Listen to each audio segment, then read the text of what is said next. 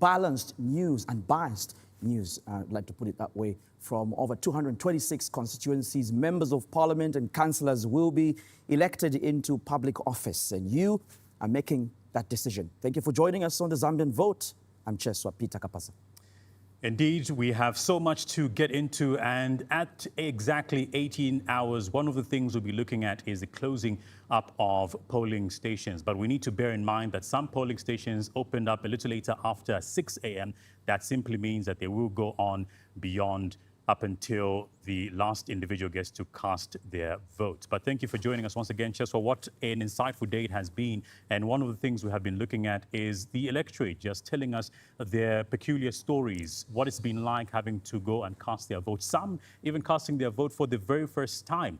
And we're equally looking at the statistics in terms of the voter register and how we have well over 1.7 million new voters. And this is compared to 2021, and now we're in 2026. Well, I mean, Justin, like you rightly put it, over 8 million voters expected to cast their votes today. And we did see queues even as early as 11 p.m. right in Roma constituency. But like you put it today, I mean, I saw a very interesting picture of a 93-year-old in Zambezi who was, casting their vote, very optimistic. That really tells you how rich our country is in terms of people wanting to participate in, democratic processes such as this election. I did call my grandparents as well, just to ask them if they were, in fact, going to vote. Very optimistic of them to say that, in fact, that they were already, headed to the polling station. They're so very interesting and very smooth run in as far as the election is concerned.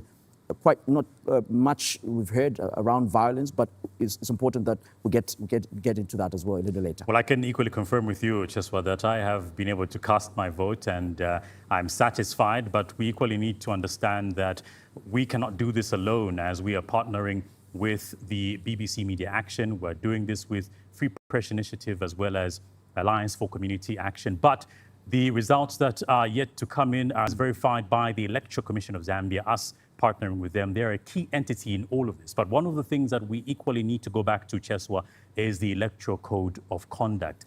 This particular piece of legislation is centered around how the individuals that are taking part in this election in itself are adhering to what is being said. And it's quite interesting, Cheswa, to get to see that from the time that we did, in fact, start talking about the coming in of the electorate at different polling stations, they themselves have been able to give us feedback in what they are looking forward to seeing, especially during this particular period, why they are going out there to cast their vote, but also just listening into what time they made their way to some of these, polling stations. We haven't been able to see much in terms of reports related to incidents and violence. And it's good, Cheswa, that you're seated on the desk now, because you are going to be speaking with the Zambia Police Public Relations Officer in Mr. GOtv Chilabi.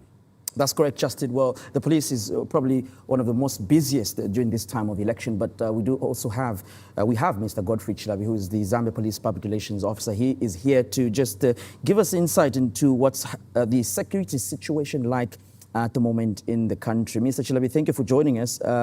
It's now been more than 10 hours since polling stations open, and from the Zambia Police Service assessment so far, what would you say is the current security situation in the country? Yeah, thank you so much. I can confirm here that generally or largely the situation is calm. We've not recorded many, let's say, maybe serious incidents.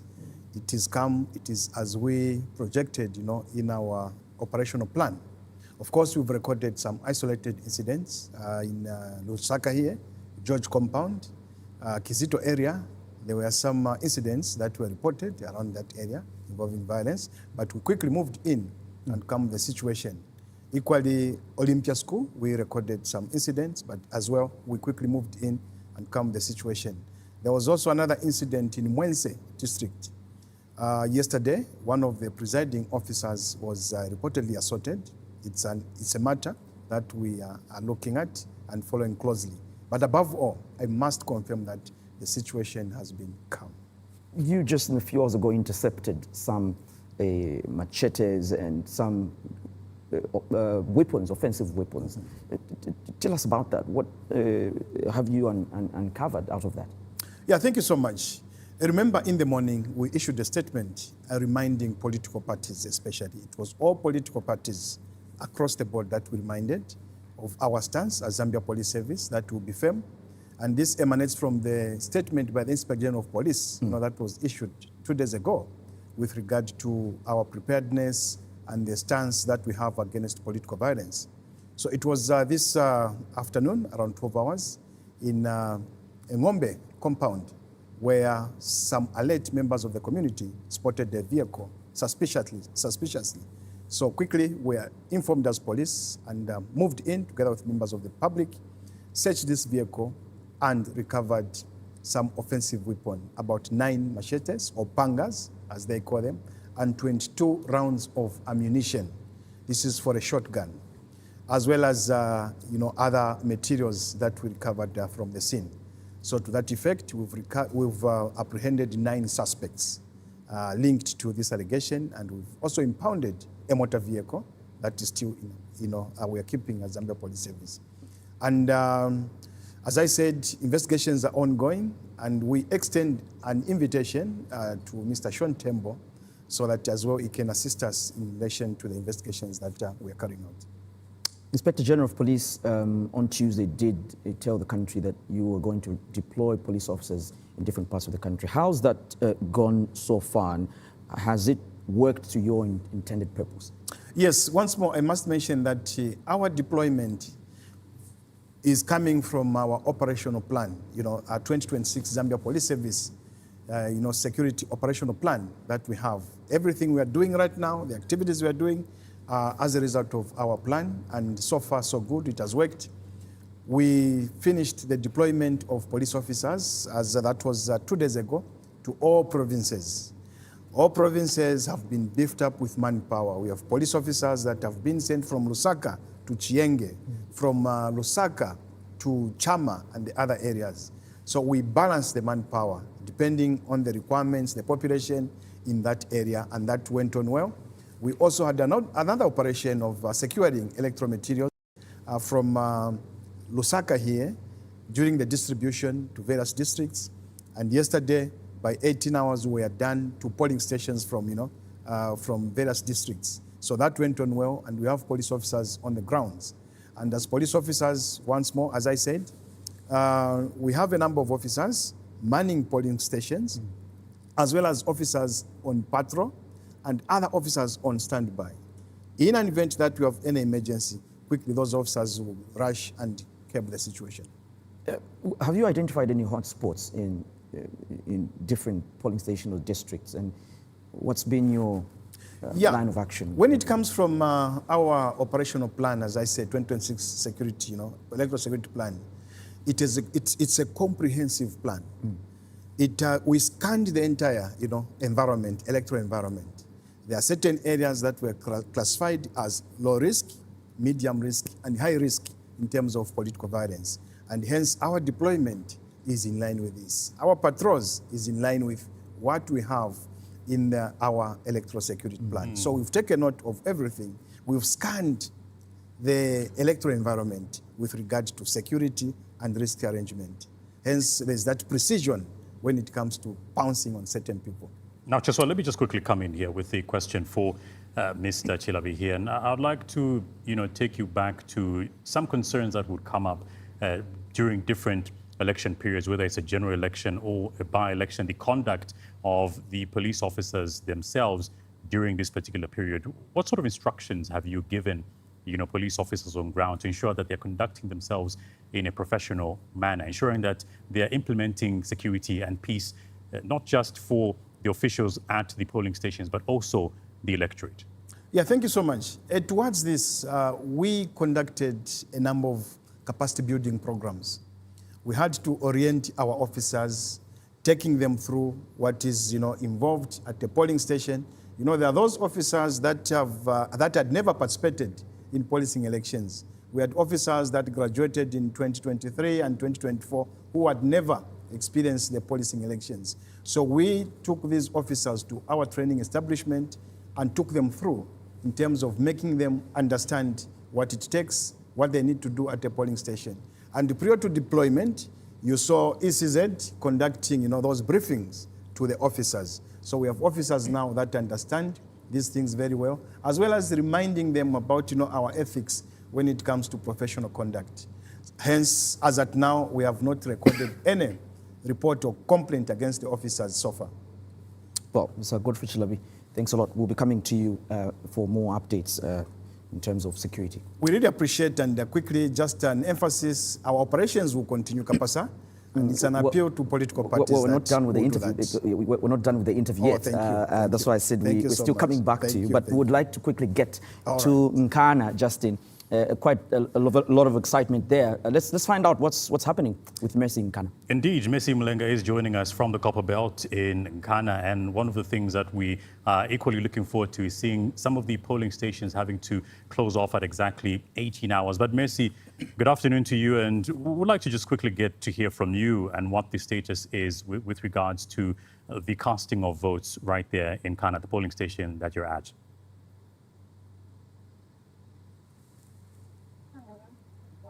Now, I'm at Council Main Library, and that is polling station number 3, and it has 804 registered voters.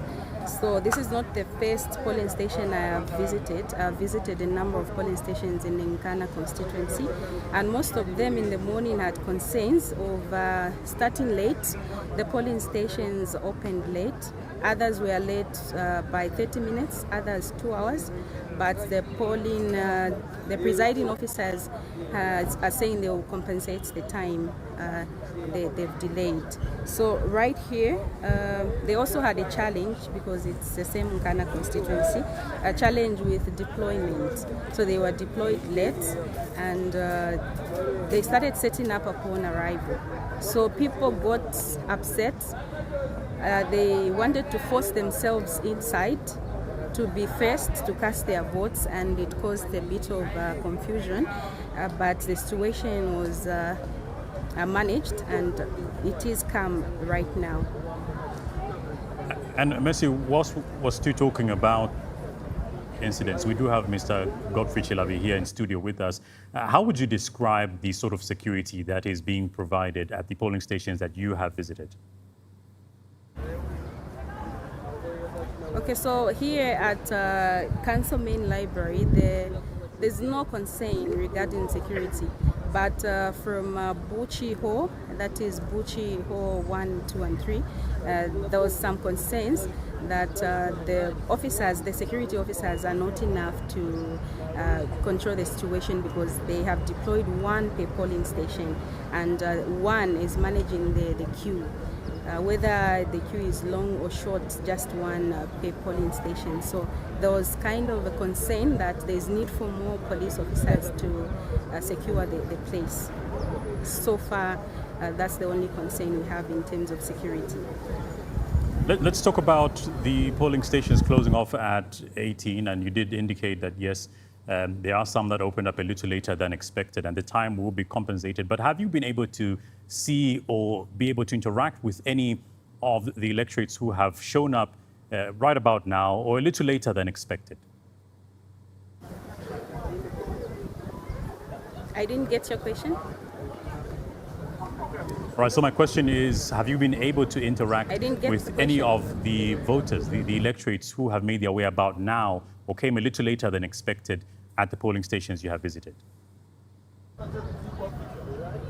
Yes, I have interacted with a number of them, those who have already casted their votes and those who are still in the queue. So the only concern is the process is slow at Council Main Library polling station. So the process is slow, and another challenge they have, which is causing the process to be slow, is where they have to find their name on the list, which is stuck on the walls. So that is the register. So they have to find their names first, then they line up to know which the polling station they're supposed to queue. So that is the only challenge, but so far so good. All right, thank you so much, Messi Mlenga there from Ghana, just giving us an update on what the situation is like from the different polling stations she has visited. And she has mentioned something very interesting, Mr. Chilabi. She is saying that some of these polling stations she's gone to, a concern has been raised, and this is around the aspect of security. Only one police officer being provided at the polling station she has visited. What's your response to that? Yeah, thank you so much. With regard to deployment of officers at polling station, we are looking at the number of streams. You know, each polling station has got what we call streams.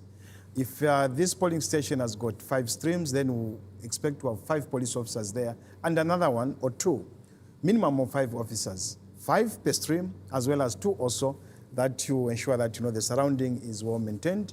So it's a matter that I need to look at depending on the number of streams that have been, you know, deployed in that area. So that's what we are looking at. Our deployment specifically is all about the streams that are there. Yeah. What happens to police officers once polling stations are closed? Yes. Will they remain at the polling stations up until results are being counted and announced in these different polling stations? Yeah, so what will happen is we presume 18 hours in some areas, 18 hours, they'll close, then the counting will start. And after counting, I'm sure, as we all know, the procedure is the totaling will be done at such a place. And then from there, the materials will be taken to the totaling center, from the polling station to the totaling center. So police officers will as well escort the materials to the totaling center. Once the voting is done, everything is complete, police officers will continue escorting the materials to the totaling center. But patrols in the areas will continue. So it will not be like, all right, maybe Chazanga, we are done, that's all, and then officers leave the place. We'll continue patrolling these areas just to make sure that law and order is maintained. What would you, I mean, this is very debatable, but what will police consider acceptable? I mean, results are announced. What will police consider acceptable in terms of behavior by political parties, either those that emerge as winners or those that don't make it? The solution to such disputes or maybe displeasure that may come as a result of that can be found in the Electoral Process Act. It's very clear, as well as Article 60 of the Constitution. That's where the answer lies to this question. They are not happy, let them refer to the Constitution of the Republic of Zambia. It's very clear, it stipulates what needs to be followed. They are not happy as well, let them refer to Electoral Process Act. The procedure is very clear. They don't need to take to the streets. There are variable channels, non-violent channels that any person who is not happy can pursue. They should not influence the followers, right? They should not influence the followers to take to the streets. I don't think that is acceptable. They are measurable, the acceptable ways that they can follow. And these means or ways of expressing their grievance are found in the Constitution of Zambia. Finally, I think before we let you go, can you assure Zambians that the same level of security that you're providing now is what you will provide now as well as after these polls? Yeah, thank you very much. Maybe let me start to, 2 parties here, to politicians as well as political party supporters. As we've been saying, in case you conduct or any criminal offense, we are not looking at a political party, it's an assurance. We will apprehend you. Whether you are from this party or the other party, we are not looking at a party, we will apprehend you. So that's what needs to be done. Then we'll continue, as I said, doing that as Zambia Police Service and members of the public. You need to stay calm. Do not follow the social media. I know after 18 hours, there will be certain postings on social media aimed at misleading the public about unverified results. So that when they mislead the public, they will achieve their agenda of trying to bring chaos here and there. So we appeal to members of the public, please do not follow unverified results on social media. There are those people whose aim is to mislead you, to incite you so that you rise against everyone out there. So follow authenticated results from the Electoral Commission of Zambia. That's the body allowed by the Constitution by law to announce the results. Then we've also, I think, made this observation where people are taking selfies, okay, whilst in the booth there. or capturing the ballot paper, it's not advisable. I think it was yesterday here, I was with Vida and Malama, where we discouraged members of the public. You are in the booth, you capture your ballot paper, and then you share it, on social media platforms. That may bring unnecessary, conflicts or problems out there. So let's use social media platforms responsibly. Be mindful of what you post on social media. Just that ballot paper you've gotten, there can be certain information, okay, which is valid, which is important on that ballot paper that you've just exposed, going anyhow in the public. So let's use social media responsibly. And that's our advice as Zambia Police Service. Thank you so much, Mr. Chilabi, for giving us that insightful information. We're speaking with the Zambia Police Public Relations Officer, Godfrey Chilabi, him just indicating to us the role of the police during this particular period. But it's equally advisable for you to be able to understand your role as the electorate. Let's get to speak with Brian Namakobo from Kazungula South now. Good afternoon to you, Brian. Just give us an update really on how the day has progressed in your area. Okay, thank you very much. How it is going so far in Kazungula South here, most of the polling stations that have moved to just to observing the situation, the presiding officers are reporting to say the turnout has been bad. Each polling station recording less than 50% turnout. So it's quite something that is worrying. And they are looking out to say maybe in the few minutes that are remaining before closure, hopefully people walk to the polling stations to cast their ballots.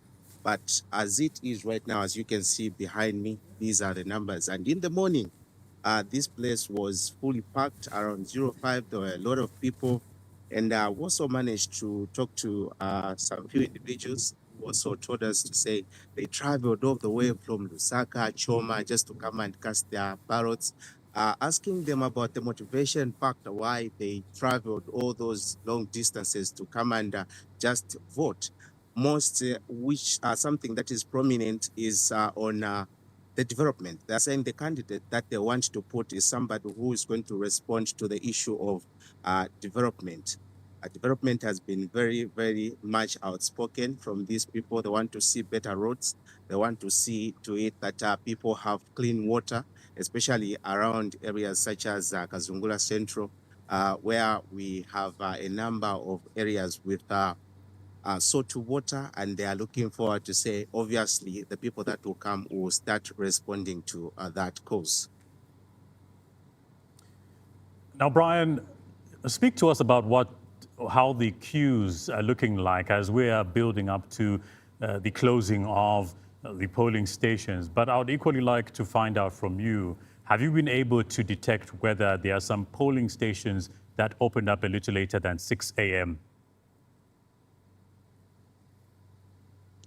Yeah, we had one that opened around 6:15. We reported in the morning, and the reason was just basically the ballot boxes were difficulty to seal it, and then they managed around 6:16. Voting started, and it wasn't that much of a problem. Otherwise, nothing has really caused any chaos whereby people complained. People didn't complain, and they are actually happy how ECZ is handling the whole situation.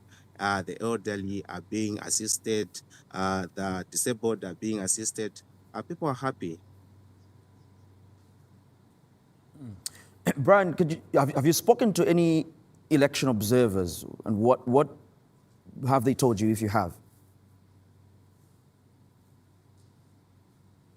Okay, so most of them, their worries is also on the turnout.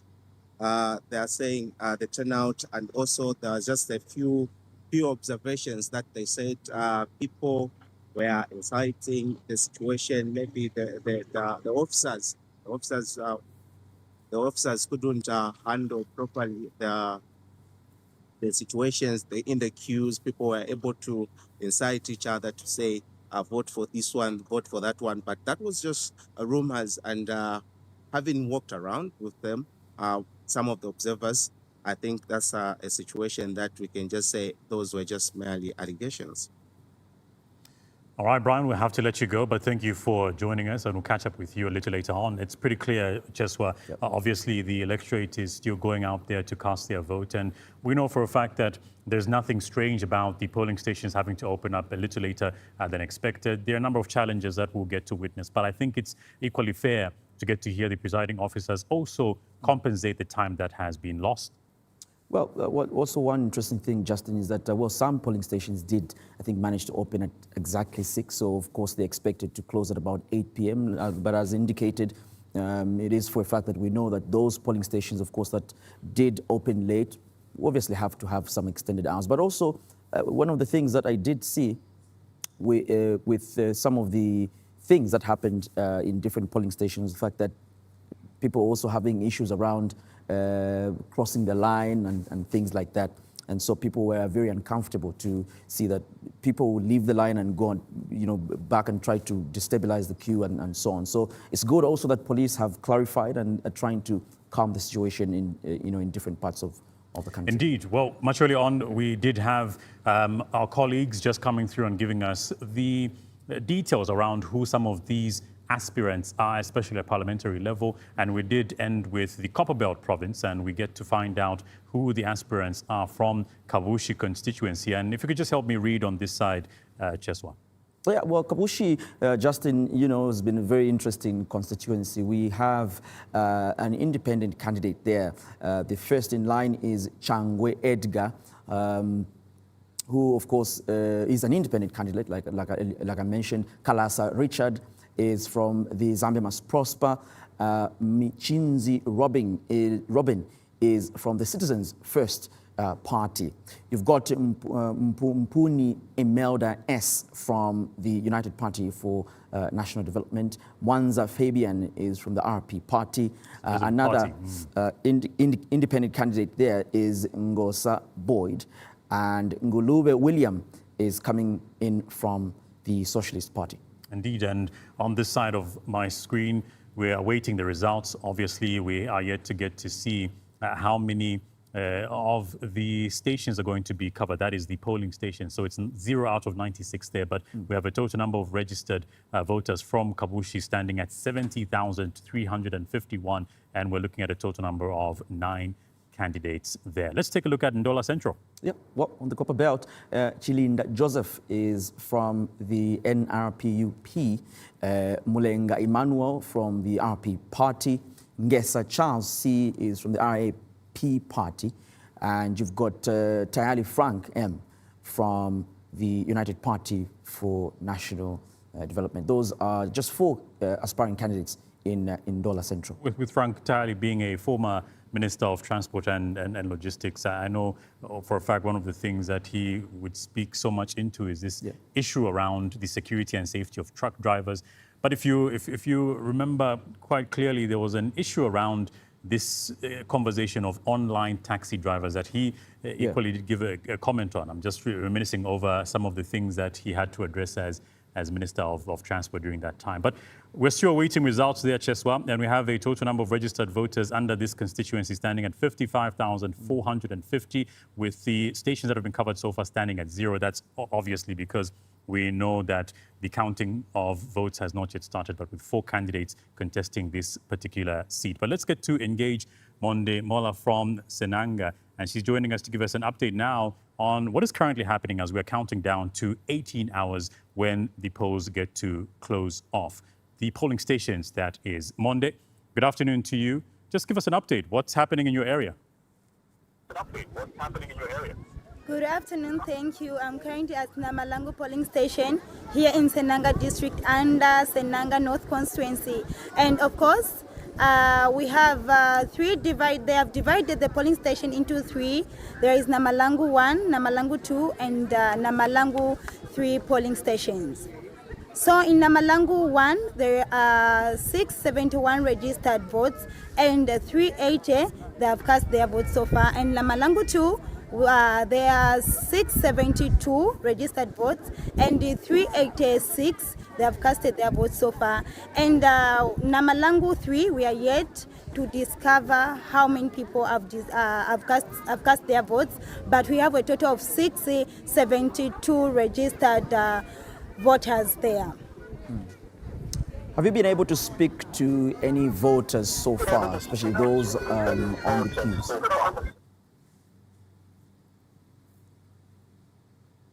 Sorry, can you repeat that? Have you been able to speak to any of the voters, those that are already in the queue? What are some of the issues that they're telling you are some of the most thorny issues in Senanga South, some of the problems and what some of the challenges that they would like their leaders to deal with? I've spoken with quite a huge number here at Namalangu polling station here under Senanga South constituency. And of course, a lot of people were happy that they were able to cast their votes, but they were having a little challenge maybe when they were starting to vote about their names. Their names were not showing on the list, but their voters card are registered at Namalangu polling station. Maybe that's the only challenge that they were facing, but the challenge was put down and they were able to vote wisely as they wanted. Right. As we let you go, we're counting down to 18 hours where we know for a fact that the polling stations are going to be closed off. And what I would like to understand is, what do the queues look like now as we're counting down to that time?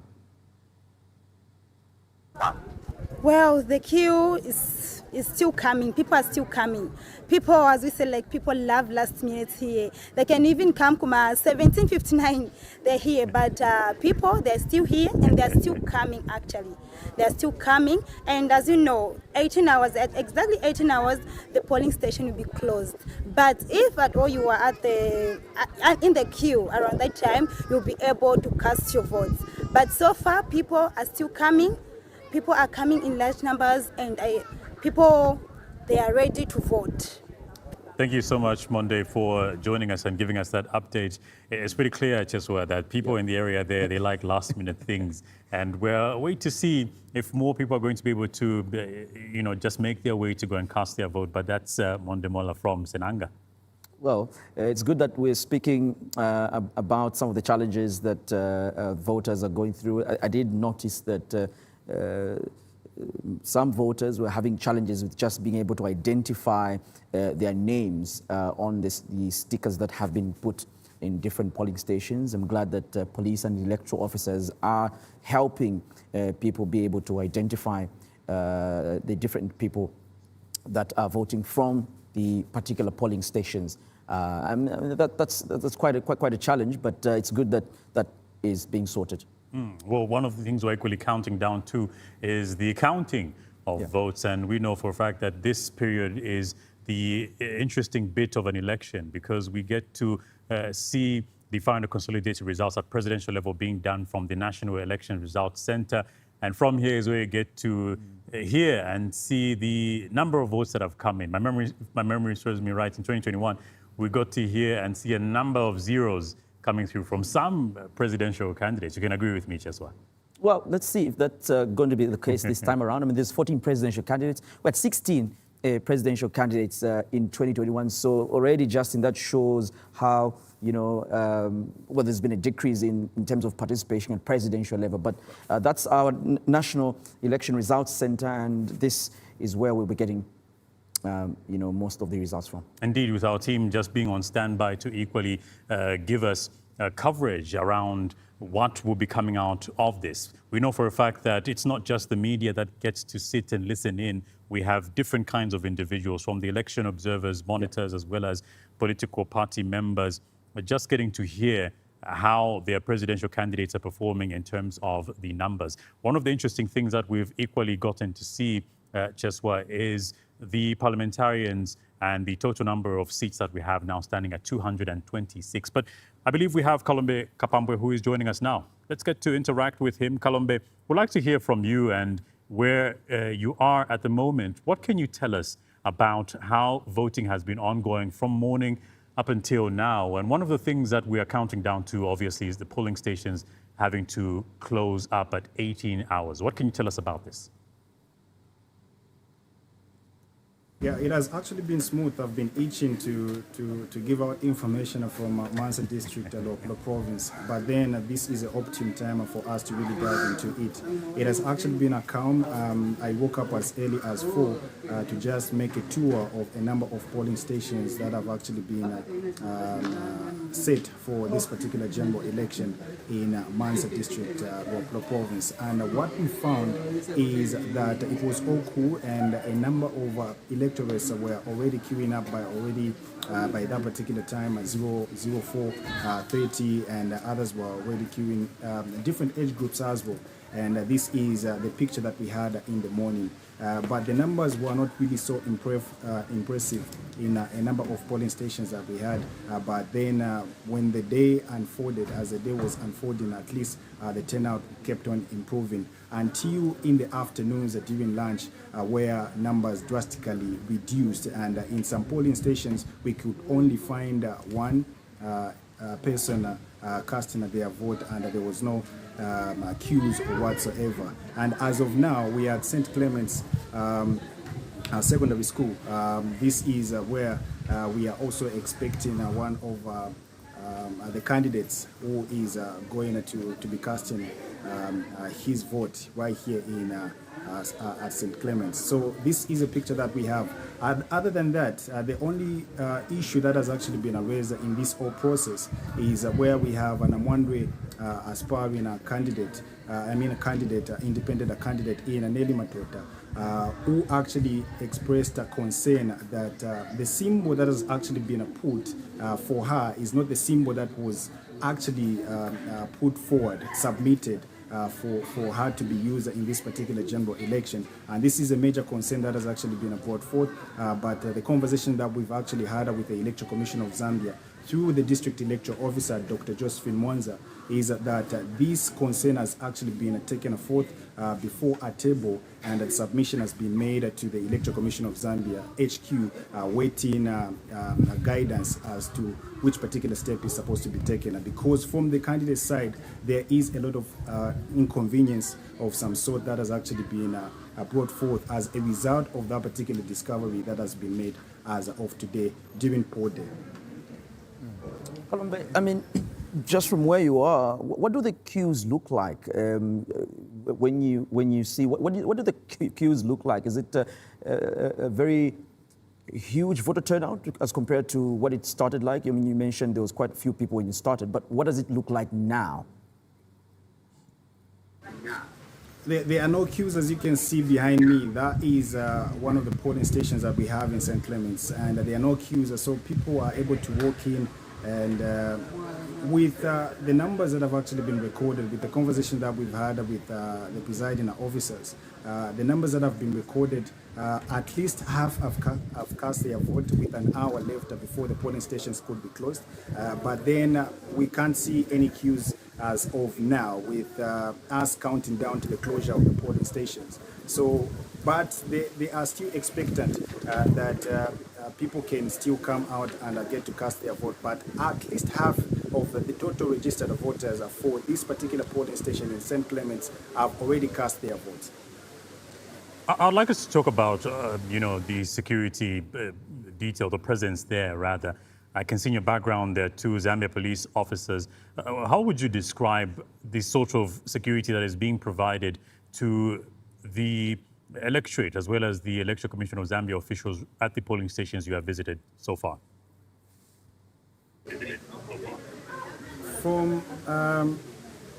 From the observation and from the entire cardinal process, the key process of the electoral process, the key I can say process of this entire process that we are talking about is that we've actually seen the police being a part of this entire journey, and they've actually ensured that they offer maximum security so that any unpredictability that may arise as a result of what may happen during this entire process is kept in one way or the other. So the police presence has actually offered a conducive environment, and we've actually seen a number of people coming through different age groups as well, the elderly also coming through, those that are differently able as well, being ushered in to ensure that they exercise their democratic right to vote. So far, so good, and the conversation that we had with the district electoral officer as well speaks to that, because the police presence is in every polling station to ensure that the peace is upheld. Well, Kalomba Kapambwe, thank you so much for giving us that update. We'll be coming back to you a little later. I mean, Rachel Mumba is who we're getting to next. But I mean, Justin, this is a very important constituency, Bahati. Over 44,000 registered voters. Not quite impressive in terms of the voter turnout, but it'll be good to see what the results look like. Indeed, and also Stu talking about what's happening in the north, we can get to speak with Rachel Mumba, who is joining us just to speak to us about what her day has been like. And I believe that we are crossing over to Kasama. We haven't been able to interact with her as much, Kasama Central that is. But Rachel, let's just quickly pick it up from there. And you were just updating us on what your day has been like, the number of polling stations you have visited, and what do the voting trends look like in terms of the youth, the women, the much elderly just coming to make their way to cast their votes. Rachel. I believe that we are crossing over. Right, so Kasama Central has been generally very peaceful, tranquil, if you would. When let's just quickly we hear at Kasama Boys, for instance, that opened exactly at 6 a.m. in the morning, but there was a glitch yesterday when it came to the dispatchment of poll staff, and that has spilled over into today, that even at 6 a.m. in the morning when we did go to the civic center, we found poll staff still being ferried to their respective polling stations, and this also had, a ripple effect on the opening of some of the polling stations, especially those that are in the rural parts of Kasama. We did see the one at Chiluma Manda that opened at 7:45, for example, and the voting only started at 8 hours, and the presiding officer there did announce and said they're going to extend, because it opened at 7:45. They're going to be voting all the way up until 19:45. But also what you must know is that this particular polling station had only about 800 registered voters, and at the time, some voters had already come in at 5 a.m. and there was nothing there until way after 6:30 a.m. And another thing of note is that we went to another polling station in Chiba. It's called Chiba Village. Chiba Village, temple. That's what they're calling it, polling station, where they were voting from outside. You literally see, the poll staff, the ballot papers, and everything that all the voting material was literally done in an open space. And this is only because this particular polling center did not have adequate infrastructure, so many of them were voting from outside. Other than that, the voting has been very, very tranquil. But also, we did go to Kasama North. Kasama North is a newly established, polling station here in Kasama, and it came after the delimitation exercise. And we did see, we went there, very, very quiet, very, very peaceful, from everything that we've been able to see from start to finish. And in terms of the demographic, we did see quite a number of elderly people turning up to vote. We've had conversations with some of them asking why they decided to vote, even when they're going to as far as 80 years old. One of them told us that as long as they have breath, they have a duty to make sure that they choose a good leader, and that for them it's very, very important they're exercising their constitutional right. Very, very interesting. We did see an array of age demographics, but majority of the people that did show up today were of the elderly age bracket. Only going to show you that Zambia has a lot of elderly people that are still caring for this nation and the future. Many of them were talking about how that they were voting to decide the future generation of their children. But this is what is happening here in Kasama. Kasama has generally no incident whatsoever. From the time that we got here, we've not been able to experience any sort of confusion or any back and forth between voters. Very, very peaceful indeed, coming here from Kasama. But one thing that we have also seen here is, there was a lot of confrontation in various polling stations over the ball pen, the pen They were refusing to use the pen that was provided for by the Electoral Commission of Zambia, and they opted to come with their own personal pens. As a matter of fact, in one of the rural polling stations where we had visited earlier, one voter or a couple of voters wanted their pen to remain in the booth so that their friends can come and use that very pen because they wouldn't want to wait. And there was that back and forth between themselves and the post staff, but that was sorted out. And this was very big. It has been big throughout, I think, all the polling stations that we've been to, that people do not want to use the pen that was provided by the Electoral Commission of Zambia. They've opted for their own personal pens, and I think this is emanating from that speculation or some rumors that were flying around social media, but then that is what was happening. But generally speaking, we're back here at Kawambwa, beg your pardon, Kasama Boys, where the totaling center is. This is the totaling center, and the totaling center doors have opened now. Anytime I know that we're heading towards the end of polling day, and after 18 hours, the presiding officer is going to announce that the polling station will be closed. But for many of them, especially the ones that are in rural Kasama, opened much later because of the late dispatchment of post staff. Some of them were only getting to the polling stations at around 9 o'clock, and they were setting up and opening around 10 o'clock. So with that lag, we are anticipating that there's going to be a delay, especially when the results start to pour in, and that obviously could impact the announcement. It may even spill over into the wee hours of tomorrow, if you would. But generally speaking, very calm, very serene environment here in Kasama, almost as if nothing is going on. But yes, that's what I can give as a report. Very detailed picture that you give us, Rachel. I just wanted to get some clarity on the polling station that you mentioned where voters are actually voting from outside. How is the electoral staff managing that particular polling station? What's the security presence like in that particular one? Because you can imagine the anxiety of people without infrastructure and so on. Could you give us paint a picture with that particular polling station? This place has a barricade tape around it. There was a barricade tape around the voting station, and it had 3 streams. So technically, one stream was on one side of the road, another stream was on the other side of the road, and the only stream that was under a shelter was in some sort of a building that is used usually by that community for cinema or video shows and whatever. And there was some barricade tape around those particular places, but you could see even residents crossing in, and the police and the post staff were there just to be able to turn them back and tell them that this is a place where voting is happening. It was generally calm, but you could see a little bit of a back and forth in terms of people that just were curious to walk into the voting space. And we did share some of that footage much earlier when you could see somebody getting into a ballot.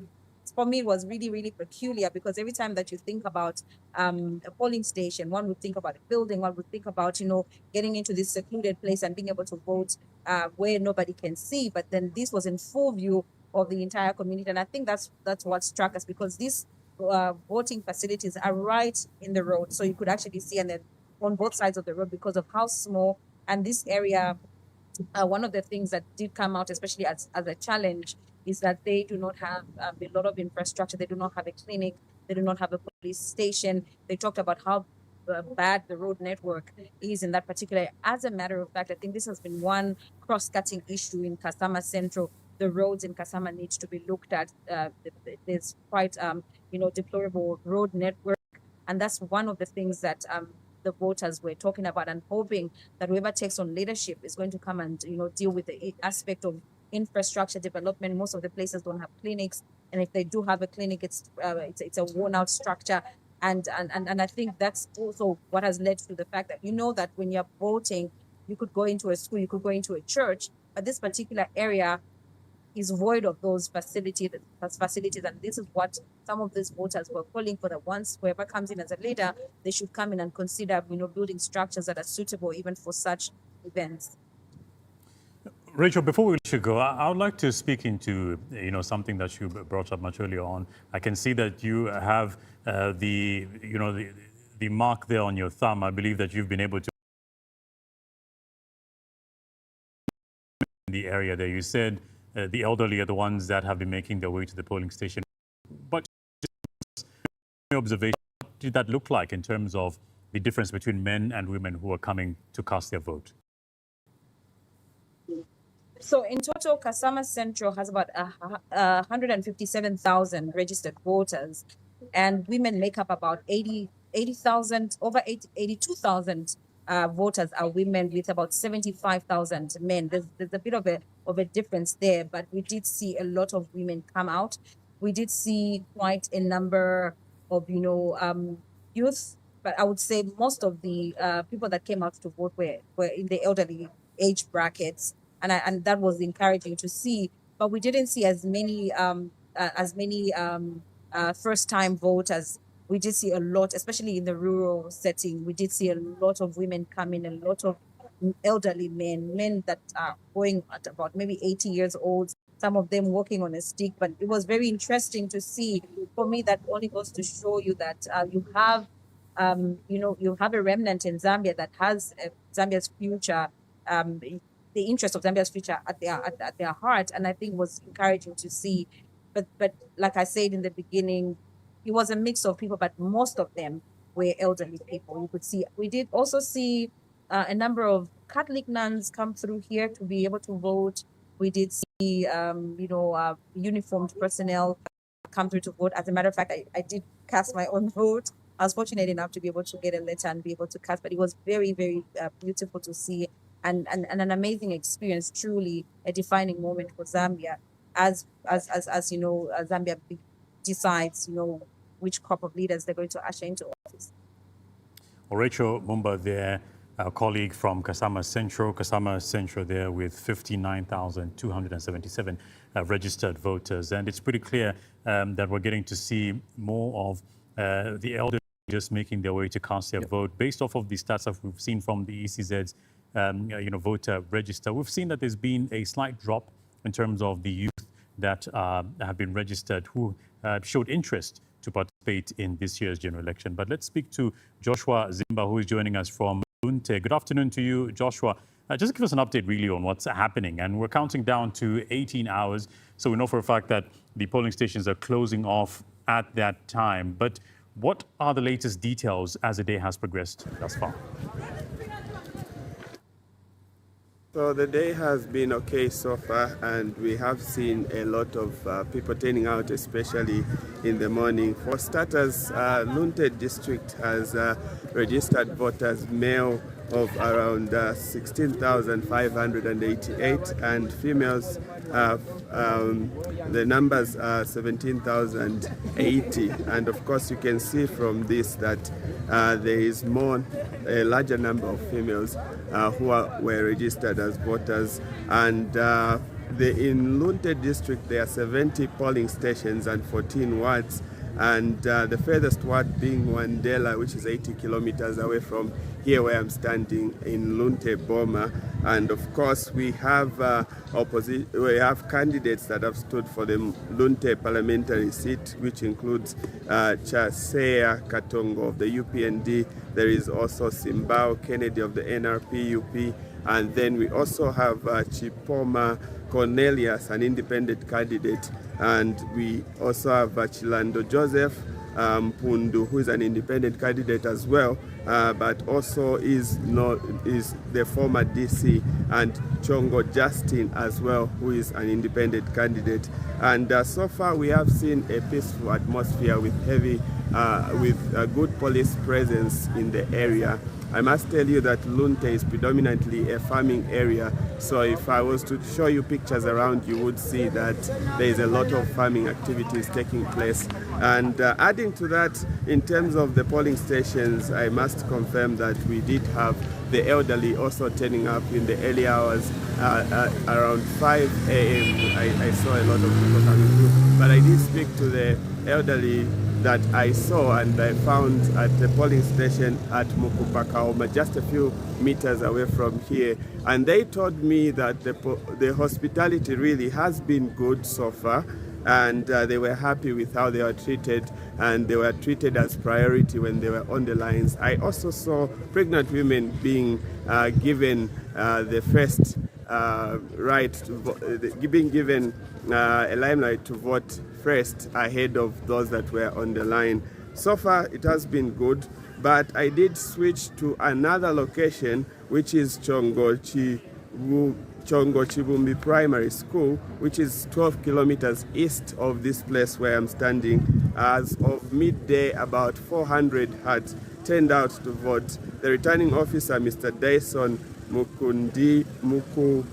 Muka, had mentioned to me to say the turnout in the morning was okay, although there was an earlier complaint recorded through Mr. Chilando, who is one of the candidates vying for the Kasama Central seat, and his allegations were that there was favoritism, and there were a lot of allegations put up there, but the returning officer did dismiss those allegations, stating that Mr. Chilando was taking due advantage of the situation by influencing voters by being in the vicinity of the voting area. So nothing much really has happened, but I can confirm to say that a lot has been happening throughout the day. And in Lunte, like you had earlier put it, voting is about to close, but something else we saw that was happening earlier in the day was that people were slowly reducing in terms of turning up for voting. Otherwise, so far it has been good, it has been quiet, and we'll keep you updated as events unfold. Well, thank you so much, Joshua Zimba, him joining us from our partner station, One Love Radio. It is part of the Diamond Media Group, and you're equally watching the Zambian vote live on DStv channel 271, GOtv channel 20, Musanza on Topstar, that is channel 93, and you can equally watch this live on YouTube as well as Facebook, that's Diamond TV Online. But let's quickly move on, Cheswa. And much earlier on, we were looking at the different members of parliament, different aspiring members of parliament from the Copper Belt, and we're now focusing on this right here. Just help us read through. Yeah, well, Doug, Hamasot is what we start with. And let's take a look at some of the candidates that you see. 7 aspiring candidates, members of parliament. And you've got Chisulo Friday M, who is an independent candidate. Let's see how Chisulo will perform when results start to trickle in. Kapemwa Walia, also an independent candidate. From the leadership movement, we have Lengwe Laki. It will be interesting to see also how the leadership movement perform in this election. Liwali Manyando from the RP party. You've got Lufunda Ernest from the UPND, Musonda Gilbert, also an independent candidate, and Piri Faustina from the Citizens First Party. It's good to see independent candidates largely participating in this race. Very interesting race that at Member of Parliament level. Let's see what it looks like. Well, I mean, obviously, with the introduction of more seats, within Parliament, one of the things you get to see now is a number of, aspirants wanting to equally take center stage and be given an opportunity to sit within the August House. But let's move on. We do have another constituency here, the same constituency, in fact.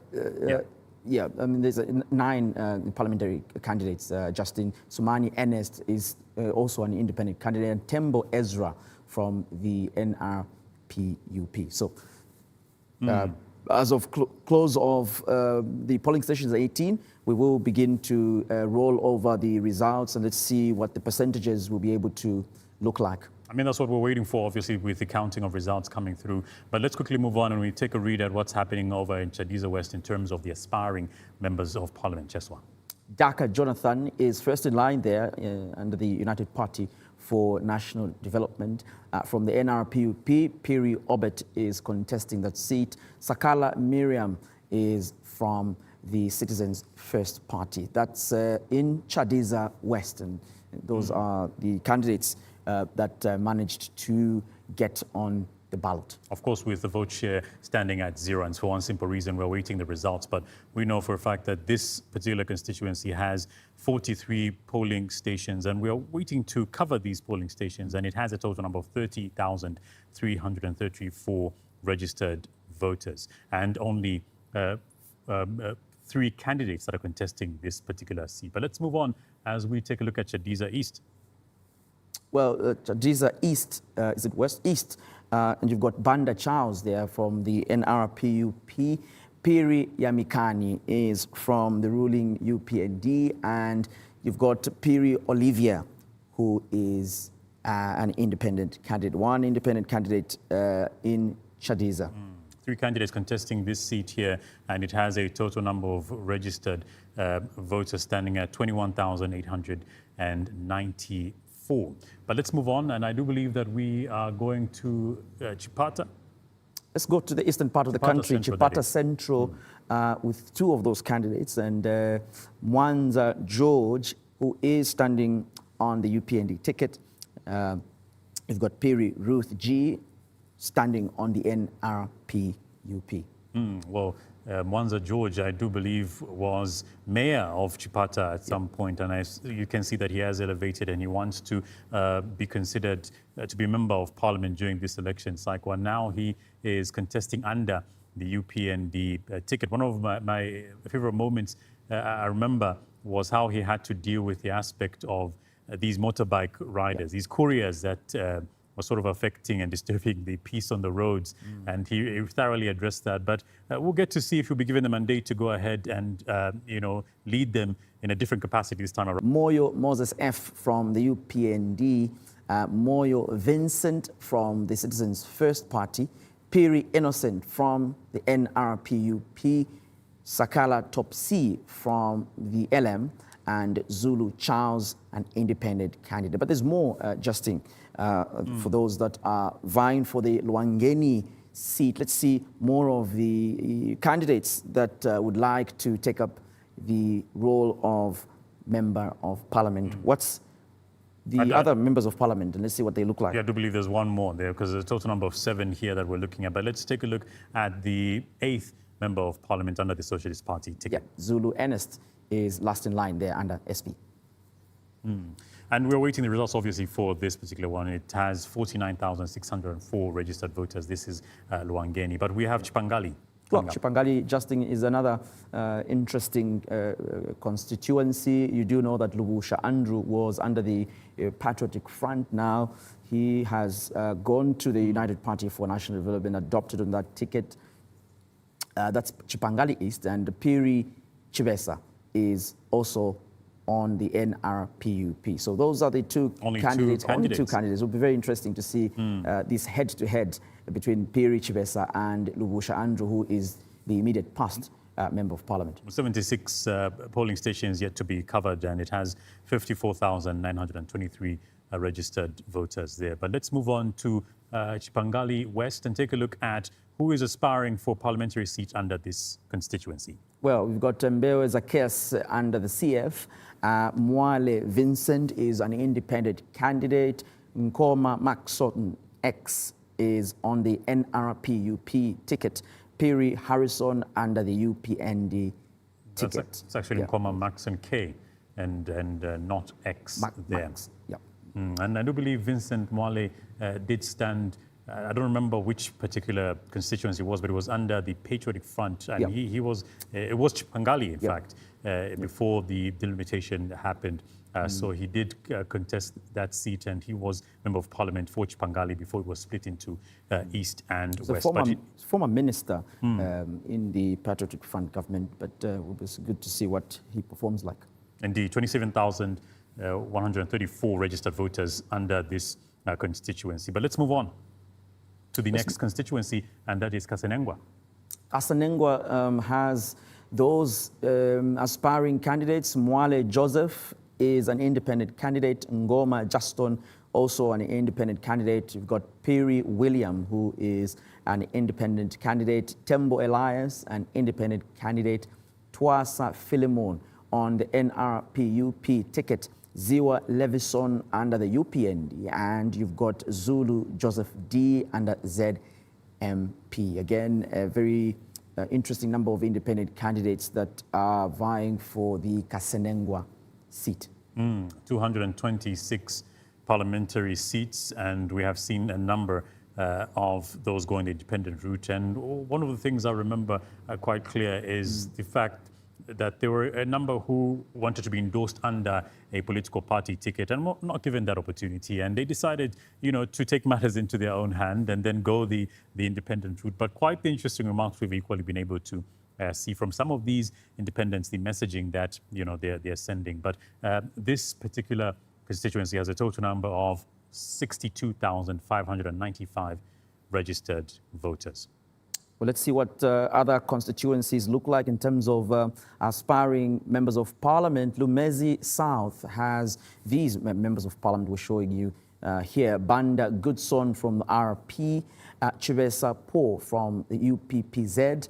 You've got Chitsulo Zelipa from the CF.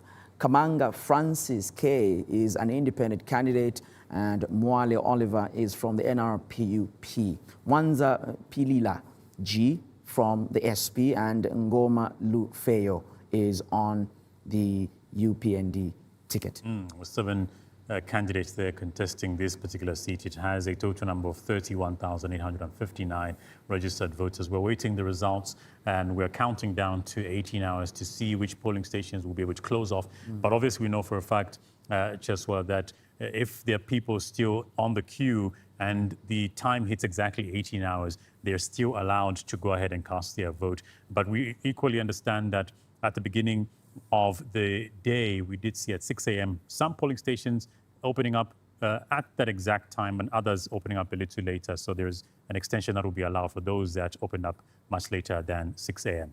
Let's carry on with Msanzala constituency, and let's see those that are aspiring to be members of parliament on this ticket. The NRPUP is first in line with Banda Nelson, and Daka Elias follows suit there under the UPND ticket. Mumba Amon is an independent candidate. Mwale Milos is from the SP, and Tembo Rasford is from the RP. How many registered voters, Justin, in this particular constituency? Well, we have 25,522 registered voters, and the polling stations which are yet to be covered stand at 41. Again, I'll keep emphasizing that we're still counting down to 18 hours as we expect to see polling stations closing off. This is going to be the interesting bit because now the counting will begin for some, and we're obviously going to have this counting being done into the next day, seeing that the Election Commission of Zambia needs to thoroughly, do this. But let's take a look at Lusangazi Central. What do we have, Cheswa? Well, these are some of the candidates, Justin, that we have in Lusangaza Central. Banda Chelelani is on the CF ticket.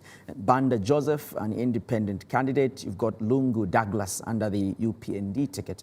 Maumba Usman is on the NRPUP.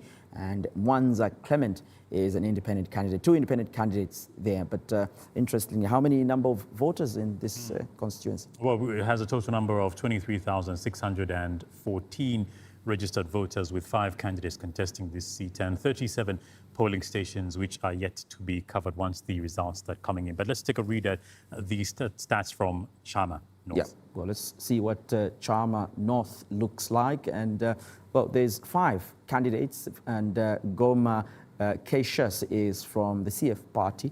Mfune Brian is standing on the LM ticket. Mungandu Davison is on the UPND ticket. You do know, Justin, that he was under the United Party on the PF ticket, now transitioned to the UPND. Njovu Benson is on the NRPUP ticket, and Imbili Philemon A, an independent candidate. Right. It has a total number of 16,238 registered voters and 5 candidates contesting this seat with 36 polling stations which are yet to be covered. Again, the stats just standing at 0 because we are going to be waiting for the results to start coming in at this particular level. Let's take a look at the next constituency, which is Chama South there. Cheswa? Well, still in Chama South now, Lungu George is on the NRPUP ticket. Mteuke Yoweke is on the SP party. Mvula Elijah D is on the UPND ticket. Nkata Jerix is an independent candidate, and Piri Daniel, again, an independent candidate. 2 independent candidates in this race, 5 contestants in this race. And we know that the registered voters there now stand at 23,367.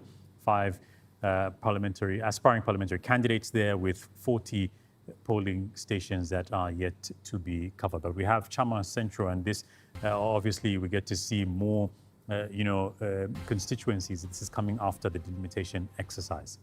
Let's take a look at Chama Central. Well, this is what Chama Central looks like. An independent candidate first in line, Chitalu Frinyari J is an independent candidate, and Goma Simon G on the UPND ticket, and Mutaya Chalo Yotam on the NRPUP ticket. Just 3 candidates there, Justin. And we are awaiting the results there to come through, but it has a total number of 26,029 registered voters, and 40 polling stations yet to be covered, and 3 candidates are contesting this seat. But let's get to find out more as we're counting down. We have 20 minutes or 19 minutes to go before we get to hear which polling stations have officially closed off and if voting is still going to go on beyond 18 hours. Who do we have, Cheswa? Well, let's get to Ran Ntandi, who is at the moment in Chelenge, and let's get to hear how Chelenge is doing with just 15 minutes to go before voting closes. Ryan, thank you so much for joining us on the Zambian vote. There's just 15 minutes to go before polling station closes. What would you say has been some interesting highlights of the voting process today so far? Oh, thank you very much. So far,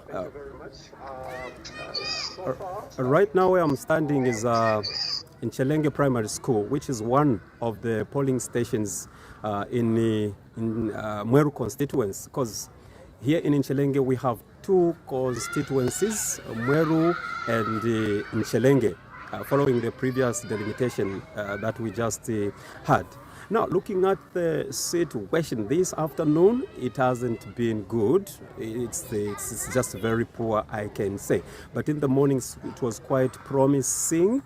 Then we just had that hope to say maybe after lunch things will change. But as it stands, I've been to a number of polling stations this afternoon around this place. The situation has been the same. According to the report that I've received, is that the people that have cast their votes are just below the below average.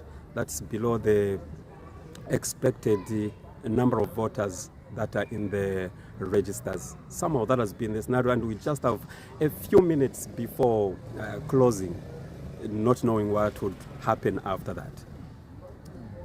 Have you been able to speak to any of the election observers or monitors that are within this particular area? And if that's the case, what are some of the things they have said, especially with this low voter turnout that you are highlighting to us? Yes, I've spoken to a few individuals from here. I also spoke to the district electoral officer just recently, who was also wondering. It's like many people don't know exactly what is going on, so they only had hope to say things might change. Unfortunately, yeah. So people had just that hope.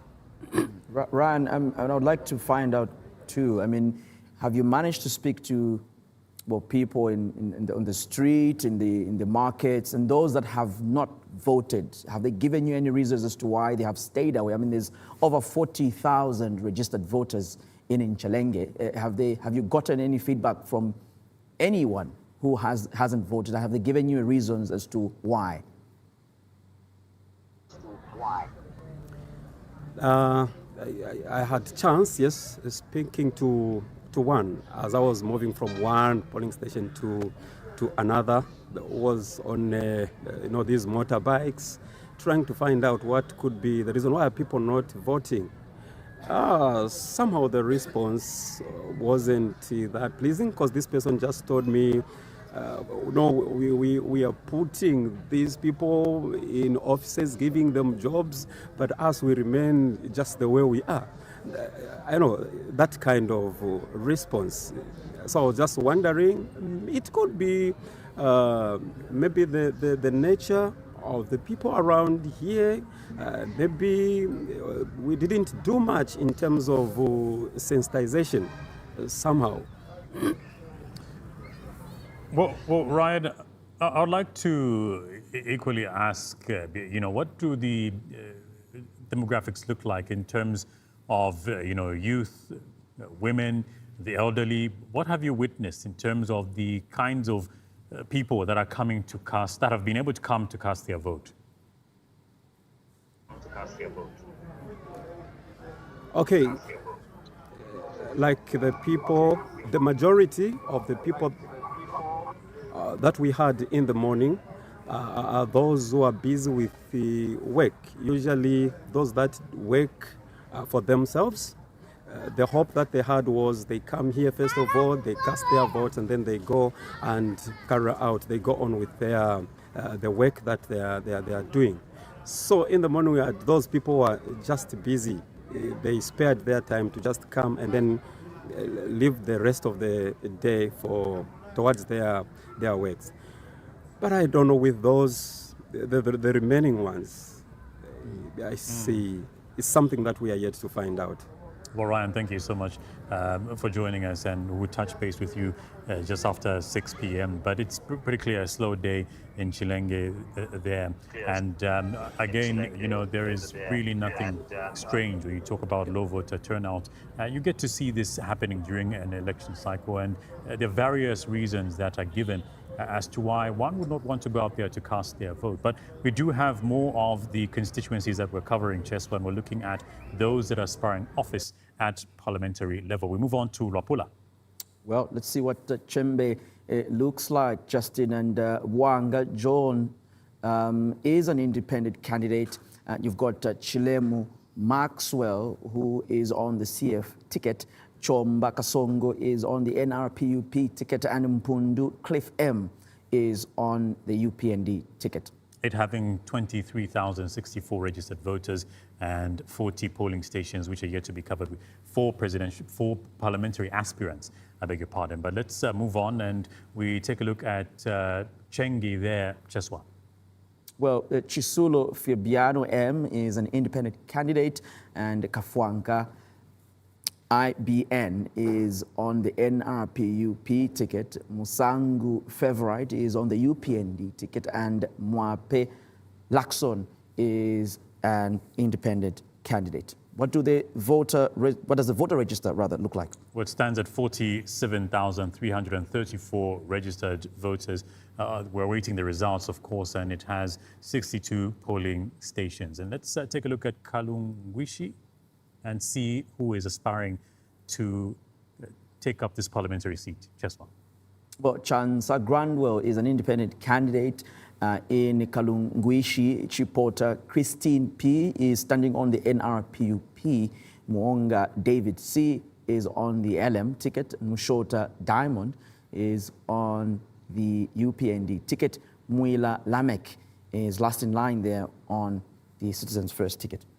We're 10 minutes away, Cheswa, counting down to 18 hours, and we are still looking at the the aspiring members of parliament here. This particular seat here, Kalungwishi, having 30,720 registered voters. Let's take a read at Chipili.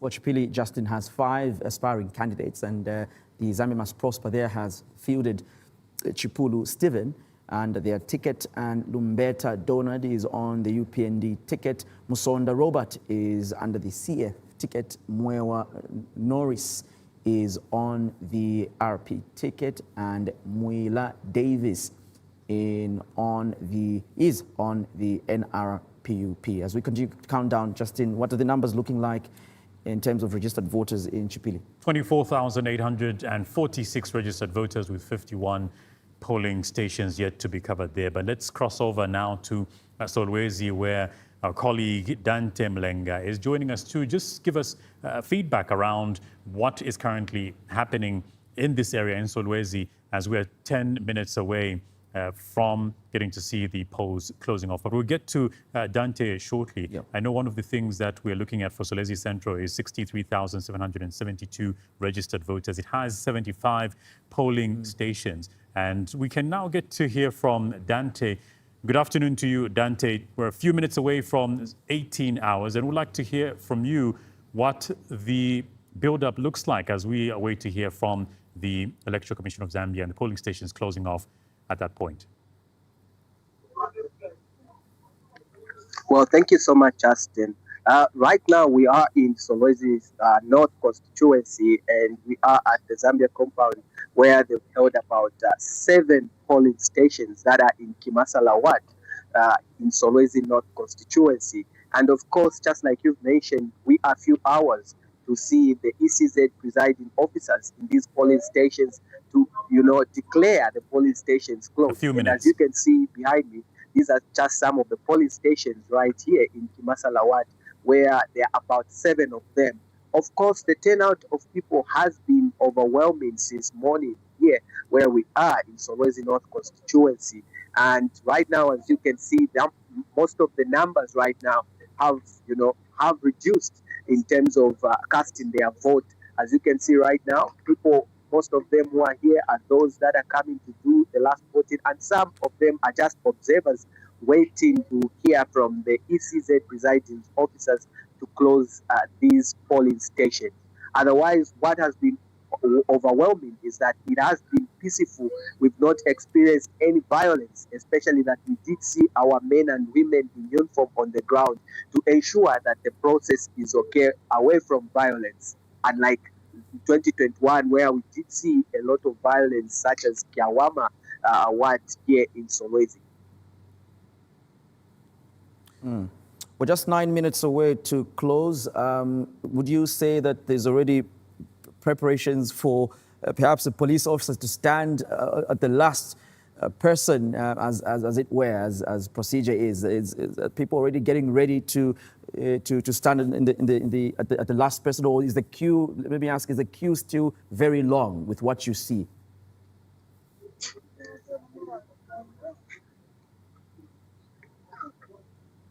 So if you look at behind me right now, Cheswa, as you can see right now, a lot of people have already voted, and there are only few numbers that are right here. And most of them are those people that were coming late to come and cast their vote. But most of them did cast their vote here at Zambia compound polling stations, where we have about 7 polling stations for Kimasala Ward.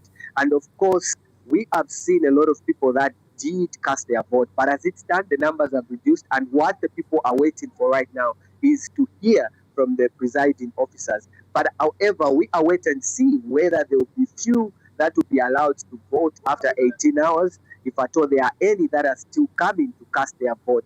Because I can say that for Kimasala Ward, Cheswa, it has a total of 20,824 registered voters, and in these registered voters for the ECZ for 2026, it has 24 polling stations alone, and it is one of the wards that has a lot of registered voters. So looking at the fact that they've been able to at least manage most of the people that were here early in the morning, and with the numbers that we are seeing, we await to see when the counting starts to see how many people have casted their votes out of the 20,000 registered voters that are here in Kimasala Ward.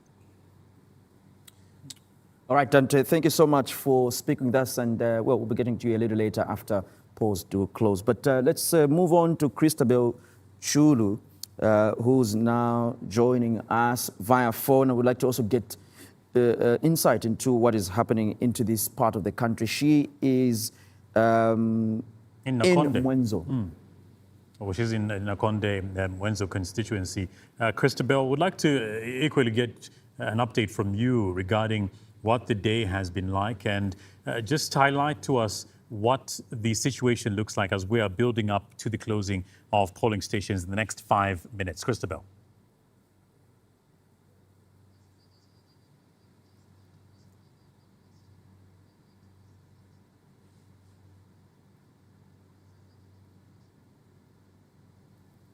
Christabel, are you there? All right, the Electoral Commission of Zambia is holding a press briefing at the National Election Results Center, and we'd like to cross over to that very location at the Mlungushi International Conference Center, where we get to find out from the ECZ and what they're saying. Let's cross over.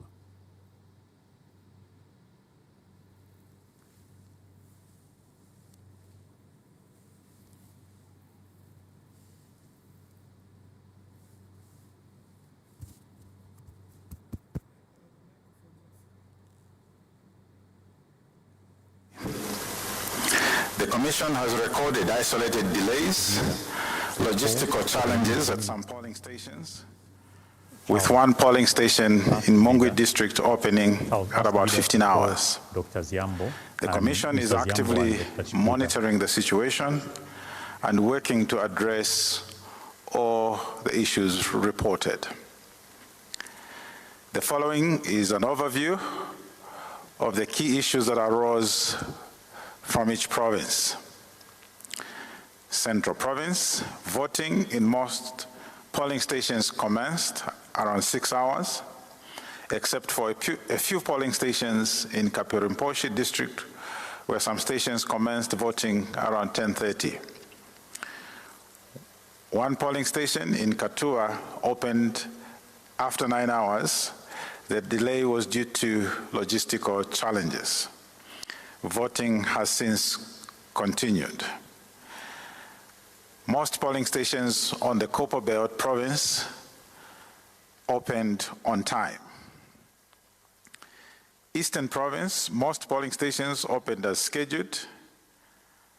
Isolated logistical challenges were reported at stations such as Mbambanda polling station in Chama North constituency, Chama district, where polling commenced at about 8:40 this morning.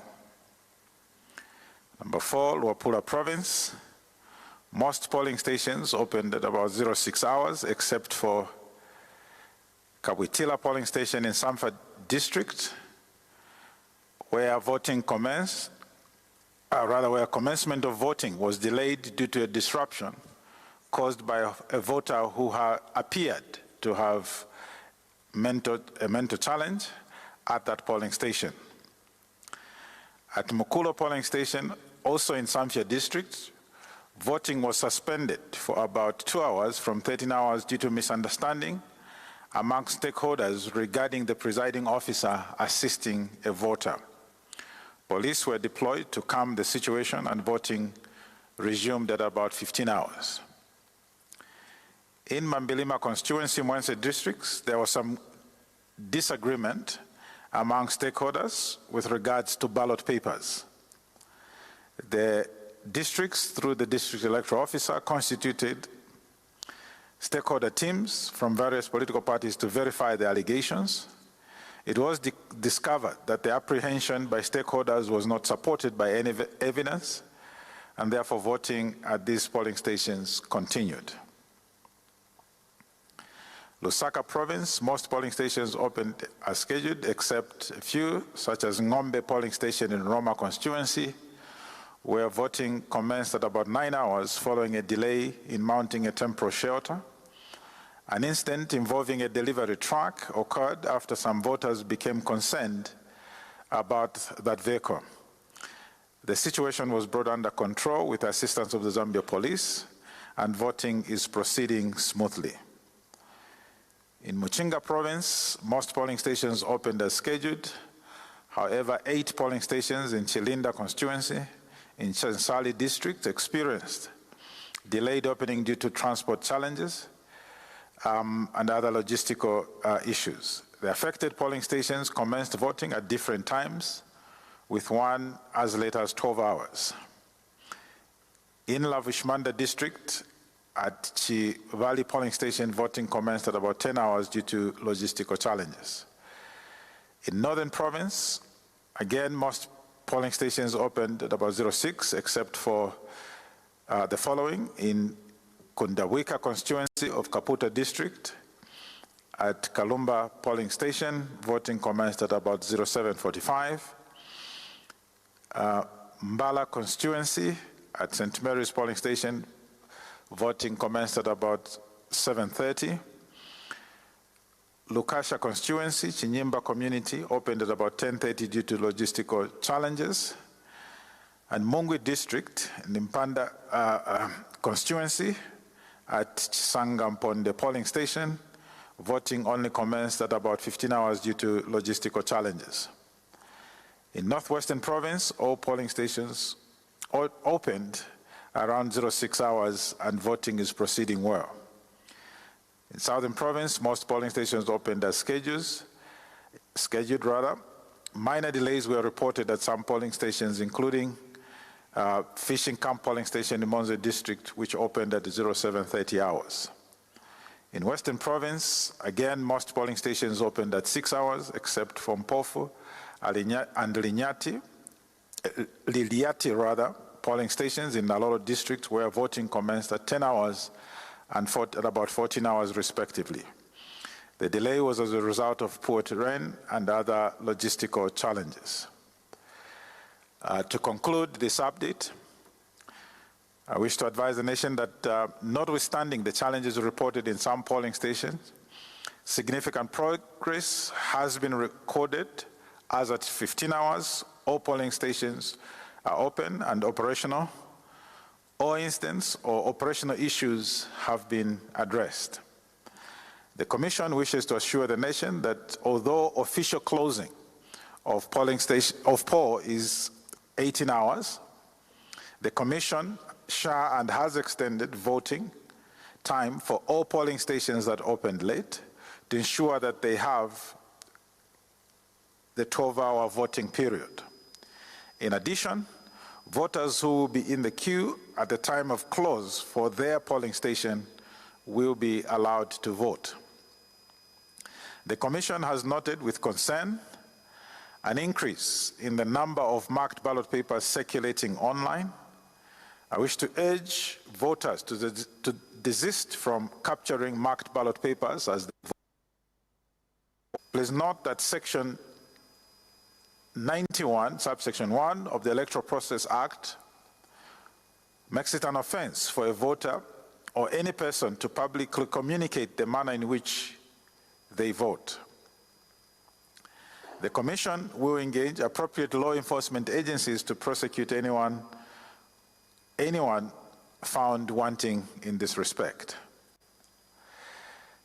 The Commission continues to receive and consolidate polling station progress updates from all provinces and will provide an end-of-day update later this evening. I thank you. CEO. I'm just trying to check around the room to see if there are questions.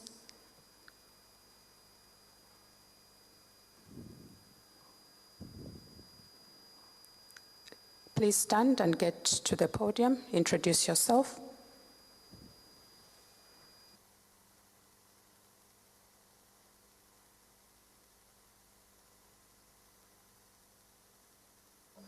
All right, thank you so much. My name is Innocent Piri from KBN Television.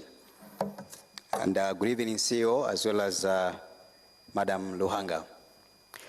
Yes, having taken note of your submission, CEO, in this particular updates as far as the voting process is concerned, you made mention that you are concerned with some circulating or perhaps sharing of some pre-marked ballot papers online by different personalities, of which I do agree with you, and you made mention that you are going to investigate this matter to ensure that the perpetrators are taken into consideration. My further question is that not only that, but we have seen some circulating, ballot papers which are being shared online by some political party functionaries.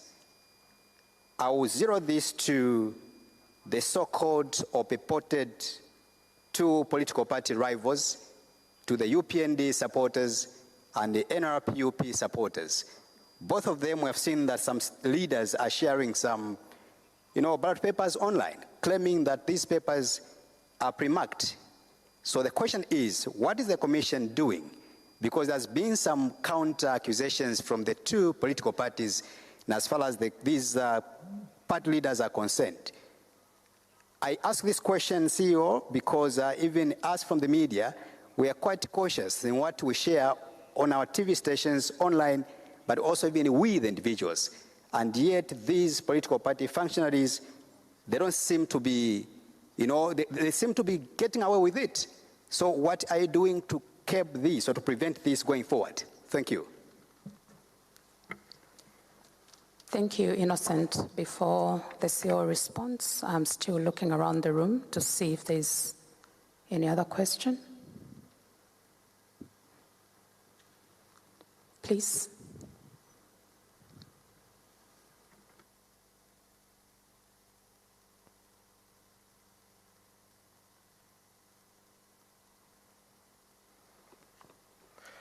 Good evening, CEO.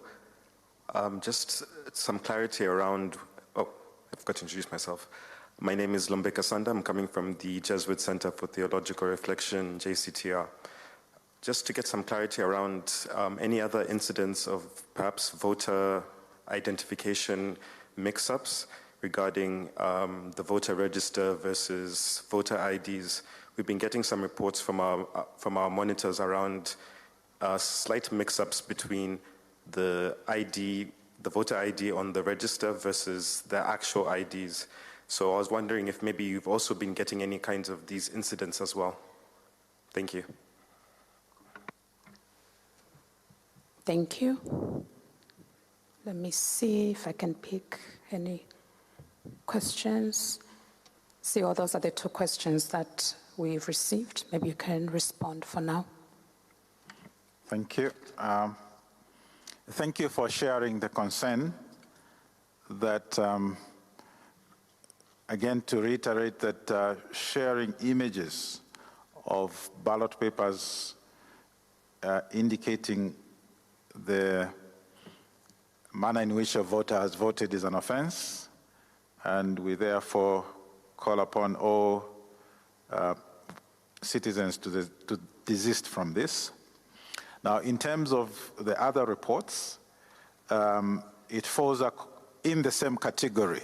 So the same commitment from the Commission to report these matters to law enforcement agencies will be pursued. So regardless of the position, any sharing of ballot papers, images rather of ballot papers, because in any case a ballot paper cannot it's a physical document, so it may not be shared online, but images of these ballot papers shared online will be followed through by the relevant law enforcement agencies, because as indicated earlier, this is an offense. So rest assured, we will follow through these. In terms of the second question, these reports are yet to be verified from our end. Hence, we could not speak to them, except to indicate that in a few instances, it's issues of streams, because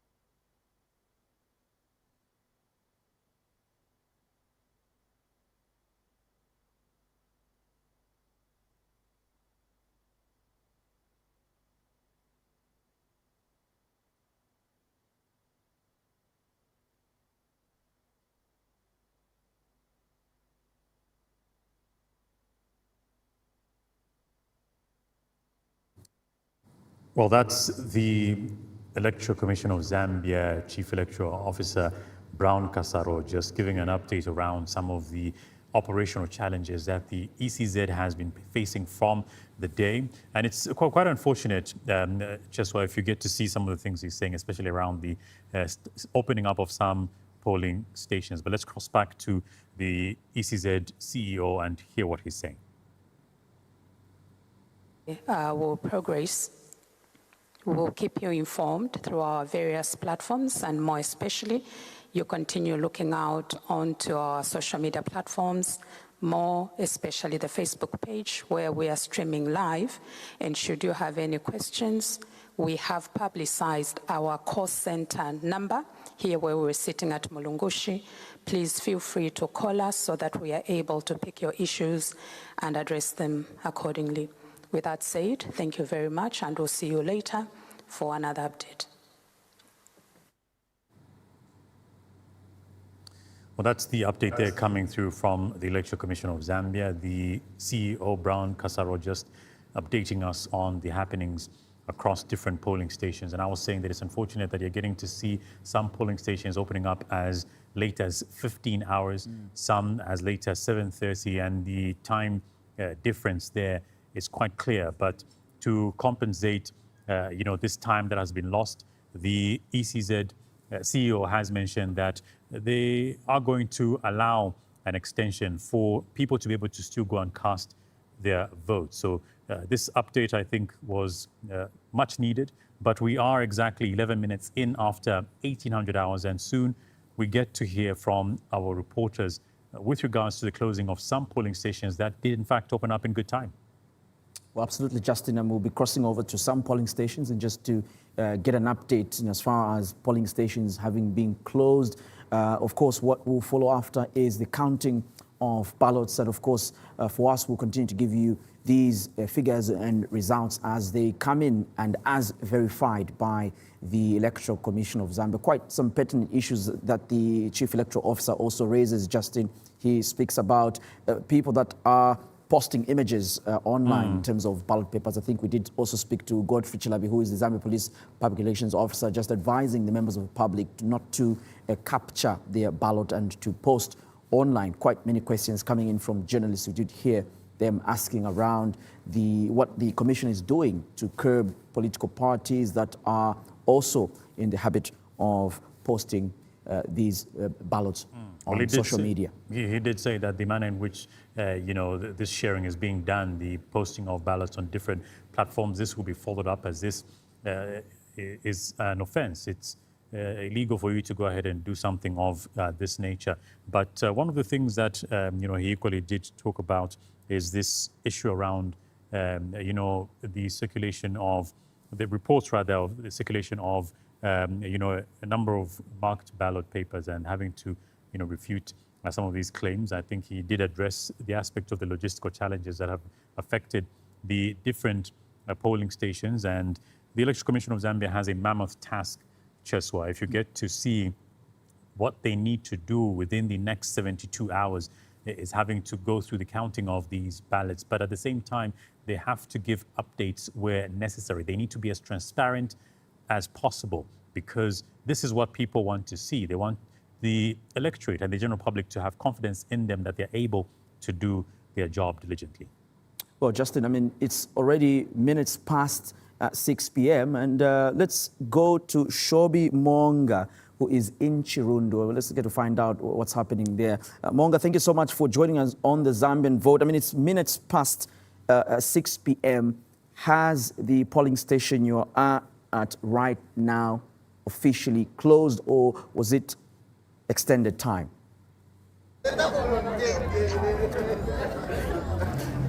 Thank you so much. In the morning, early in the morning, I was at Chisam Primary Polling Station, and Chisam Primary Polling Station is under Ingwambele the ward in Chirundo constituency.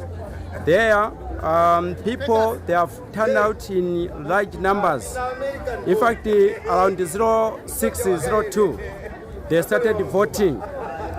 From there, I went to Ingombe Ilede Primary School polling station, where they started voting around 0630.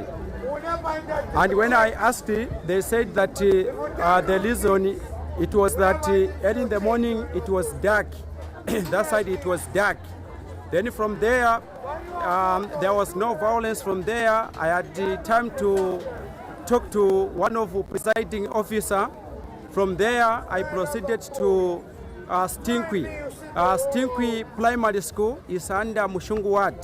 Stinkwi Primary School is under Mushungu Ward. From there also, the presiding officer said that they started voting a bit late, around 0628, because early in the morning it was dark here in Chirundu district. Otherwise, people turned out in a large number in Mushungu ward. From there, I proceeded to Siabulembo, New Apostolic Church. New Apostolic Church it falls under Mushungu ward, under Chirundu constituency. From there, I proceeded to Chirundu in one of Chirundu West ward. From there, I went to Chirundu Central, where I am right up now, at New Apostolic Church. New Apostolic Church, where people, they also turned out in large numbers, sir. Now, are you able to just speak to us about where you are right now? What polling station is this? And can you confirm if it has officially been declared closed by the presiding officer?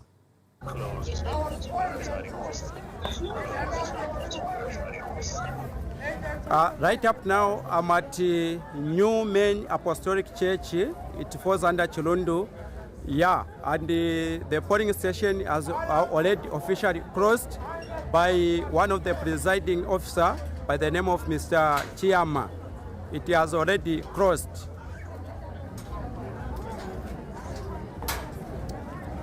All right. Now, as we get to conclude, just speak to us about the noise that we're hearing in the background. What can you tell us about what's happening at this very polling station? Yeah, like when I went to Siabulembo Primary School, I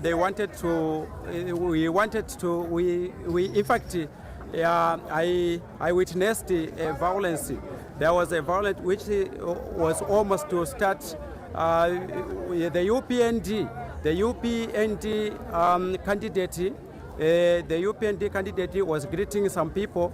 From there, one of the independent candidates also informed his supporters to say that why is that person busy greeting people? In case maybe he's telling people what to do there, maybe he wants to be voted. So from there, the police officer immediately visited that man, that candidate for UPND. He talked to her, and in fact from there, he went. All right, Shobi, thank you for joining us, and we'll get to hear from you a little later on. But obviously, that polling station being declared closed by the presiding officer there. But let's get to hear from Mike Mwendachabe, who is in Luangwa. Mike, what's the status update there? What polling station are you at the moment? And can you confirm with us if voting has officially been closed off? All right, thank you very much. So as I'm speaking right now, I mean, directly inside the heart of Luangwa and Thera to be specific, and I'm at Thera Day Secondary School, of which the polling station is just from closing just a few minutes ago. So just speaking just about now, the presiding officer right here at Thera Day Secondary School, Stanley P, was able to make sure to say the polls came to a close. So as we're speaking now, they are making sure to say each and every agent should be coming from the political parties as well as from civil society organizations are all glued up. They all have, their papers ready to make sure to say they record each and every result that should be coming in from Faraday Secondary School. But also information that is coming is that Luangwa Primary School polling station, which had 2 streams to be specific, has also come to a close. So from here, we'll be heading to the district council office, of which all results will be announced from there. So all election results will be announced, but also to not say Luangwa is sitting at 19,000 voters, and we're yet to see how the turnout has been, if it has been average or below average, because in 2021, Luangwa was sitting at 14,000 voters. So there has been a very tremendous or a very exciting, increase, if I'm to make mention. But also news that should be coming in is that 2 councillors, one from Kapota Ward and the other one from Bunga Ward, have complained to say they are not on the ballot. And this news came around midday, and because these are far-flung places, they're still in Luangwa, but very far from where I am at. But that is the news that is coming through, Justin, and we're waiting to see, because we tried to reach the Electoral Commission of Zambia to see as to why these people were omitted or were not on the ballot. So we're still yet to get those very details, but they have complained to say during the verification everything was just fine. But I should also make mention to say just a few days ago, and this should be the day before yesterday, we were at the council and we were trying to verify the ballot papers, of which we also tried to talk to the commission to make sure to say we have at least a glimpse of what the ballot looks like, but they refuse making mention to say they can't open the ballot papers, because once they open, then definitely the ballot box will be tampered with. So during the verification, no ballot box was opened, and all stakeholders went back home without even taking a glimpse or taking a look at how these ballot papers are looking at, of which they expressed confidence to say we hope everything will be fine, because during the nomination process, everything was fine. So they had to put the confidence in the Electoral Commission of Zambia. But very sad to not say 2 councillors are not on the ballot as we're speaking. So we're waiting to see what the Electoral Commission of Zambia right here in Longa District will actually make mention of, what their response will be to this very developing and very disappointing. But also, we had another incident where there were allegations to say foreign nationals, and to be specific, coming from Mozambique, rather, because these are places that are just very near. On the other hand, I have hills on my left-hand side where we have Mozambique, rather, and on the left-hand side of mine is Zimbabwe. So there were concerns that were raised by people that are heading into a particular ward, of which they were making mention to say they are trying to vote. But we did try to reach to that polling station, of which the outcome that came up was that this person was actually married to one Zambian national, of which he went to live in Mozambique, but came back to make sure to say they cast their votes. But by the time we were reaching there, the police had already apprehended the person, of which, as we're speaking, they're in custody, but they are yet to issue a comprehensive statement in that particular matter. But afterwards, everything went on smoothly. So as we're speaking, everything is cool, smoothly, but we're waiting to get all the results from 46 polling stations that all will be announced at the council office. Now, Mike, before we let you go very quickly, I would like to understand the kind of ambience and mood that is currently there at the polling station you're at. I can hear some noise in the background, but can you just tell us, or show us if you can, what sort of activity is happening there? Is the electorate satisfied with, how the process has been conducted at that polling station?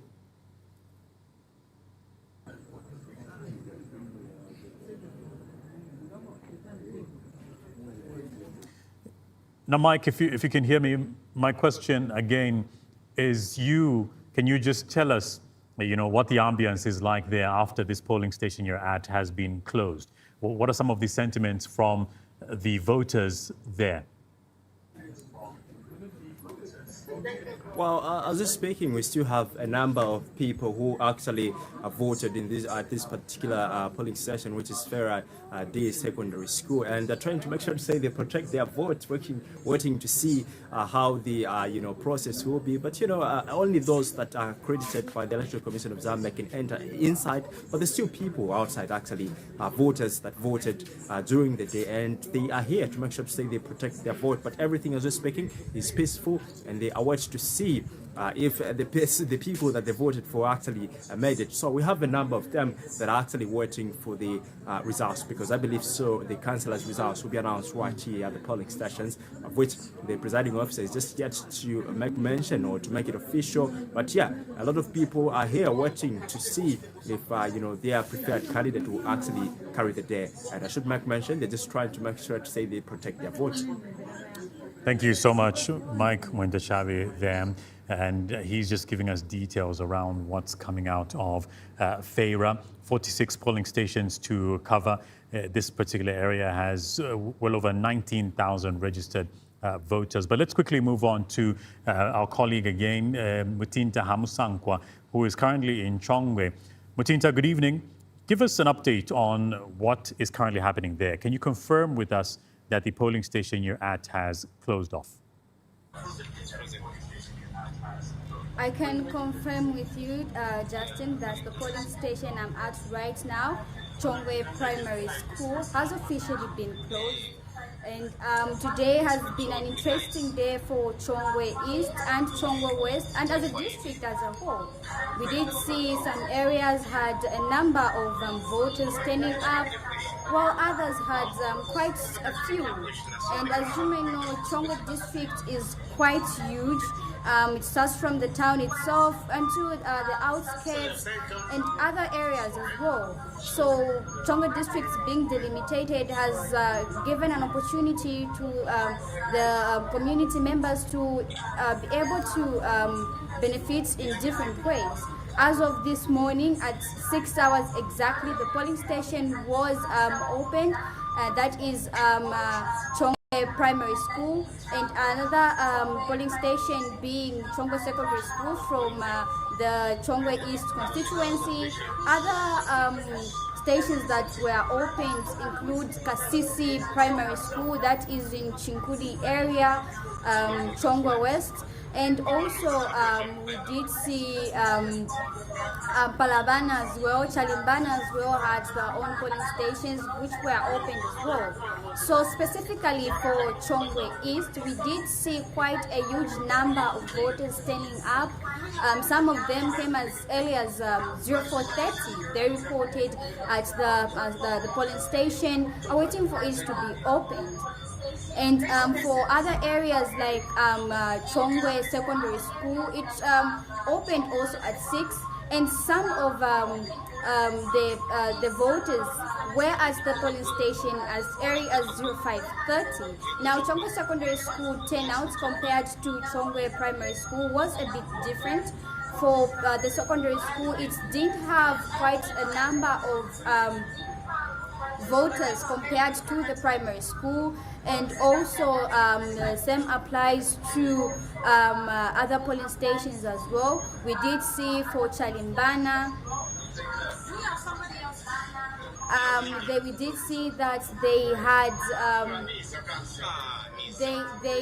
they had their voting beginning.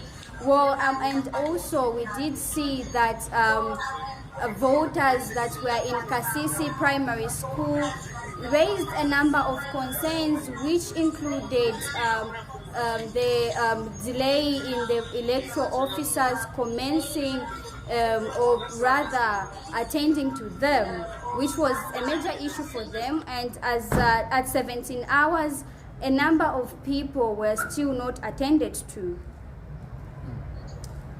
From what you see right now, Mutinta, would you say that there are preps to start the vote counting? Are the election observers ready to monitor this process? Political party representatives, what would you describe that you see in as far as the vote counting process is concerned? Well, a lot of observers did come through from different organizations. Even buses and taxi drivers, observers were around. So according to the information on the ground, the voting process is expected to commence, if not by tonight, then maybe earlier in the morning tomorrow. All right. Thank you for that update. Mutinta Hamusankwa just joining us from Chongwe East. It has a total number of 55,100 registered voters, as well as 75 polling stations. So we will need to get to find out which member of parliament is going to be elected from this particular seat. But let's quickly move on to Kawambwa as we continue with understanding who these aspiring members of parliament are. And let's take a look at this, Cheswa. Yeah, well, I mean, the anticipation is high, I'm sure, for these aspiring candidates, because they'd love to see the results coming in, and we'll continue giving you who is aspiring to be member of parliament. And Kawambwa, you've got Chishimba Chafumampunda on the CF ticket, Kapambwe Kendi on the Socialist Party, Musonda Nason on the UPND, and you've got Mwansa Dunstan on the NRPUP. But what do the numbers look like? Well, the numbers there, registered voters looking like 25,347 with 45 polling stations covered there. But we do have Wellington Kasonde, who is joining us from Lima constituency. He's going to be giving us an update on what is currently happening within this constituency and where he is. Wellington, what can you tell us what polling station you're at the moment, and can you confirm if this polling station has closed off or maybe voting has continued there? Okay, so Justin, I am at Emmersdale UCZ polling station B, and this is actually in Matero constituency. I just came from Lima, but I'm in Matero constituency. And what I can tell you is that at exactly 18:06 hours, this polling station closed. So they began their poll at 06:06 and they closed at 18:06. That was the time at which the polling officer went to the gate and officially announced voting as closed. Right now, what you're seeing behind me are the very last voters that have come through to vote at this particular polling station. I also must add that there was a expected 1,200 people that were expected to come and vote from this polling station, and as of the last time they had a calculation, only 450 people came through to vote. So we have not yet gotten the total number of how many people have voted, but of course that shows that less than 50% of the electorate that was scheduled to vote at this particular polling station, Emmersdale UCZ polling station B, only came through. Less than 50% of them showed up to vote today. Well, of course, vote counting should be able to start in a short while. What would you say is the situation like in terms of the election observers and those that are coming from, of course, from different political parties to observe the vote counting? What can you tell us about that so far? Well, the election observers were already seated inside, and at the exterior, only a couple of people were seen. So now as we get into the actual vote counting and the last people that are leaving the room right now, being the last electorates, the atmosphere is very peaceful. The police personnel that I managed to speak to have been here since 6 a.m. and they were able to confirm that voting has been a smooth and seamless system. Seeing as this polling station was only expecting about 1,000 plus people to come through, and we've seen that the voting number is 450 plus, it will not take so much time before results are taken from here and then into the totaling center of Matero constituency, which is Matero Boys Secondary School, which I managed to visit before I got here. And even when I arrived there, the polling staff were getting ready to receive results and also get into the totaling and counting process. So it's a chilled atmosphere, a very cold evening. It's been a cold morning, a cold day, and it's wrapping up as a cold evening, but everything is running smoothly, Cheswa. Have you been able to speak to the final voters that are just getting ready to cast their vote? And if that's the case, Wellington, what are they saying? Them being the last, have you been able to find out what time they got to the polling station? How long have they been in the queue? I actually walked in at the very time as Beatrice Mudenda. She walked into the polling station at 17:56, Justin. And she said for her, she waited up until that time knowing that they would not chase her from the line.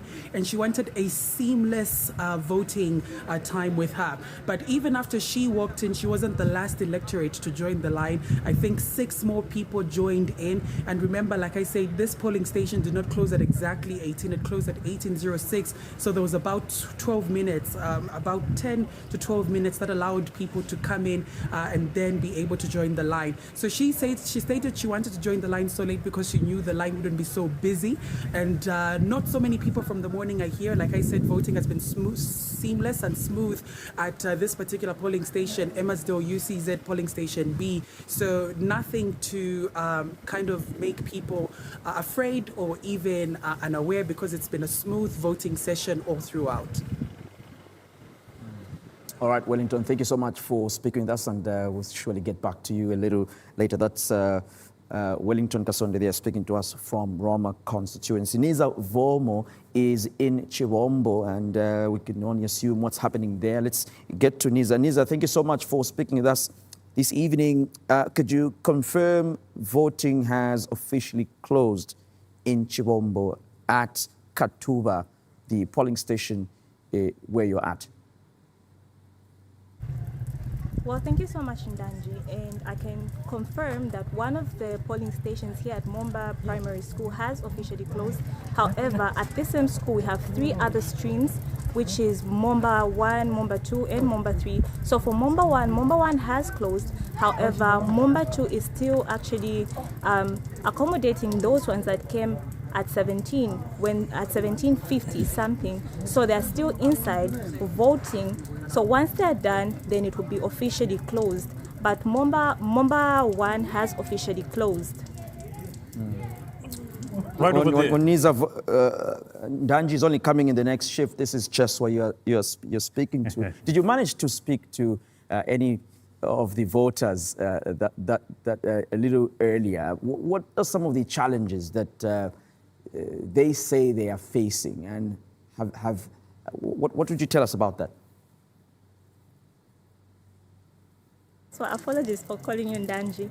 And actually, so I have been to 3 different wards here here at Momba. I also went to Muchenje, and I think the biggest challenge was there because for them, they actually received the ballot papers quite late, and they only started voting at 10:35. So according to the presiding officer that I did speak to, they actually said the delay was because of transportation, and I think that was actually the biggest challenge, the biggest complaint from the voters themselves. They did state that this actually could have actually been done way before today, unlike transporting the ballot papers on the actual day of voting. So with that, a lot of them faced challenges because they had to wait outside for a long time. And other than that, the other challenge that a lot of voters encountered is actually not finding their names when they came here. There was an incident of a man that actually came here. His name was Hamponga, that was his surname. And when he came, they couldn't find his name. They checked in all the 3 streams, there was nothing. Then other than that, the other challenge that actually these voters faced also is the delay. They said the process was quite slow, and I think this is also because the ballot boxes were very few. And in areas like Muchenje, they had to resort to using desks because the booth was only 1, and that was the biggest challenge. Then at North Park School, that is in Chunga Ward, which is also the biggest ward in the constituency. That ward alone, that polling station alone had 11 streams, and each stream had over 900 registered voters. And having a booth in each polling stream was quite challenging for them. So most of them had to be in the queue for hours, just waiting for their turn. Now, Nisa, one of the things that we expect to see at polling stations are election observers. Have you been able to see any of them just getting ready also, for the counting process? Do you equally know what's happening at the totaling center? Have you been able to, go there and just see how preparations are going so far? Well, actually, right now in Momba 1, they are actually just counting the ballot. And from here, we'll be going to Momba boarding school where the totaling center is. So from there, I'll be able to give you more updates. We're yet to move that side. We're just waiting for all the 3 streams to close up. Then we can move to Momba boarding school, which is the totaling center. You equally talked about, the polling stations opening up a little later because of the delay of the arrival of the ballot papers. But just let us know, how late did these polling stations open up? So the ballot papers were arriving at 9:45 somewhere there, and the polling station had to open at 10:35. That is, I think 4 hours from when they were supposed to officially open. And according to the presiding officer, they were talking about extending the voting hours, looking at the fact that the delay and all that and all the challenges was as a result of the of them and not of the voters. So they did talk about extending the voting hours. All right, thank you so much. That's Niza Vomo there, just giving us an update on what's happening in Katuba there. That's in Chibombo. And we now get to move on with the aspiring members of parliament and looking at who is contesting under this particular seat. Cheswa? Well, Pambashe, Justin, is another interesting constituency. And first in line is Chama Derek from the MEE, Chitika Elizabeth K on the NNP ticket. Katawa Wesley is on the CF ticket, and Mpaso Ivo is on the UPND ticket. Mwenya Williams is on the NRP-UP ticket. It has a total number of 20,814 registered voters, with 37 stations that are yet to be covered. And we'll be getting to find out more from our reporters regarding how the voting process is going to go on like at the totaling centers in these respective areas. Cheswa? Well, Longo looks like this in terms of aspiring candidates. The independent candidate first in line is Chilando Isido, an independent candidate, and you've got Kanunsha Honorato, who is on the DU ticket. Kapema Justin is on the UPND ticket, and Kayumba Ezekiel is on the CF ticket. Mulenga Geoffrey is on the NRP-UP ticket. 5 aspiring members of parliament in Luongo. Still awaiting the results to come through, obviously, from this particular constituency. 15,798 registered voters there, with 34 polling stations yet to be covered. A few moments ago, Cheso, we did get to hear from the CEO of the Election Commission of Zambia, who talked about some of the logistical challenges that has affected the operations of the ECZ itself. But he did indicate that these were minor challenges, most of them being as a result of logistical issues and the delay of ferrying ballot papers to the specified locations. Let's move on. Well, let's move on. Justin Luapula has 4 aspiring members of parliament, and you've got Walia Hagai M, an independent candidate. Walia Nason is on the NRP-UP ticket. Kabamba Benjamin is on the CF ticket, and Kaya Beauty is on the UPND ticket. 20,604 registered voters, 34 polling stations expected to be covered. The stats standing at 0, but we're a few moments away from getting to hear from the Election Commission of Zambia in terms of the consolidated results for these very constituencies. What do we have next, Cheswa? Well, Bahati is another constituency we'd like to take a look at. UPND ticket has fielded Chibombwe Levan of the UPND. Chomba Mwenya is on the CF ticket. Kalumba Honest is an independent candidate, and Kaweme Sydney is on the NRP-UP ticket. Lusaka Anthony M is on the ZMP ticket, and Mwewa Augustine is an independent candidate. We've got more candidates, Justin, Indeed, in Bahati. 6 aspiring candidates for the seat, 44,864 registered voters. But we do have more of the aspiring candidates to take a look at as we get to move on now to the next slide. We're still looking at the aspiring, parliamentarians here. And we did start off with Central Province, we're to the Copper Belt. Now we are at Luapula, and we have about 7 more to go, Cheswa, before we get to conclude this bit. But let's see what we have here from Mansa West. Cheswa. Yeah, well, Mansa West has Charles on the NRP-UP ticket.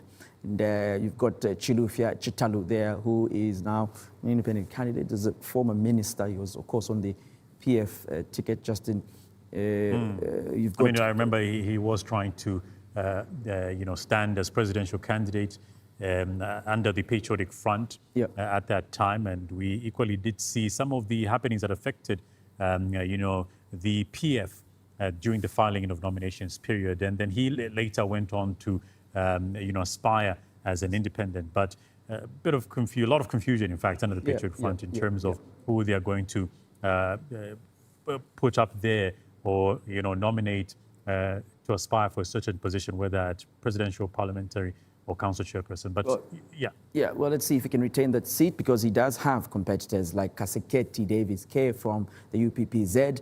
Katwai Matthews is on the CF ticket. Kaunda Kelvin M is on the ZMP ticket, and Musuku Njiko is on the UPND ticket. Mwape Davis there as well. Simpemba Stephen is on the SP ticket.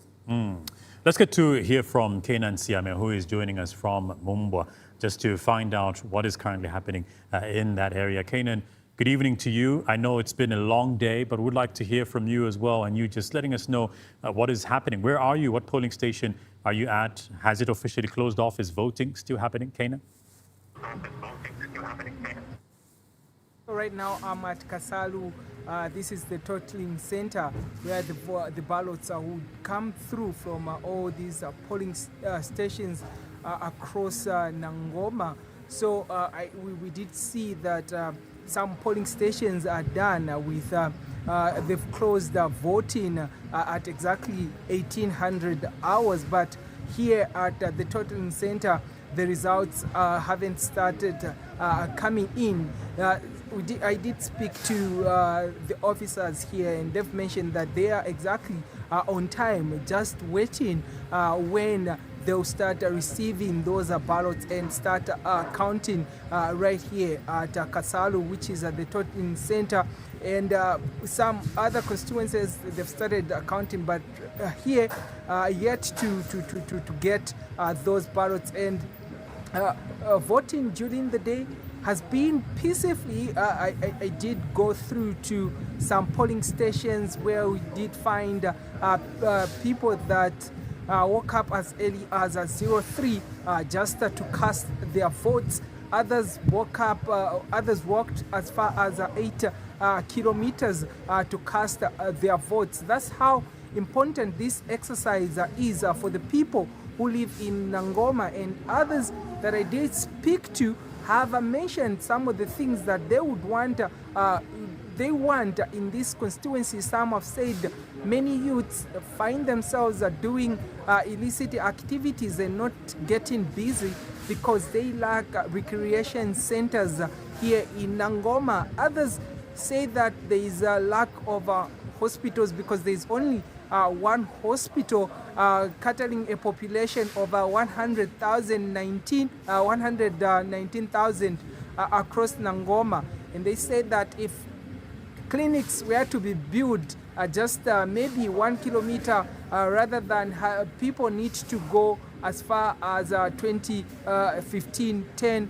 Others say they walk as far as 5 kilometers just to access medical care. And others say that they do have schools, but they need more schools so that these people who live here in Nangoma can be able to access basic education.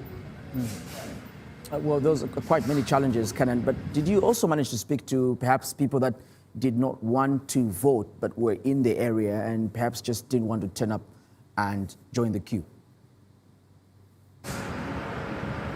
Well, I would like to get that from Kenan, because I mean this has really been a situation like in Chelenge, low voter turnout, people haven't really wanted to vote because of different issues and so on. But let's see if we can get back to Kenan. I was asking you if you have, Kenan, managed to speak to some people there who perhaps may not have wanted to vote or are not interested to vote. Have you managed to speak to any of those? I did speak to some people. Basically, when I went to a different polling station, which is 5 kilometers from Nangoma Secondary School, there I did find that there were a few people that were voting, and others were just seated at a certain bar, just drinking and enjoying themselves. And I did ask them questions to say, why are you not casting your ballots today? And they've mentioned to say they have no interest. They say most politicians are just one and the same thing. They can vote for them, but nothing is changing, because that's the reason why they've chose to sit and enjoy themselves rather than going to cast a vote. So those are some of the reasons that I was given by some of people that didn't go to cast their vote in Kasalu. And so here at Kasalu, we'll be able to give you more details once the ballots come in and the countings start. We'll be able to update you on that. Before we let you go, Kanan, very quickly, I would like to also understand something. You did confirm that, yes, the polling station where you are right now has closed off, but can you confirm if there is anybody else that is inside just casting their vote and just concluding with this process? Get your question clearly? So, Kanan, my question is, you did confirm that, yes, the polling station closed off at exactly 18 hours where you are right now. But can you equally give us information on whether everybody has been able to cast their vote from the time the polling station opened up until now, or we still have some more people that are inside the polling station finalizing and casting their vote? Well, voting has closed because at the biggest, let me say, which is an Ngoma secondary school that had more people coming to vote. Most people had casted their vote the time we were reaching 1300 hours. We had few people. So at the polling stations where it was, no one is voting as in for now. But here, which is the totaling center where ballots will be coming in, so no one is voting from here. It's just this other polling station, this place where I am right now. It is the totaling center. If the results, the ballots start coming in, I'll be able to give you more updates and the countings when they start adjusting. Thank you so much, Kanan Siame. They're giving us an update from Nangoma. He's currently in Mumbwa. It has 38,884 registered voters, and we'll get to see the counting commence very shortly. But one would think that one of the things that does cause voter apathy is that of violence. But we're getting to see a bit of a different sentiments from the electorate, and most of them saying that politicians are not honest. Politicians will sell you specific dreams and will not deliver, or make certain promises and will not deliver on those promises. And getting to see such feedback that Kanan got, saying he found some of the electorate just sitting down and having a good time and consuming alcohol. And when he questioned why they're not voting, that very interesting feedback from Kanan Siame there. But I do believe that one of the things that we're expecting to see in moving forward now, Cheswa, is that of the counting, the consolidation of the results that will be coming through from the Electoral Commission of Zambia. And in a few moments, we'll get to know who the members of parliament are. 226 constituencies after the delimitation exercise from 156, we're now at 226. Cheswa. Well, Nangoma constituency had Collins Nzovu as its past member of parliament. It would be good to also see, does he retain the seat based on some of the things that people seem to be talking about. But like you rightly put it, very interesting twist of thought around why people don't seem to be interested in wanting to vote. But well, Mansa East is another constituency, Justin, that would like to take a look at. And it's got 5 aspiring members of parliament. And the CF has put in Chungu Godfrey A there for that job. And Mwewa Gibson C is an independent candidate. Simwai Webi is on the NRPUP ticket. And Soko Loretta is on the LM ticket. Zolomis Brenda K is standing on the UPND ticket. 64,264 registered voters in this area. It has quite the amount of polling stations, and that is 85 in total. But I do believe we have Milenge coming up now in terms of the aspiring members of parliament for this seat. Cheswa.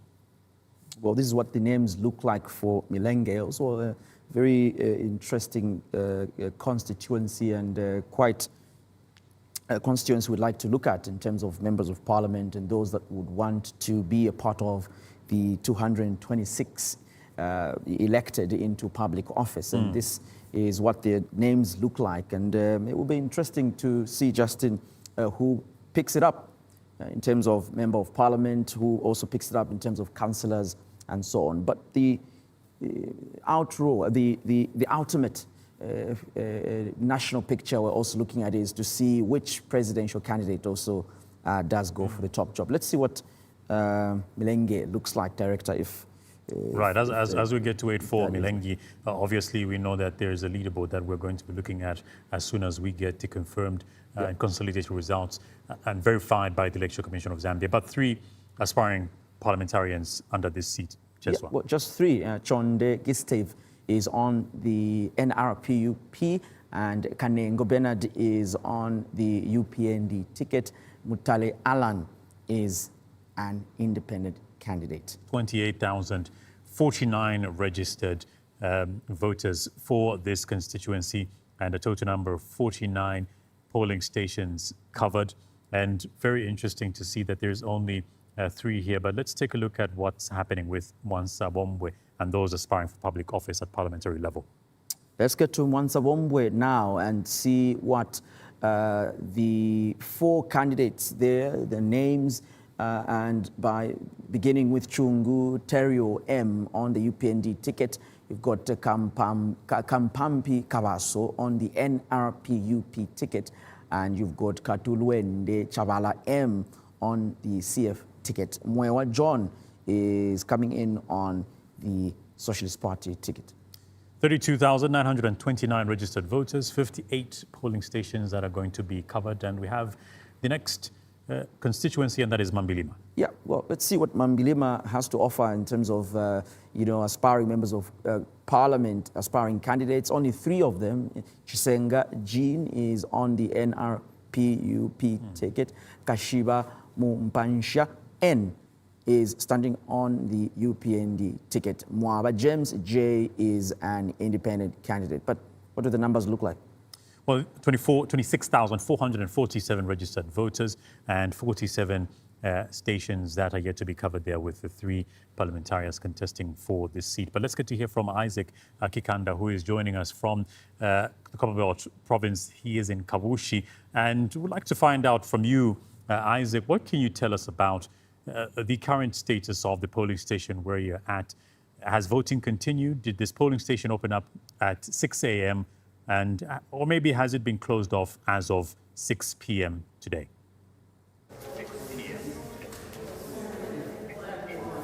Thank you very much. I'm at Kabushi constituency here in Ndola on the Copperbelt province. What is currently happening is the last polling station closed at exactly 18:15. It delayed to open by 15 minutes. This was due to the sticking out of names on the wall. As you may be aware, that most of the names were supposed to be stuck outside. Today, right now, what is happening is counting has begun. Right now, I'm at Lubuto Secondary School, which is in Bushi constituency under Lubuto Ward. And currently, this is constituting about 4 polling stations. We have, this is Santia 1, and currently, as you can see in the background, there is a counting of the official ballots right now happening.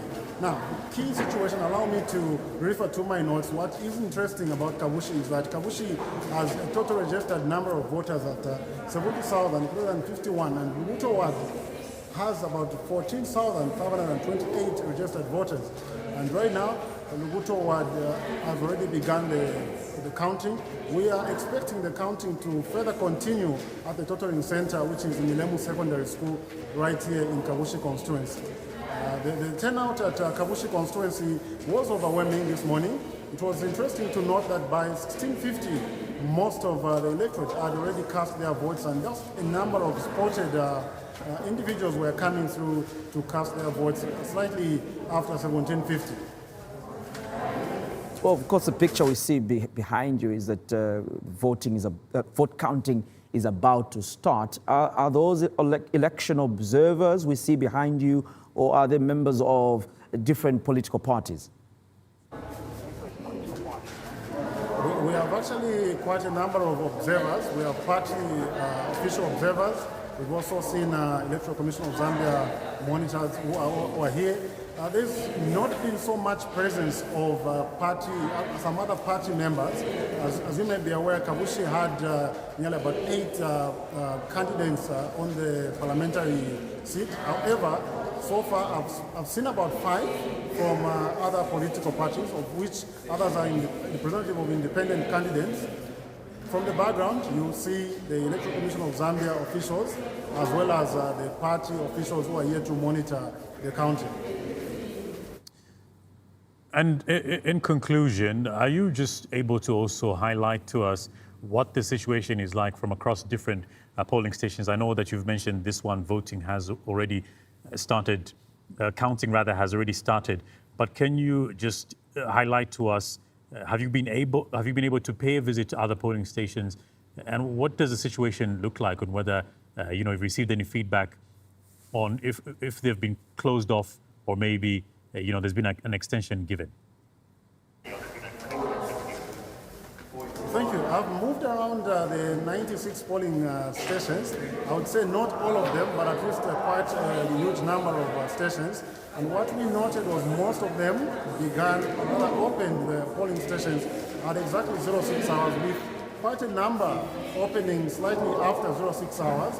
Most of them closed as late as 18:15, with the latest that was reported at Milemu slightly at 18:20 hours. Right now, what we also noted is the heavy presence of the police on the Copper Belt, especially here in Ndola and Kabushi. Previously, you may be aware that Kabushi has recorded some violence issues in the previous elections. However, currently we have not yet recorded one, except for Bwana Mkubwa, which we recorded some alleged fights which took place.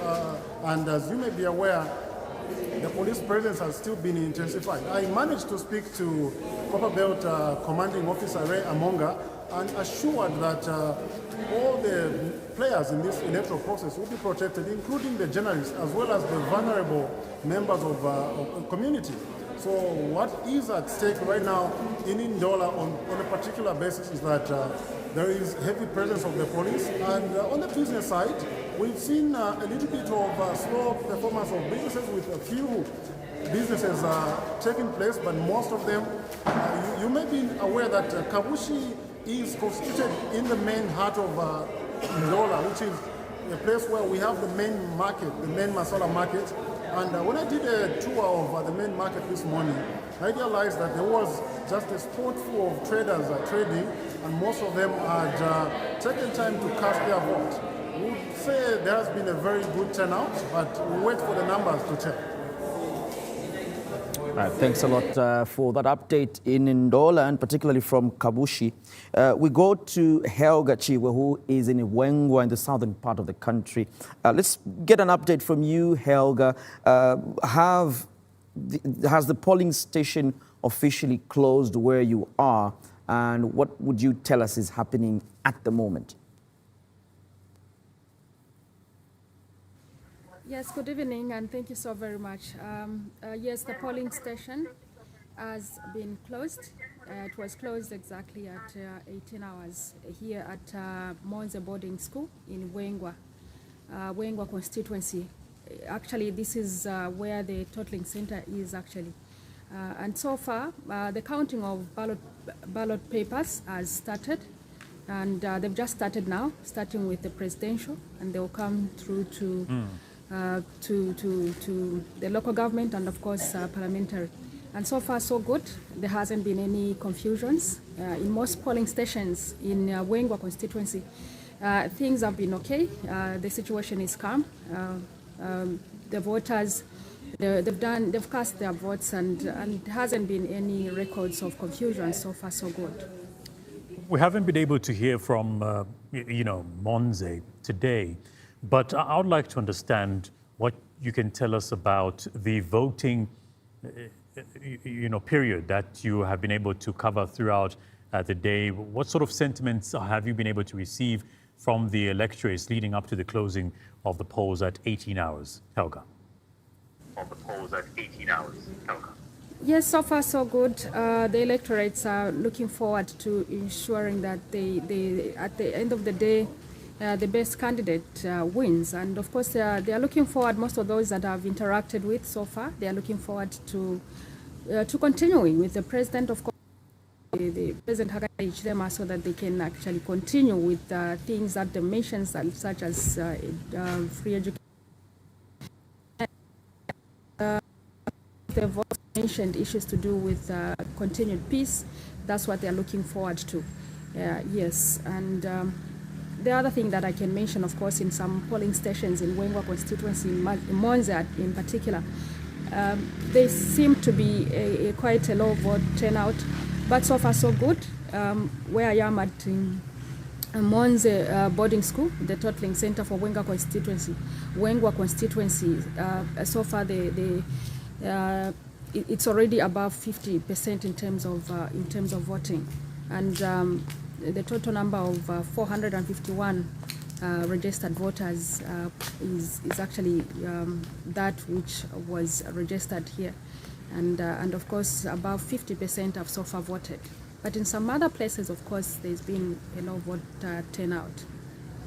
At Monza boarding school, the polling station that you're at, would you say there is a fair share of representation in terms of political parties that are observing the vote counting?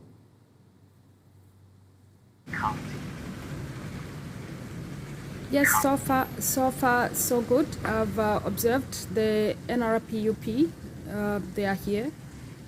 Those that are representing the independent candidates, they are here. We have one independent candidate on parliamentary level. We have also two independent candidates on the local government. And so far, the representation of all these is actually available.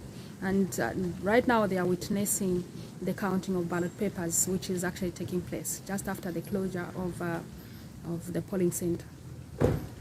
Thank you so much, Helga Chibwe, for that. She is in Wengwa, Monze, and we're looking at a total number of over 33,000 registered voters for this particular area. And it's pretty clear, Cheswa, that in some areas you've gotten to see polling stations closing off at 18 hours, but at the same time, there are others that have not closed off. And this is for one simple reason: time has been given and allowed, an extension has been allowed to ensure that compensation is given, especially with regards to the fact that much earlier on, some polling stations were not able to open up at 6 a.m. But I do believe that we still have so much to cover in terms of those aspiring for public office at parliamentary level. But let's get to find out from Edna Mwimbi before we get to continue with this, as she is in Kawata constituency. Good evening to you, Edna. Let's start off with you, just highlighting to us what the day has been like for you. And there is some activity at this polling station where you're at. Just give us an update with regards to what is currently happening over in Kawata. Edna.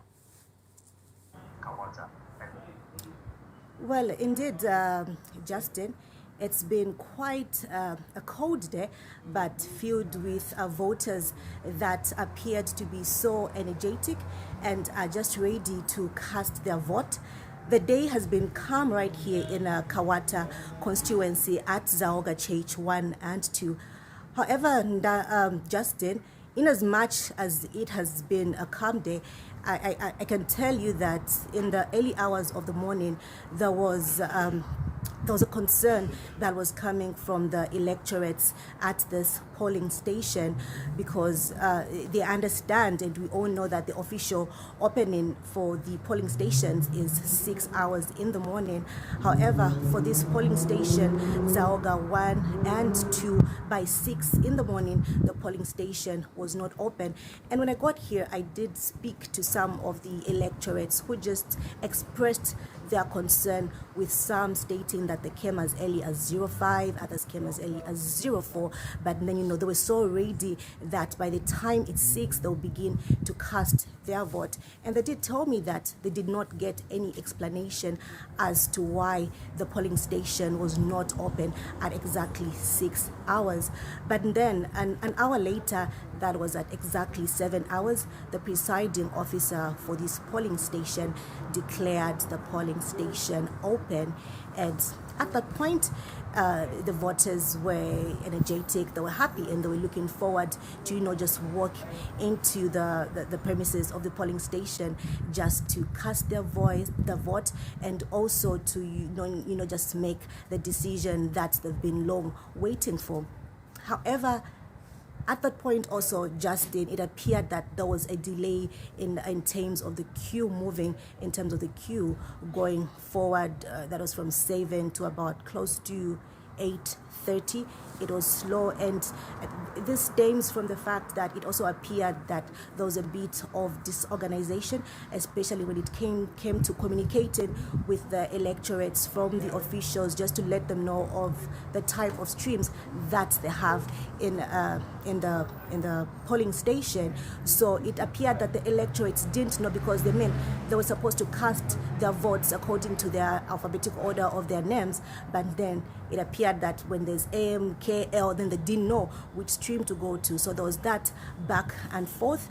However, the officials, the polling agents, and the police officers later managed to handle the situation, and 2 hours later, around 9 at least, the queue started moving. People were going in to cast their votes, allowing others to also cast their vote. And by the time it was 14, the queue declined. However, I did still see some people walking in one after the other, and it just continued to be calm. It continued to be peaceful. And one interesting encounter that I had was with an 81-year-old woman who has dementia, and she was in the company of her daughter, who assisted her to cast her vote. And when she got here around 14 hours after casting her vote, in as much as she has dementia, because I had a conversation with her daughter who told me to say, I'm not sure what she's going to say, but she really wants to have a conversation with you. And then she just told me that she enjoyed the process of casting her vote, because there was no violence, there was no bad luck, there was no pushing each other back and forth, and she just appreciated the calmness that was here at Zaoga 1 and 2 polling station. And so as a result of the polling station opening an hour later at 7 hours, the polling station went on up to 19 hours, and just a few minutes ago the polling station was declared closed.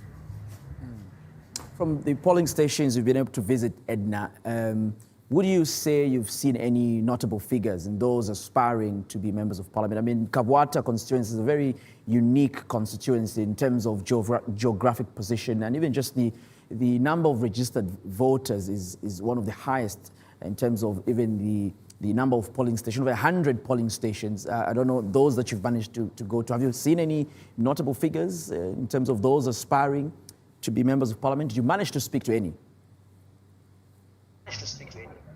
Well, from Zaoga right here, I did not manage to see any aspiring member of parliament.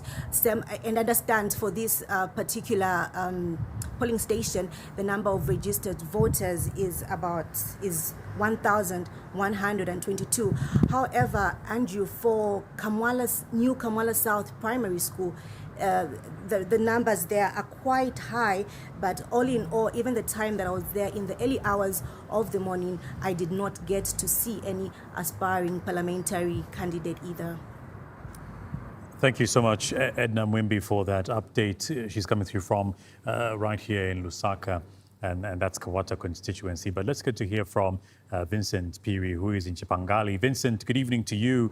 We'd like to get an update. What can you tell us about what's happening at the polling station you're at? Is it closed off? Has it been declared, closed by the presiding officer there, or maybe we're still getting to see some activity related to voting?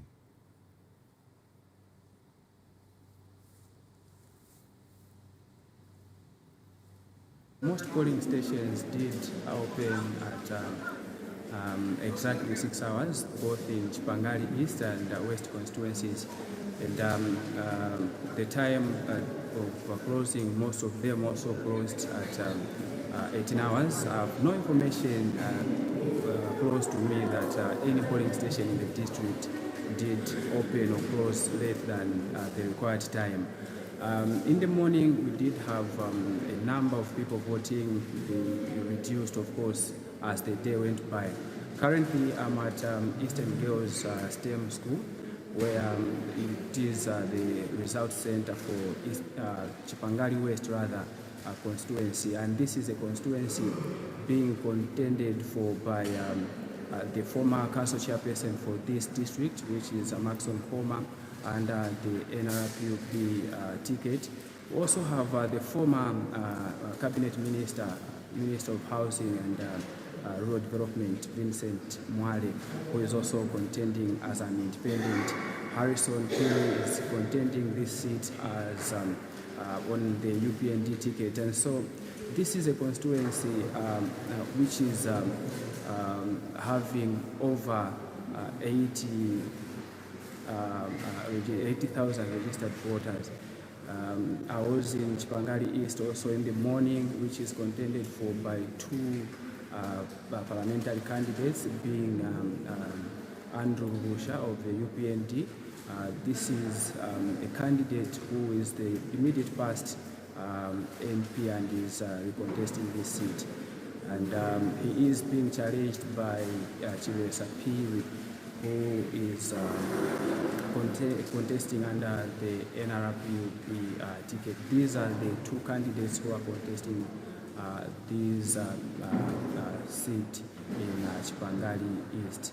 Coming to the issue of turnout, I think I did mention earlier on that we had a good number of voters coming through in the morning. As the day went by, the numbers were reducing. Currently, where I am here, it is also a polling station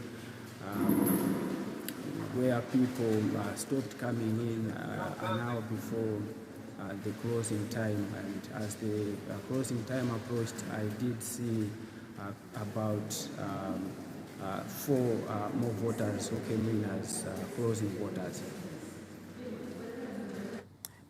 Could you tell us what I see in the back, I think, is sort of a voting process, vote counting beginning there. Could you confirm that's what's going on? And also, do you see presence of police officers?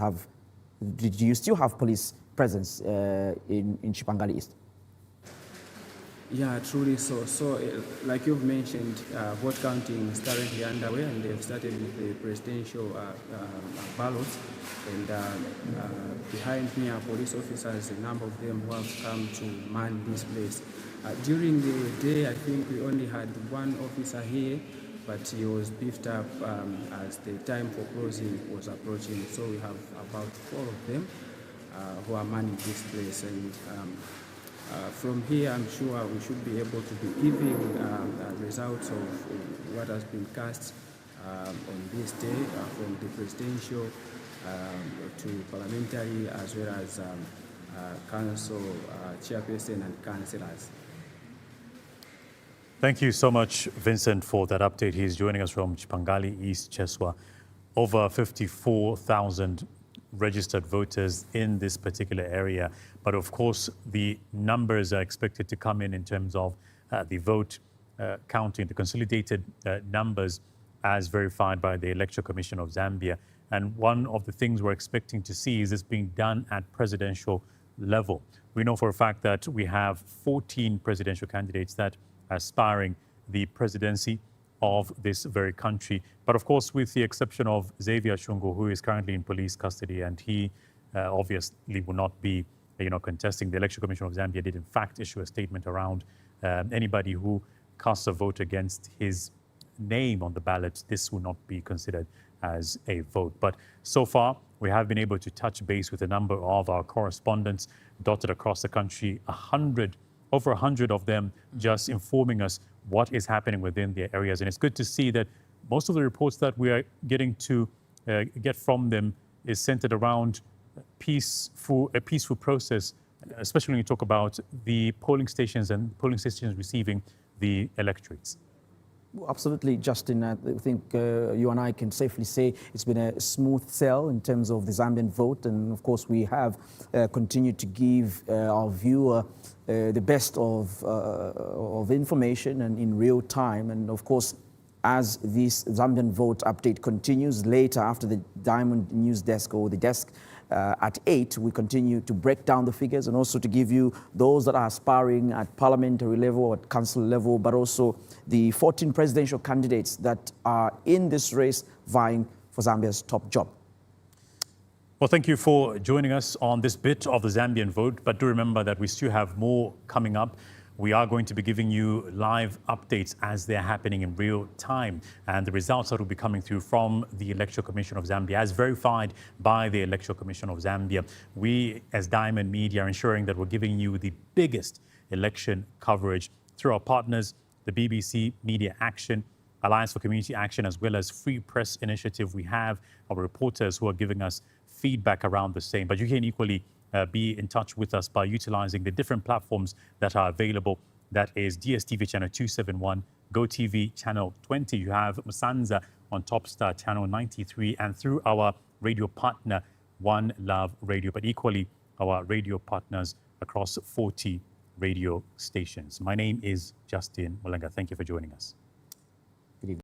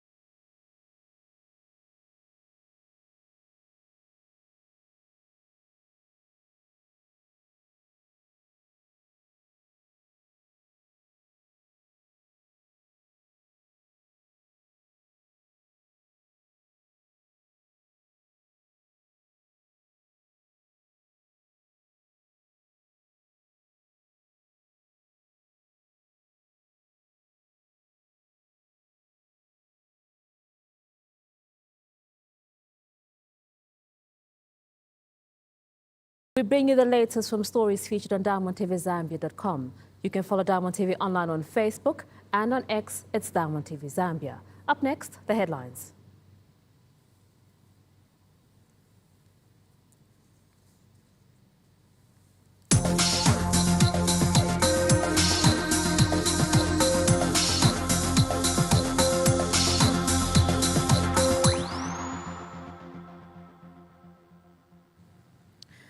Zambians vote as President Hakainde Hichilema seeks re-election with results awaited. Police arrest six over possession of offensive weapons, recover 22 rounds of ammunition, and link case to Sean Tembo. Also coming up, Tonse Alliance denies allegations of sending 2 security personnel to Russia for military training to destabilize Zambia's election. I'll be back shortly with the details.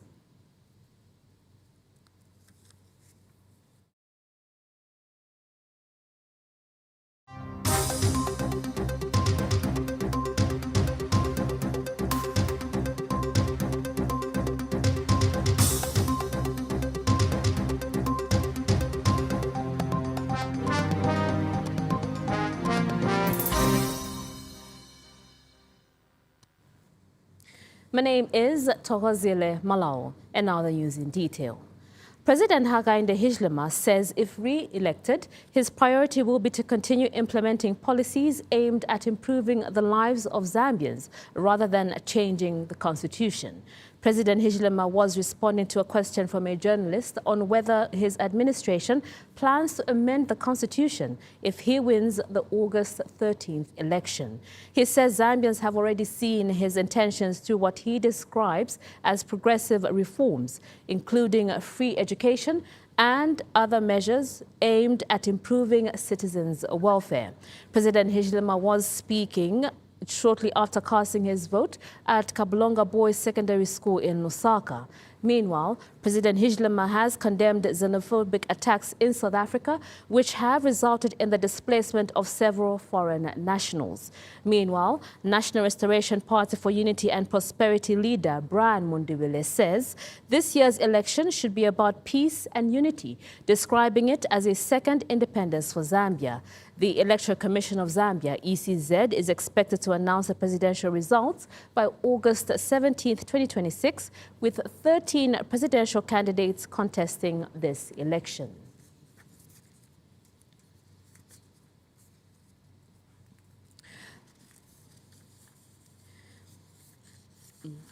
Police in Lusaka have arrested 6 suspects in connection with the possession of offensive weapons.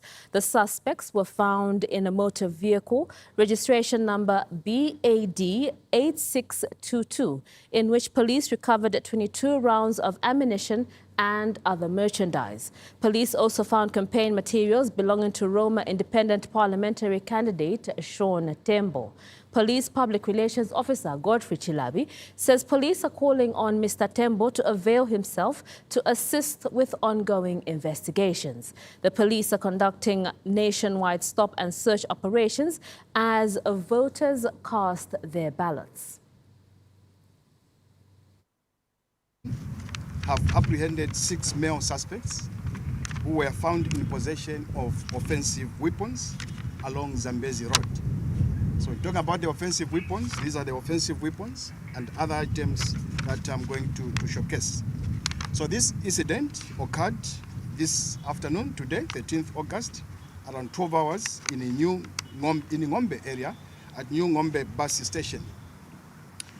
So acting on intelligence from the community members, our officers and community members spotted a suspicious motor vehicle, Toyota Land Cruiser, registration number BAD 8622. This is the motor vehicle that we are talking about. So quickly, the occupants were intercepted, and then upon searching the motor vehicle, these are the items that were recovered from the motor vehicle. So we have 9 machetes. You can see we have these machetes here. There are about 9 of them. These were recovered from the motor vehicle, which is here. So other than the machetes, we've also recovered 22 rounds of ammunition, These are rounds of ammunition for a shotgun, and also a selfie stick. We've also found in this vehicle these campaign materials. We found these campaign materials in this motor vehicle. So our investigations are ongoing, and to this effect, I can confirm here that we are appealing to Mr. Sean Tembo, wherever he is, to report to the police. Charleston Police Station is here, or any police station. President Hakainde Hichilema says if re-elected, his priority will be to continue implementing policies aimed at improving the lives of Zambians rather than changing the constitution. He was responding to a question from a journalist on whether his administration plans to amend the constitution if he would to hold the highest office in the land and manage the country's resources on behalf of over 20 million Zambians. Citizens from across the country turned up to cast their vote as early as 03 hours in some parts of the country, a sign that citizens take interest in national matters. 14 presidential candidates expressed interest to contest the election. Among those who have cast their vote is Republican President Hakainde Hichilema, who was in the company of his wife and children. The president, who spoke to journalists shortly after casting his vote, was confronted with a question on whether he has intentions to change the constitution if re-elected into office, and his answer was clear. His intentions remain in implementing better policies that aim to transform the lives of ordinary Zambians. Our priority is now being known by the people. We promise free education in opposition we have delivered. We promise debt restructuring we have delivered. We promise restoration of the rule of law we have delivered. We promise law and order in the markets, in the basket. That's why you don't see noise around. That's why you don't see blood in the basket. That's our agenda, to make the land of people better, but also to take care of the vulnerable. I have a principle in philosophical orientation. We have to work hard. We cannot share focus. We have to create wealth. Then we can be the spirit. You will see my book is done after elections. We cannot share focus. That's the time. Brian Monduwile has emerged as the strongest opposition leader who has also cast his vote. I have just cast my vote. That vote means restoration for peace and unity. That vote means empowerment of youth. That vote means empowerment of Nakulu-Mutinta Pamakasa. So this indeed is our second independence. I want every Zambian to celebrate this day. Others, such as Citizen First leader Harry Kalaba and Socialist Party leader Fred Membe, were also seen cast their vote.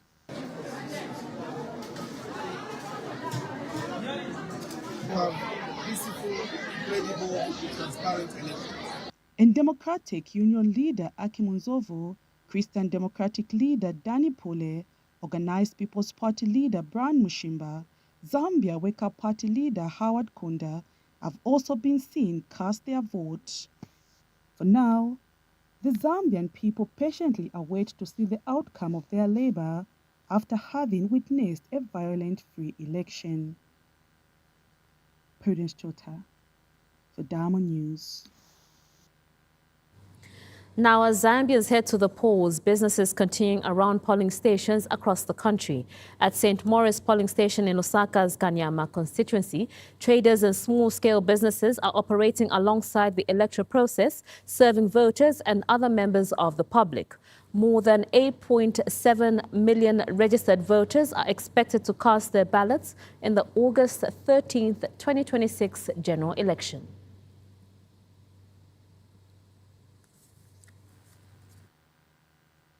As Zambians head to the polls today, Thursday, August 13th, 2026, business is continuing around polling stations across the country. And right here where I am in Kanyama constituency, right at St. Maurice polling station, there are dozens of business people that have come here serving voters and members of the public. So nina take advantage of that. Nika vote hapa nikachelewa, nikaambiwa vote then manje ni niguliseko nigulisa kunipangeko macoin. Gulisa mabanana. Nigulisa mabanana na popcorn. Okay, lekani nitengeko mabanana naye. All right, thank you. Ufuna zingati? Nipase niya zingati, mgulisa zingati? 3 kwacha. 3 kwacha. Nipase niya 10 kwacha. Okay. All right. Around this polling station are also tea sellers who have been busy serving hot drinks to people that are braving the chilly condition as they cast their votes. I came here at 4, so I've been here since 4. Yeah. And how's been business? Really and truly, it's been booming. We just hope the weather is going to remain like this. Yes, please. From food and drinks to other everyday essentials, some traders say election day provides an opportunity to earn an income as large numbers of people gather in the area. But business operators are also having to navigate the increased activity and movement of people around the polling station. The Electoral Commission of Zambia has urged voters and other members of the public to respect electoral rules and maintain order around polling stations. For voters today, their priority is to cast their ballots, while for traders, it is business as usual on an important democratic process in Zambia's history. Jaras John, Damo News.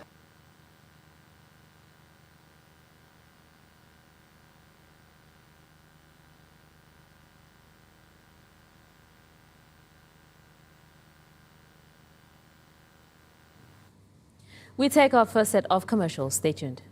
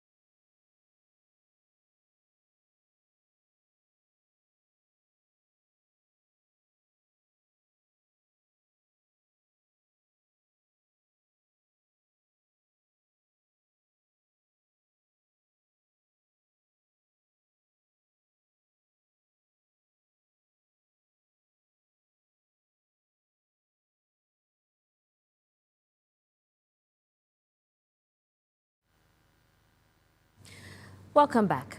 Now, we're now joined by our senior reporter, Victoria Kayeye Yambani, who's coming live from Mulungushi International Conference Center to give us an update from the National Election Results Center. Now, Victoria, can you give us what the latest is from the Commission regarding irregularities or concerns from polling stations?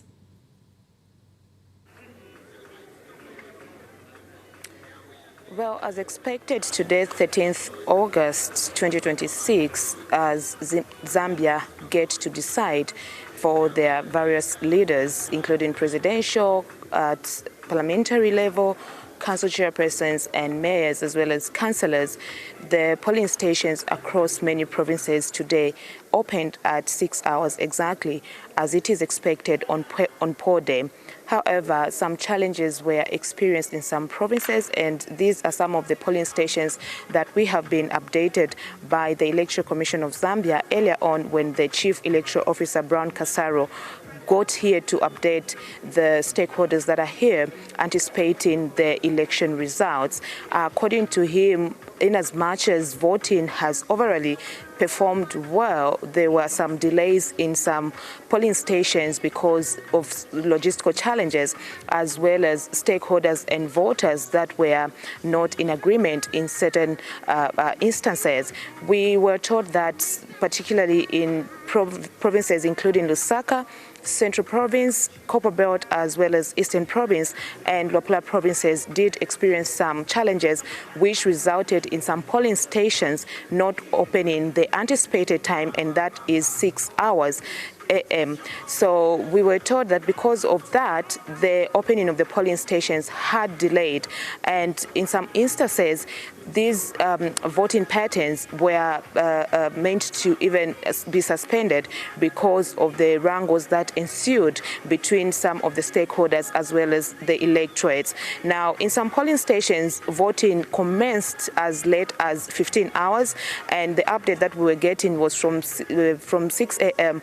and up until 15 hours. So we have been informed that in those polling stations whose voting started very late, there has been an extension. And as we speak right now, there are some polling stations that are still casting their votes. And this is in order to allow all the eligible voters to participate in this year's election and get to decide for their leaders.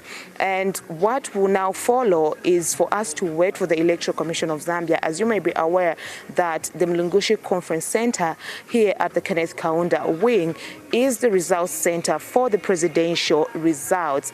And because voting in some polling stations is still underway, we await to be updated by the Electoral Commission of Zambia later this evening on how we will proceed and when they will be able to begin to announce the first presidential results. And this is after the polling stations are done. These results ought to be verified, and they are supposed to go through various stages before they reach the results center right here at the Mulungushi Conference Center. In the next hours as the Commission continues to monitor the voting process?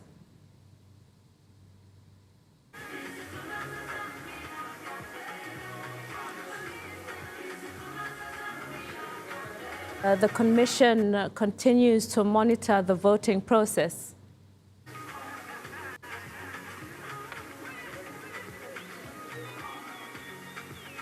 Indeed, the Commission has continued to monitor the voting process.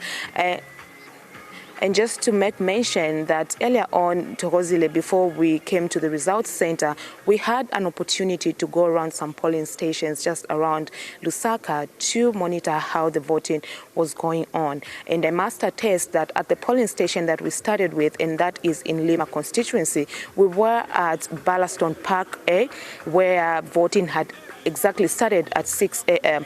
and we started by witnessing a youthful person casting their vote, being the first ones to cast their vote. And of course, later on, we saw many of them queuing up to ensure that that vote was cast. And we came across various people that highlighted to us why they were voting. In total, Lima constituency has 26,000 registered voters, and this particular polling station that we had started with has 603 registered voters. And you will see from the queuing up as early as 04, people were there in anticipation to cast their vote. And they were hopeful that after doing that, remember that this is a new constituency, and that is what makes Lima constituency unique, because they will be voting for their member of parliament for the first time. This is a constituency that carved from the Matero constituency, and we know that this particular constituency is one that former member of parliament for Matero, Mao Sampa, was interested contesting for, but he later withdrew. And the voters in this constituency are so expectant that when they vote into this first member of parliament, they will be able to see development in the area. They talked of issues regarding flooding. They do not have proper drainage system in the area. They have poor state of the roads, and they expect that once that member of parliament is voted in, all those issues will be addressed. Another issue that is known in this particular area is that of crime. We know that crime rate is very high in this part of the constituency, and that is Zingalume and other parts surrounding this particular area. We know that not long ago they were just commissioning a police station that was vandalized by the residents themselves, and it was later constructed and handed over. But of course, they are calling on this particular MP that will be elected this time around, being the first to be put in power, to ensure that all these challenges that they are facing are addressed. Later on, we proceeded to Olympia Park, where we saw presidential candidate Brian Mundubile equally coming to cast his vote. And you know, there was so much anticipation around that particular polling station, which has a total of 100,000 registered voters. And that particular polling station had already people queuing up also as early as 03 in anticipation to cast their vote. Now, what really was coming out from some of the voters was that when they came in, they had all the required documents, and that is a voter's card and a national registration card, the NRC. However, they could not find their names in the register.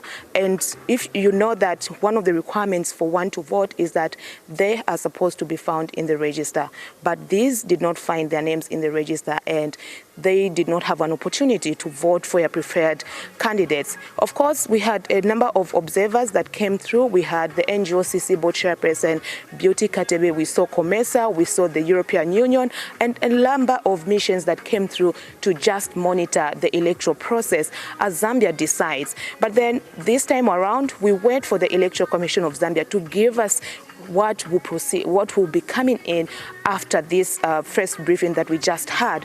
Will we see announcements of results this evening?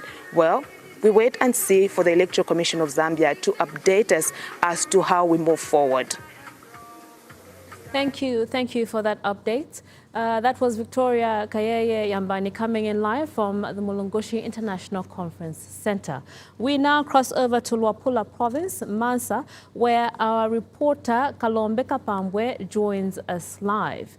Now, Kalombe, how are the results being recorded, verified, and communicated to the relevant electoral authorities? It has actually been a smooth process, and as of now, I am at Mansa Lodge, one of the polling stations where counting is underway, with the observers in here trying to prove that everything that is being done transparently, like the Electoral Commission of Zambia has actually been highlighting during the entire electoral process. So as of now, we have the county that is underway at Mansa Lodge, which actually received a fair share with regards to the turnout from morning when the polling station was open at exactly 6 hours, leading to the closure at exactly 18 hours. It has all been counted, and now what is happening is the counting of votes that were cast. Independent. Candidates, the polling agents, and the voters as they await the announcement of the results. NRPUP, NRPUP, NRPUP. What's the question? The voters as they await the announcement of the results. UPND, NRPUP, Am I able to hear you? Kalombe, I was asking how the mood is between the voters, the candidates, and the polling agents as they await the communication of results. Okay, all is cool, like I earlier alluded to, as they await. We have some people that are waiting outside. 1 year number of accredited officials have actually been allowed in from political parties as well as monitors. So it has actually all been a coup, and they are trying to see that they get to observe this particular process before the results are actually taken to the total center to ensure that the Electoral Commission of Zambia is a authenticated, verified results at the end of it. As things stand right now, they are able to approve whether or not the ballot, the votes that are actually cast are valid according to what has actually been laid out by the Electoral Commission of Zambia. It has all been a coup, and there is nothing that has actually been observed that is sinister from this particular end of the polling station and this particular part of Mansi district. And this is what has been advocated for. Even before the commencement of voting today at exactly 6 hours. The previous day, the conversations were surrounding on the issue to do with peace and tolerance, and also acting professionally by those that have actually been seen as key stakeholders in this electoral process. As things stand, the officials from the Electoral Commission of Zambia have engaged the officers even before the commencement of counting at this polling station. They were engaged, run through what is expected of them and what a valid ballot looks like and what an invalid ballot looks like. So this is what is actually seen to be that up to now it is peaceful as these observers are looking on the counting of the ballots here at Mansa Lodge. Thank you for that update, Kalombe. We now take another set of commercials. Stay tuned.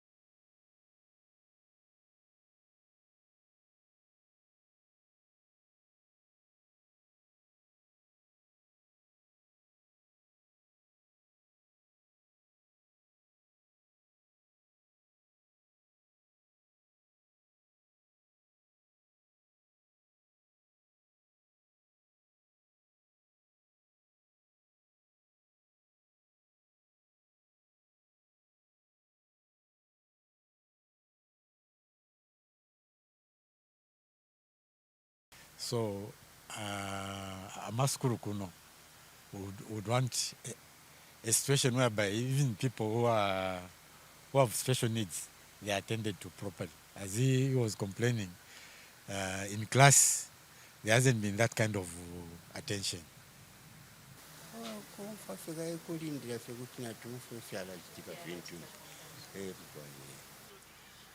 But not everyone has found the process easy.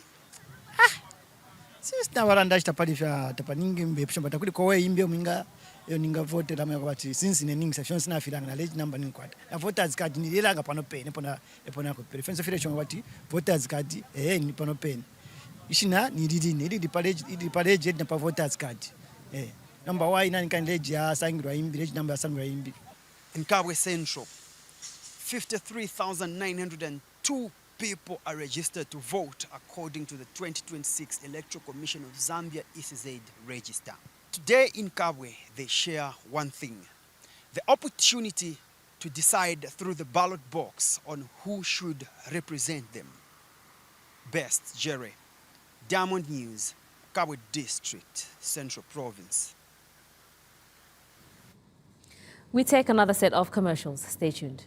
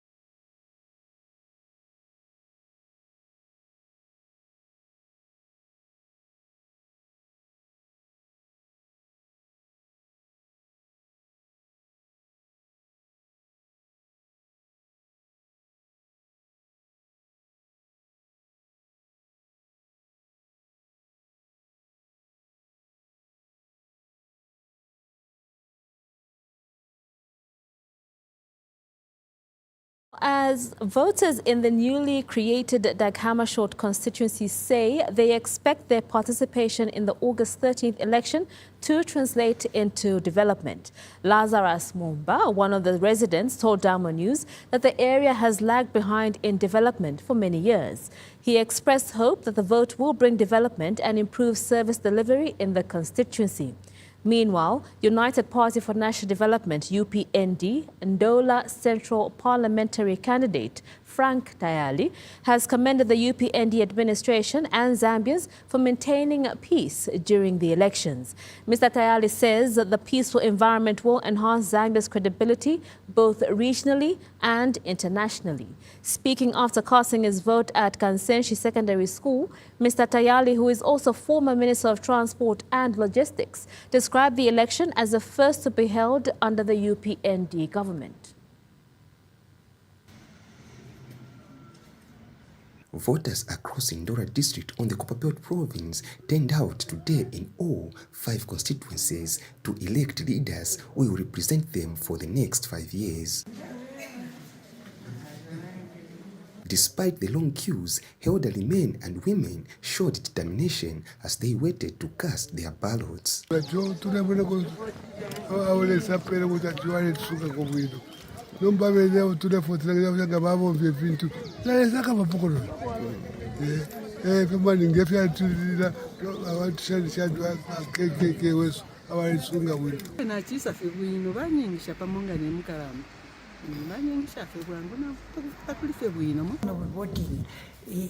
is a bullet for what we do, what we want, peaceful. And because from the beginning of voting, since I started voting, I've been voting.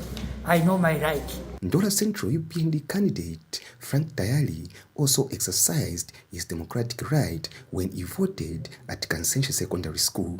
It's a new dispensation in the way that elections are being conducted. And mind you, this is the first election that is being administered by the UPND as an administration. In the newly created Daghammarshort constituency, voters say they expect the election to bring development to their area.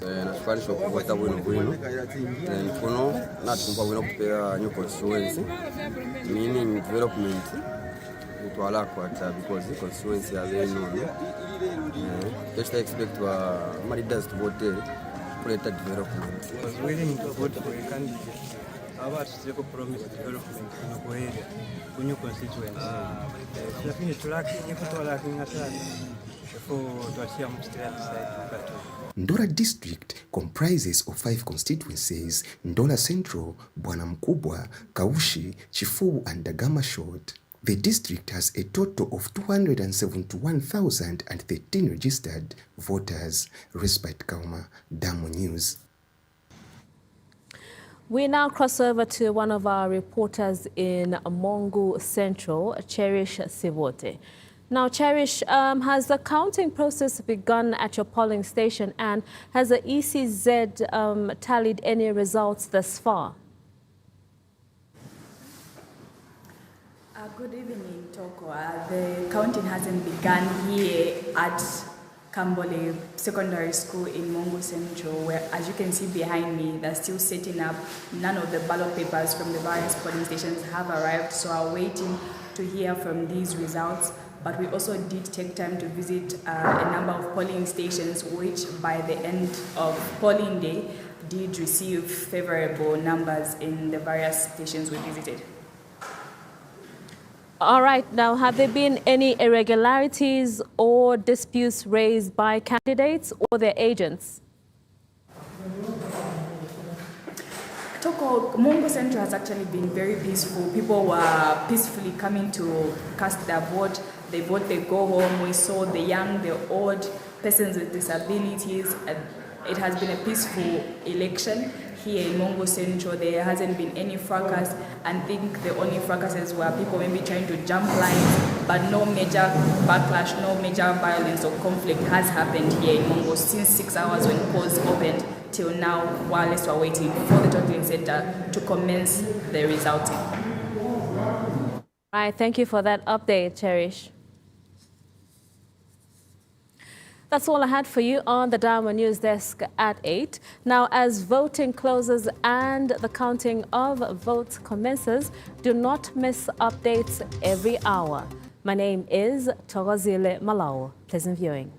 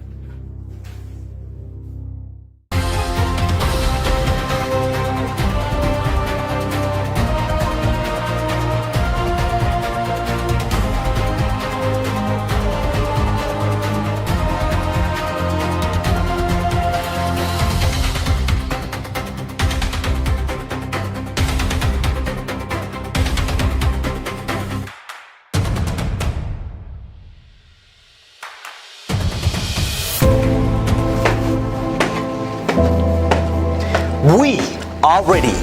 Are you? We promised you the biggest election coverage, and we are delivering it. Powered by advanced technology, we'll bring you election results as they happen through interactive maps, a live leaderboard, and data that makes every vote count. From augmented reality to real-time graphics and data analysis, we're helping you understand not just who is leading, but why. With over 100 journalists dotted across the country, giving results in real time, as announced and verified by the ECZ, and a team of experts that break down the numbers and the trends and give context to the results. No fake news, mis or disinformation. We're plugging the social media gap, moving from polling station to the digital space where the young people are taking up the conversation. We are keeping you updated with the hashtags that are keeping this election running. And in the maze of all the election craze, we still bring you perspective on the news desk. Potiri ulililonse ndilofunika tikuonetsetsa kuti tikukubweretserani zonse zomwe zikuchitika pa chisankho chimenechi mu chilankhulo chathu. Kukuleterani zimenezi mu chilankhulo cha Chiwemba, Chinyanja ndi Chitonga. Tikuonetsetsa kuti palibe wina aliyense emwakhalira mbuyo. We're the biggest media network in partnership with over 40 radio stations dotted across the 10 provinces of Zambia. But also, we'll run you through the entire vote count right here at the National Results Center. This is more than election coverage. This is Zambia's decision. From the first ballot cast to the final results declared, this will be the biggest election coverage ever, right here on Diamond Media.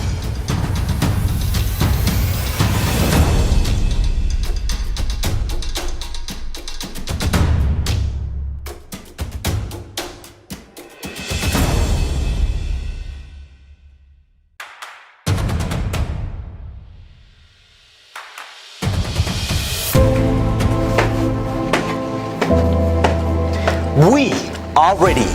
Are you? We promised you the biggest election coverage, and we are delivering it.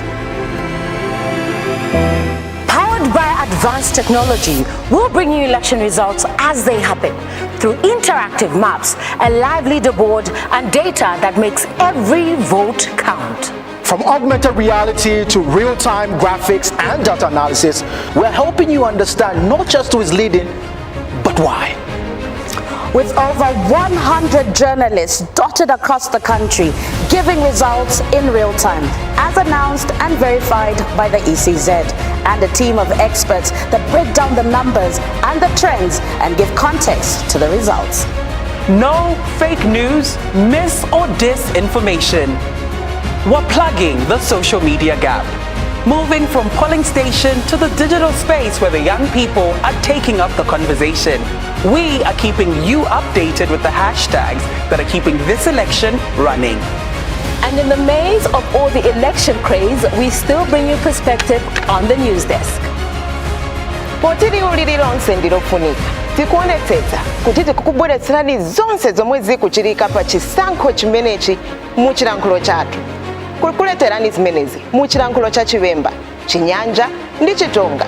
Tikuonetsetsa kuti palibe wina aliyense emwakhalira mbuyo. We're the biggest media network in partnership with over 40 radio stations dotted across the 10 provinces of Zambia. But also, we'll run you through the entire vote count right here at the National Results Center. This is more than election coverage. This is Zambia's decision. From the first ballot cast to the final results declared, this will be the biggest election coverage ever, right here on Diamond Media.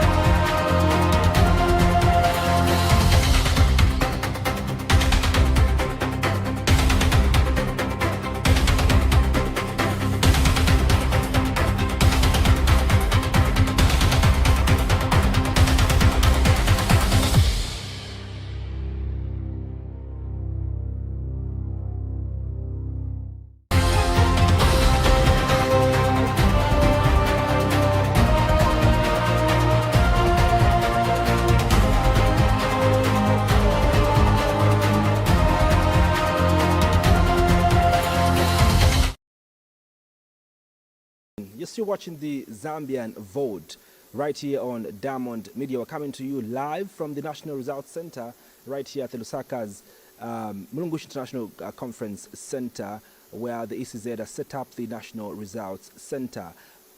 Voting began as early as 06 hours, and in some areas it has concluded. We did see earlier on the Electoral Commission of Zambia Chief Electoral Officer Mr. Brown Kasaro get to hold a press briefing to address the country and the public with regards to how the day has gone so far.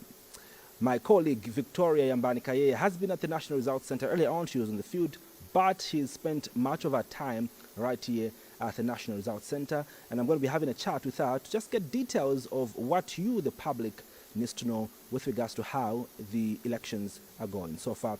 Victoria, thank you so much for joining me on this podcast. Thank you, Andrew. Happy to be here. Indeed. First of all, I'm glad that even though you had an extremely busy day, you still managed to vote, which I did as well. I voted earlier on today, from the University of Zambia at the Sports Hall polling station. And this is evidence that I did cast my vote. I'm not going to be a part of the statistic of those that didn't turn out to vote. But explain to us what has happened so far. You were in the field. I believe you went to Matero. Give us details of how you went and what we need to know. Well, I think our day started from Lima constituency. That Matero was delimited after the constitutional amendments, and we know that new constituencies were added from the initial 156, and Lima constituency is that constituency that was born out of Matero constituency. And we started off by going to Ballaston Park, and that's a polling station where one of the candidates, actually Kelvin Kaunda, was even voting from. So we arrived earlier than 6 hours because polling stations are expected to open at 6 a.m. We were there by 5:30, and already queues were very long. People were there as early as 03 to ensure that they made that democratic right, and that was by casting their vote. Of course, exactly at 6 a.m., the presiding officer did announce the declaration of the opening of the polling station, and we saw that a number of voters started trekking in the polling stations, of course, with the verification of their details and subsequently going forward to vote. But what makes Lima constituency interesting is that, like I mentioned, it is a new constituency, and they will be having their own member of parliament for the first time. It is a constituency that will be looking at how it would develop on its own, coming from Matero, where we saw that Mao Sampa was the one who headed that particular constituency. But we remember that also he expressed interest to run for Lima constituency. And later, voting started, and we saw the first vote to be cast was by a youthful man who came and cast his vote. Later on, we saw different ages coming in. But one interesting moment that made us laugh, but also serious, was a 77-year-old woman came in. And, when we spoke to her, she was asking for a pen from another voter. And we told her that there are actually pens at the booth. And she said, no, I was told to come with my own pen. But you can use the ones that have been provided. I just want my own pen, And it funny as it may sound, but those are some of the issues that ECZ have been able to deal with, where there are these misinformation, disinformation around their pens. But of course, we saw that everyone else had cast their vote at that particular moment, and the environment was so calm, it was so free, and people were able to express themselves through the ballot, of course. And queues were there up until later. We saw Kelvin Kaunda, one of the participants in this election. 4 of them are vying for the Lima constituency seat, and we saw him cast. Well, later on, the other 3 made their vote as well. It's good you mentioned, the fact that Matero constituency was delimited, and part of the constituency that was born out of Matero is Lima. So what happened when I went to vote was this. For so many people, they still thought Munali constituency was still Munali. I don't know. Because I think I witnessed about 4 incidents of where people were looking for their preferred member of parliament to vote for, but they couldn't see the member of parliament. Munali is another constituency called Roma constituency. And so people that live around all the way to about Charleston, they have been, they've been gotten into to be part of, Roma constituency. So it's interesting that you mentioned that, the delimitation exercise that saw the birth of 70 new constituencies, gave birth to some of these constituencies. And I think for many people, they haven't taken time to acclimatize themselves with the boundaries where they live and whether they fall in their old constituency or they now fall in the new constituency. But also, I think you mentioned something very important around the environment, in which elections happened today. We spoke to a number of our reporters across the country. Diamond Media, is connected to over 110 reporters in all the 116 districts, and generally, in most of the districts, what we are getting was that the voting went as smooth and the environment, was peaceful. But I think most important, around 10, we saw NRPUP President Brian Mundiwile get to cast his vote in Twin Palm. You were part of the people that went to cover Honorable Brian Mundiwile, who is presidential candidate of the NRPUP. Tell us about that in the morning. Well, it was actually Olympia. Because he is part of the Roma constituency electorates, and he was scheduled to come at 10 a.m. and because according to the information we were getting is that there were some security concerns around that place, and then they delayed to come through. They were coming at 12 hours, made their way to Olympia Park A, where Mr. Brian Mundiwile had cast his vote. Yep. And shortly after casting his vote, I think he spoke to us where he... But before you get to speak to us about what he said, there's a video that is on social media which is trending of a bit of an altercation that happened before he cast his vote. I think there was a woman that was right in front of him, and I think he had attempted to so that he could vote. But I think there was a bit of an altercation. Did you get to witness what happened? Well, it was not necessarily an altercation. Those things get to be witnessed all the time. Remember that even as the media are given a certain type of treatment, when we are casting, we are not expected to line up because we are in the line of duty. And equally to candidates, everywhere that we went, be it a councillor, be it an MP, be it a presidential candidate, as it were, with Brian Mundiwile, they ought to be given some space so that they could cast their vote. But of course, sometimes, different characters are found at places, and of course, it could be genuine reason because people woke up very early, and for them to feel that the line has been jumped of this, maybe they don't even know who Brian Mundiwile is, so that created some sort of what's seemingly looked like an altercation, but it was really her expressing her displeasure. But Brian Mundiwile was calm, and he was allowed by the officials from the Electoral Commission of Zambia to proceed as they had started, and he finally cast. But then what was so intriguing around his coming, like I mentioned earlier on, that he should have cast his vote exactly at 10, but that was delayed, and according to information that we were receiving is that the environment apparently was not so conducive or safe for him to arrive at that particular time, and so they were waiting for the situation to... Did it look like that, according to your own observation? Did it look like that? Well, we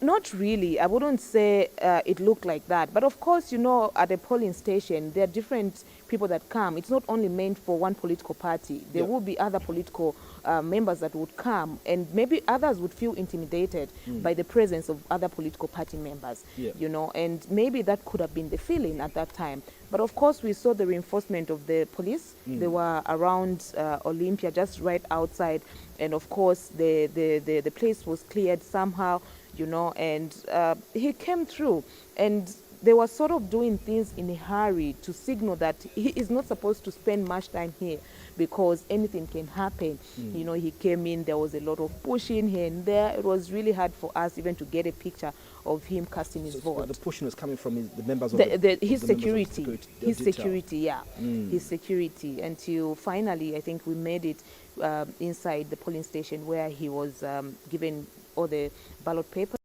Starting with the presidential, the parliamentary, mayoral, and also for the councillors. The councillors. Yes. You mentioned earlier on that he took some time to speak to the members of the media. What exactly did he say? Well, for him, he was maintaining that that particular vote that he had cast was important because it is one that will liberate the people of Zambia. As you have heard him speak, he repeated today that he feels he's going to carry the day, and this would sort of be the second independence for the people of Zambia. And so he was just giving hope to the citizens. He spoke less than a minute. A minute? Yes. That was a quick speech. A quick speech, but I think also later on we did see presidential candidate of the UPND, Mr. Hakainde Hichilema, also get to cast his vote. We saw him with his children, and I think with his wife as well, if I'm not mistaken, the First Lady, Madam Tinta, you know, Hichilema at Kablonga Boys.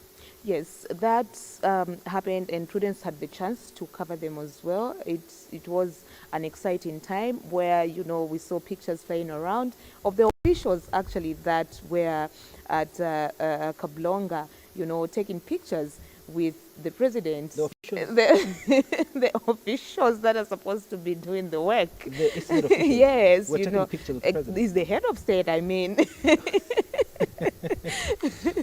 He is the head of state, and you know how humorous he is. And you know, he was standing in the queue. He had an opportunity yes, he even had an opportunity of calling one of the electorates in the line to come and stand in front of him. You know, so there were those moments, exciting moments, you know, that people would look at and smile, you know, coming from the head of state. One, they would think would be surrounded by security and all that, but I think he wanted to mingle with the people, and I think it's important because he's a presidential candidate, and so maybe. So you're saying that when he arrived in Kablonga, obviously he found a queue there because there were people voting. Yes. He didn't go directly to go and get the ballots. He stood at all for some time, but of course he was cleared. That was interesting, really. That was really interesting. So did it take some time to speak to the media as well in terms of what that vote means that for the people that are casting a vote on him? Did he speak to that? Indeed, you know, and President Hichilema's message has always been that of continuity. He believes he has done so much, his government has done so much from where they found the country. You know, there has been all these recoveries that they feel have been made in the economy. And for them to continue and to take us where he wants this country to be, he ought to be given another chance. He ought to be given the second term, you know, to fulfill other obligations that he feels have not been fulfilled. Of course, you know, they talk of how CDF has been a game changer that has been increased from time to time, and they have promised that even when they retain power, they will be able to even increase it more. With the delimitation that happened, I mean, constituencies will be able to get more money. So that's what he spoke to when he addressed the media. This race to State House has 14 presidential candidates, but obviously yesterday we did see that the commission did make an announcement that Xavier Chungu was officially now removed from the ballot. Was going to be on the ballot, but you know, they did make that announcement that he's no longer part of the race. Obviously, we also did see Citizens First President Harry Kalawa get to cast a vote, as well as the other, you know, 10 presidential candidates. Are you able to speak to us with regards to these other presidential candidates? And well, Yes, indeed, we know that Citizens First President voted from Monali, but of course, in all these areas, we had other colleagues that had an opportunity to cover them.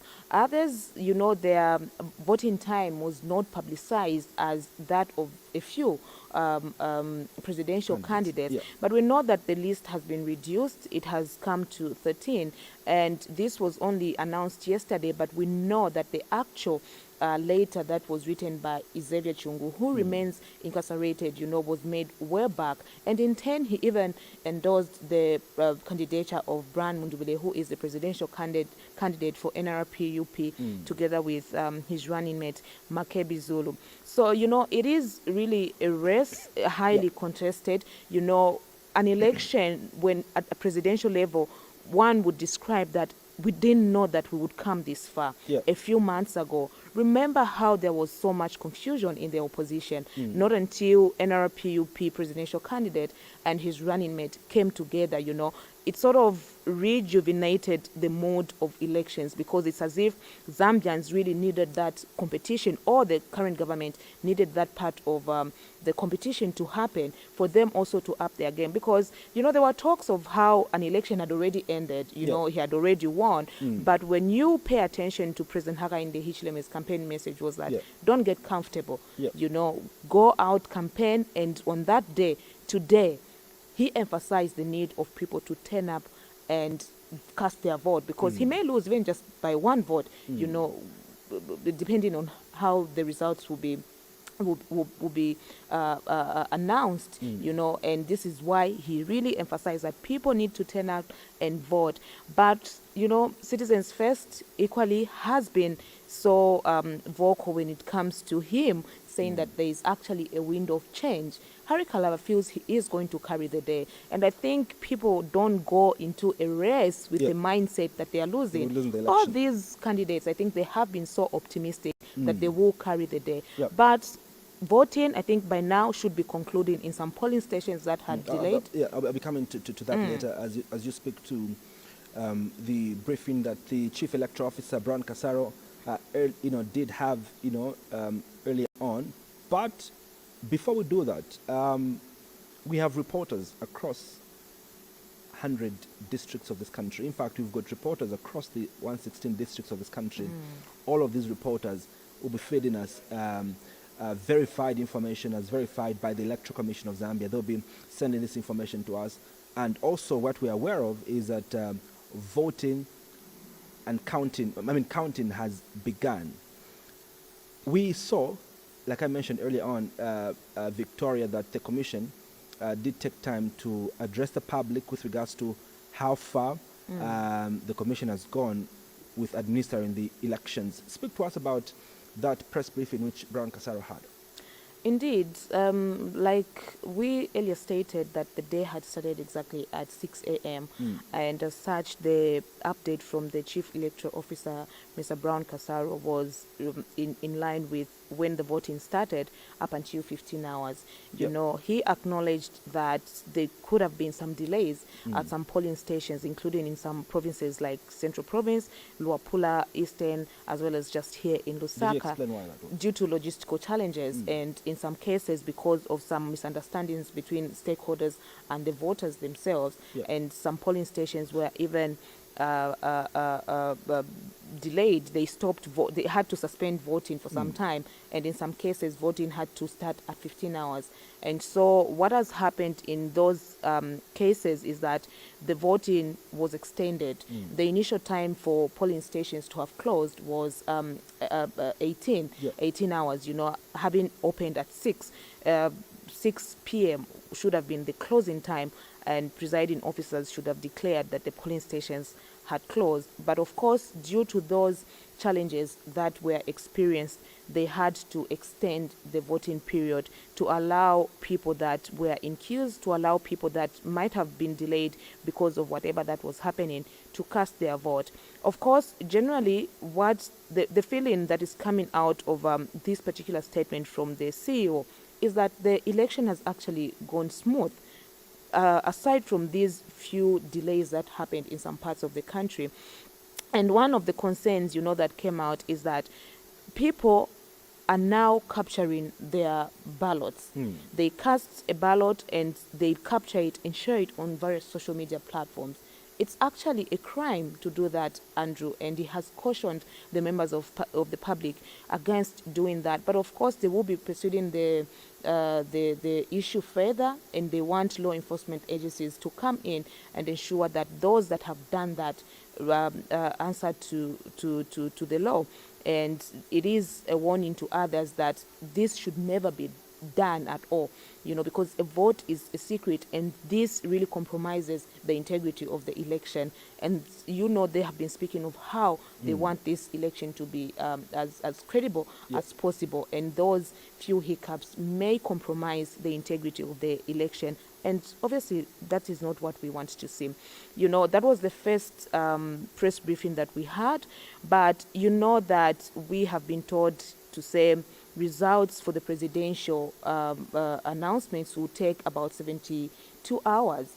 This means that they will be coming in, and the 8 stages that they had announced yesterday at the launch of the results center will have to be followed. You know, everything starts at the polling stations, and from the polling stations, the results will be verified, and all those processes will happen until they go to the totaling center. But before they come here, even at the totaling center, there has to be a process that they have to undergo, and that's the verification process before they are sent to the headquarters. The headquarters is the results center.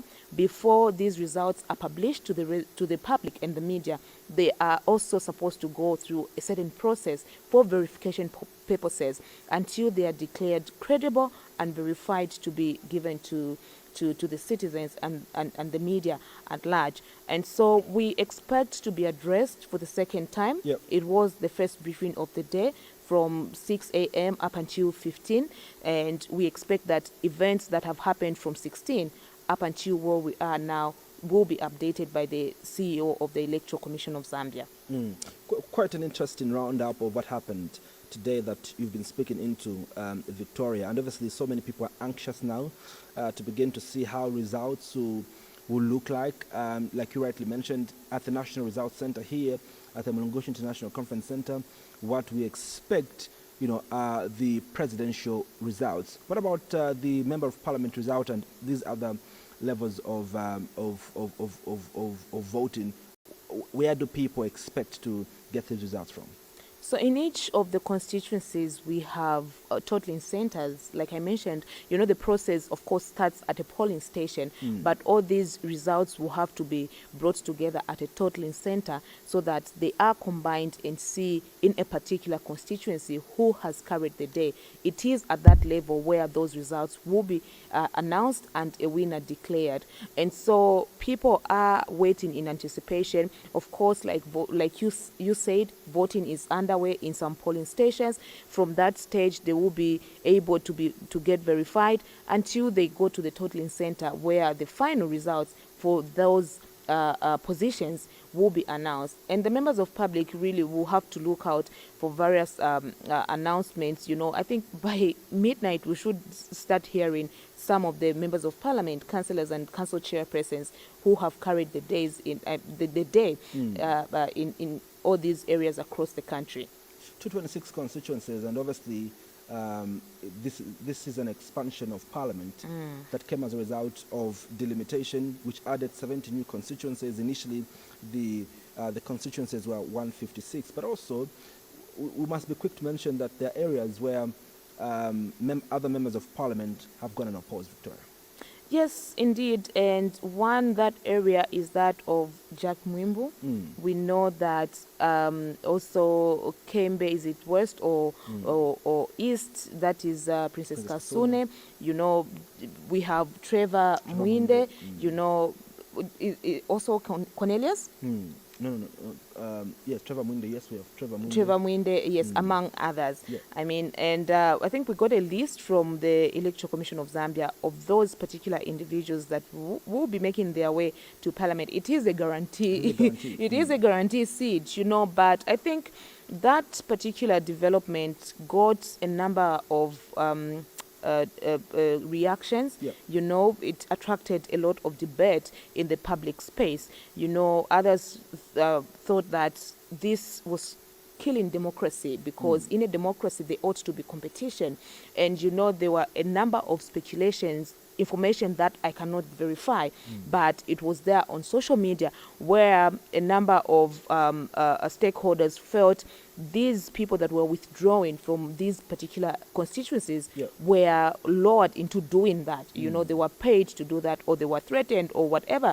It is not that they really wanted to withdraw, but it was some kind of influence that came through for them to withdraw. And so they feel in a democracy you ought to allow people to express themselves and also to participate, you know, to create a fair and level playing ground. But it happened, and we'll be seeing them going into the next parliament after this particular election that ends in a few days, you know. And so what remains to be seen is how they will be able to respond to the needs of the people, their voters in their various constituencies, you know, and that's what matters. You know, Jack Mwimbo has been a member of parliament for the longest period of time, you know, and people thought he was coming into retirement, but he feels he still has the energy and he still has unfinished business for his people. So we're looking forward to... He's now in a new constituency. He is in a new constituency. He's starting afresh. He's starting afresh. It's the first term, I mean, so... It's good you mentioned that, because the part that you mentioned around then opposed and how other people feel that it's not, you know, it's not promoting democracy. For others, I think the issue there has been that the opposition was totally unprepared, you know, for these elections. You know, they couldn't field in candidates in most parts of the country in terms of the constituencies. In fact, even at councillor level, so many seats have gone unopposed. And I think it ought to do with how prepared the opposition was, and I think it exposed just how unprepared they could have been with regards to putting their house, you know, in order. But speaking around, you know, the same issue of the we are getting into, you know, especially after this election, the proportional, you know, representation, Victoria, besides the limitation that gave birth to 70 new constituencies, moving the elective seats from 156 to 226, there's now 40 reserved seats, 20, you know, going to women, 15 going to youth, and 5 going to persons with disabilities. This, by some people, has been seen as a game changer in terms of uplifting the representation of these marginalized groups going into parliament, though others, yes, have said that there's much more that we can do. But I think that the largest majority, you know, have gone to commend, you know, this type of upliftment, calling it a step in the right direction. Let's talk about this, you know, Victoria. Do we know, you know, just how many women were adopted, you know, by these respective, you know, political parties? Because I think that's been another major area of concern. That yes, there's this new constitution amendment that provides for this, but I think individual political parties haven't taken it up, you know, on themselves to adopt women, to adopt youth, and they've gone back to how, you know, it used to be. Even in the adoption process of the main opposition, the NRP-UP, as things stand, and the ruling party, the UPND, not so many, you know, young people and not so many women were, you know, adopted. Maybe let's quickly speak to that, Vicky. Well, you know, and that has been the argument, Andrew. If you remember, during the constitutional amendment process, I think those were some of the issues that were raised by the proponents as well as the opponents of Bill 7. You know, many would argue that it didn't have to take constitutional reforms for those obligations to be fulfilled, because Zambia has so much legal reforms that would allow the increase of women representation, including persons with disabilities, and also including the youths. You know, just like you mentioned, it begins at party level. What are you doing as a party to ensure that that particular aspect is fulfilled? You know, before we even get into fulfilling what the constitution tells us to do. You know, so even before these amendments, I think we had, was it 10? Reserved seats of members of parliament that the president is supposed to appoint, you know, so that also, is it 8? Eight nominated seats, about 8, yes, nominated seats, you know, why wouldn't they use that, you know? Also, why wouldn't they use that to ensure that the youths, persons with disabilities, occupy those particular seats that are reserved, you know? So, you know, the people that supported Bill 7 would tell you that President Hakainde Hichilema had shown willingness into doing all this. There was that political will. And of course, from what they have been able to observe from the Speaker of the National Assembly, who is a woman, to the Vice President of this country, who is a woman, you know, and so they feel that particular amendment was just to enhance what he had already started. It is something that we saw receiving a lot of reactions to it. We even saw protests, you know, prayers that were meant to to stop the going through of Bill 7. And so, but it went through, and time has come for us to see that being implemented. And you know, it will be interesting enough to see how those that will be appointed in those positions. 20 is a big number, you know, not of course to meet the standards that are expected, you know, in the representation of women. Of course, 15 and 5 in that regard that is shared between the persons living with disabilities as well as the youths, you know, isn't much to bridge the gap that has always been there and stakeholders have always spoken to. But it will be interesting enough to see how also these people that will be vested with the powers to lead in those positions, how are they going to perform? Because it's not just about appointing women, it is not just about appointing the youths. What kind of youth are you appointing? What kind of a woman are you appointing? You will not just take anything to parliament just because it is a woman, you know. We will not take anything because it's just a youth, you know. So we need to have quality of leadership. We need to have people that will motivate others, you know. And for the longest period of time, I think one of the complaints that has come through is how women do not want to make themselves available, you know, but also the political landscape has been so cruel, you know, that the terrain is not good. It is not smooth, you know. First of all, you need to be of financial muscle. You also need to be strong mentally, you know. Just when I remember Dorika Banda, when Dorika Banda came on the scene and, you know, expressed interest for the highest position of this country, you saw how social media came awash, you know, how they wanted to dig deeper in her personal life, how she's not married, how she's not what, how she doesn't have what, you know. But do those things matter? Hasn't she been able to lead in other roles and performed extremely well? Without having all that, does that really matter? You know, it doesn't. And so it is an interesting period. Of course, bit by bit, we are fulfilling the electoral calendar. You know, the voting today is almost concluding. As we speak, we should be expecting another update from the Electoral Commission of Zambia to see how far we have gone. But the calendar is being fulfilled, you know, slowly, and we are looking forward to seeing how those seats will be distributed and who is going to fill them, and see how their performance will be. Remember that Zambian people really watch, you know, and as the media will be there to put people to task, because you can't just go to parliament and drink tea. Well, that's true, Victoria. Well, in case you're just joining us, we are doing the Zambian Vote podcast. We are coming to you live from the National Results Center, right here at the Mulungushi International Conference Center. We're doing a wrap-up of how the day has been and the information that you could have missed, and we're summarizing all this information to you before the official counting of the presidential ballots begins to come here at the National Results Center. We've got reporters dotted across the 116 districts of our country that are on standby to give you the results that will be verified by the Electoral Commission of Zambia. And so stay locked to Diamond Media, because also we have partnered up with over 40 radio stations across the country.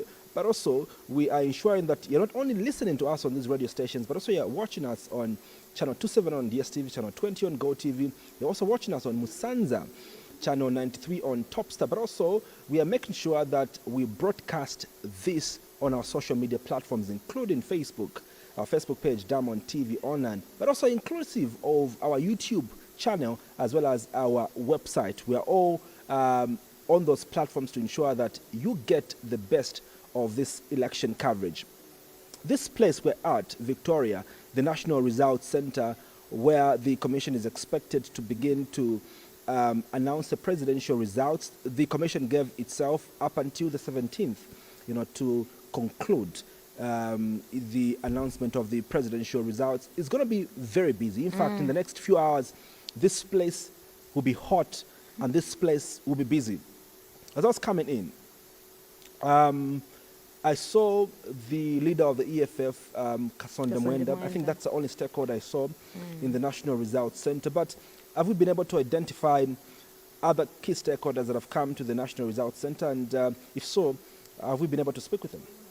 Well, we had some of the stakeholders that came through. I think we have seen civil society organizations that we are yet to speak to. Remember that there is little that can be done now until the verified results are announced, and stakeholders will begin to speak to those results that will be announced. Remember that what is happening really is, just like you said, it's going to be a very busy period from now up until the 17th. Remember that we have other independent bodies that are doing their own verification, and they will be doing their own voter tabulation and announcements also, after, of course, the Electoral Commission of Zambia do their announcements. But we have seen that members of the UPND are there. We saw earlier on the media team, and also we saw the Lusaka Province Permanent Secretary. He came through, but he has since left. Obviously, he will be making his way back. And just like you mentioned, Kasonde Mwenda, the member of the Tonse Alliance,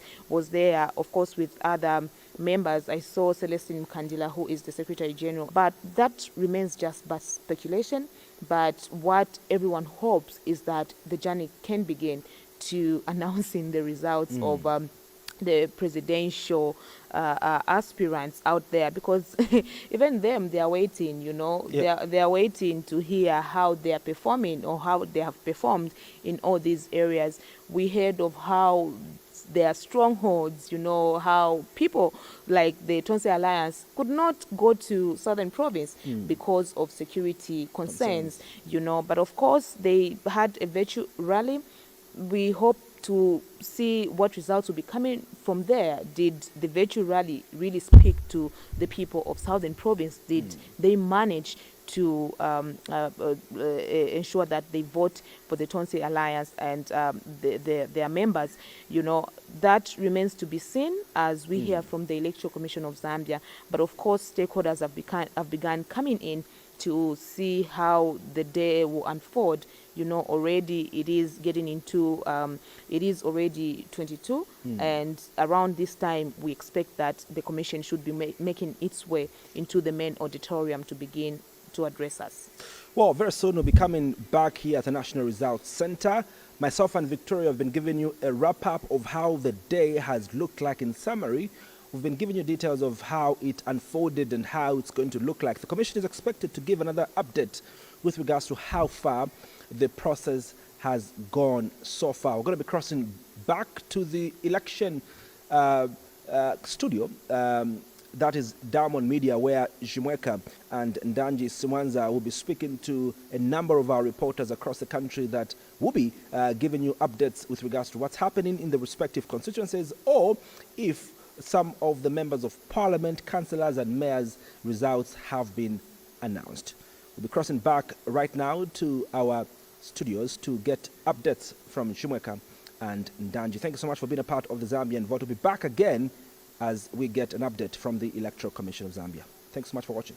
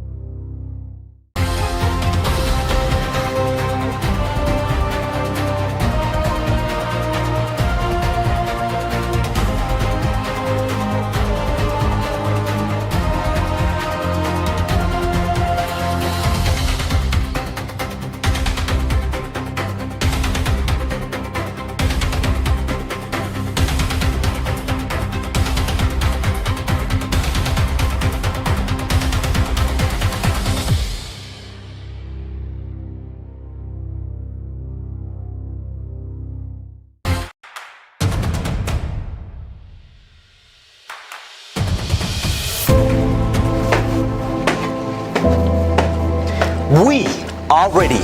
Are you? We promised you the biggest election coverage, and we are delivering it.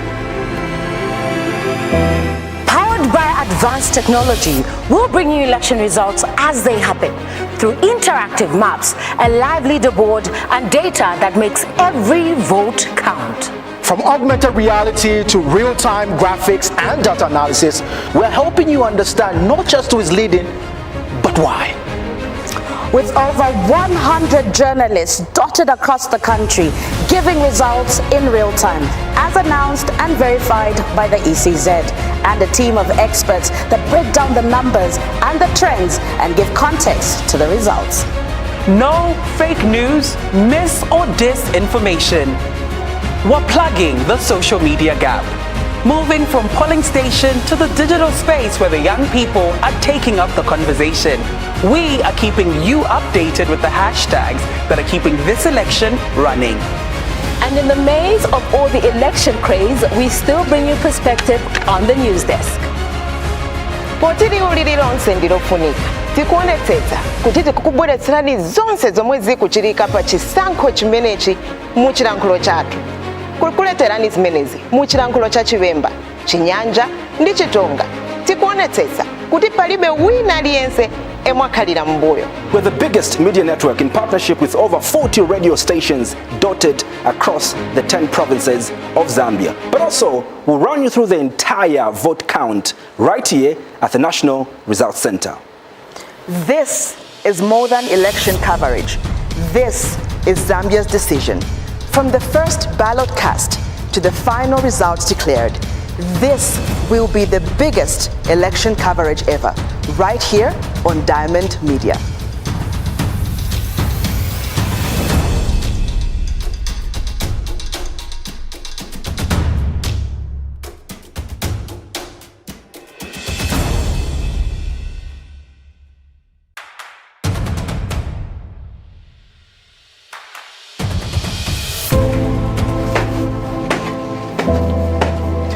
We are ready. Are you?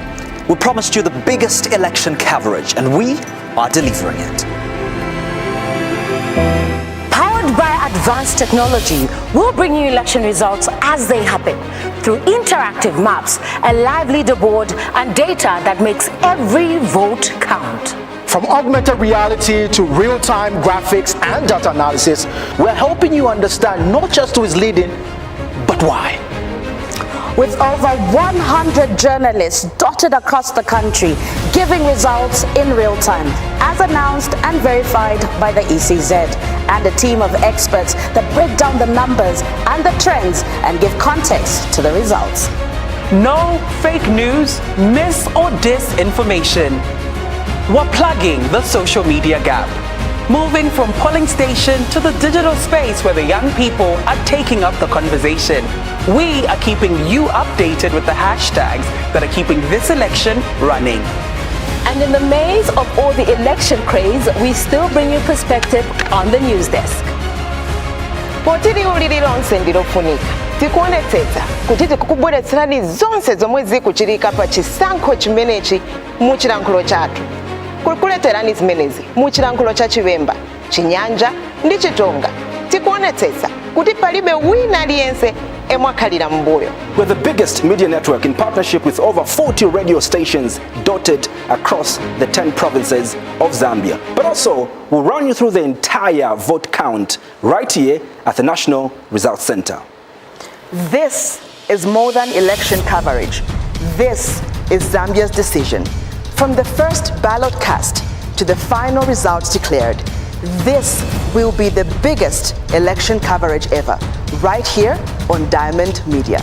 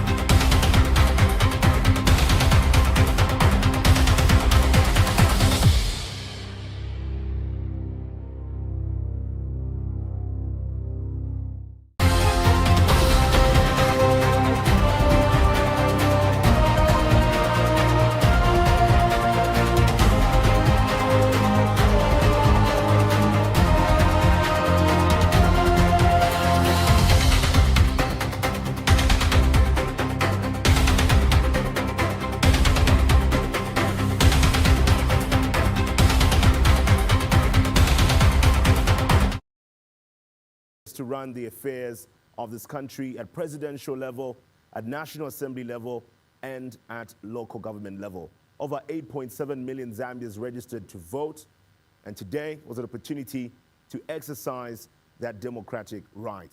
Right now, the counting of votes is underway, and we're here as Diamond Media to keep you up to speed with the Zambian vote. Welcome to it. My name is Jimwega Chileshe. Good evening. As you wait for verified result from the Electoral Commission of Zambia, it is important that we're going to take you through step by step. One thing has been done.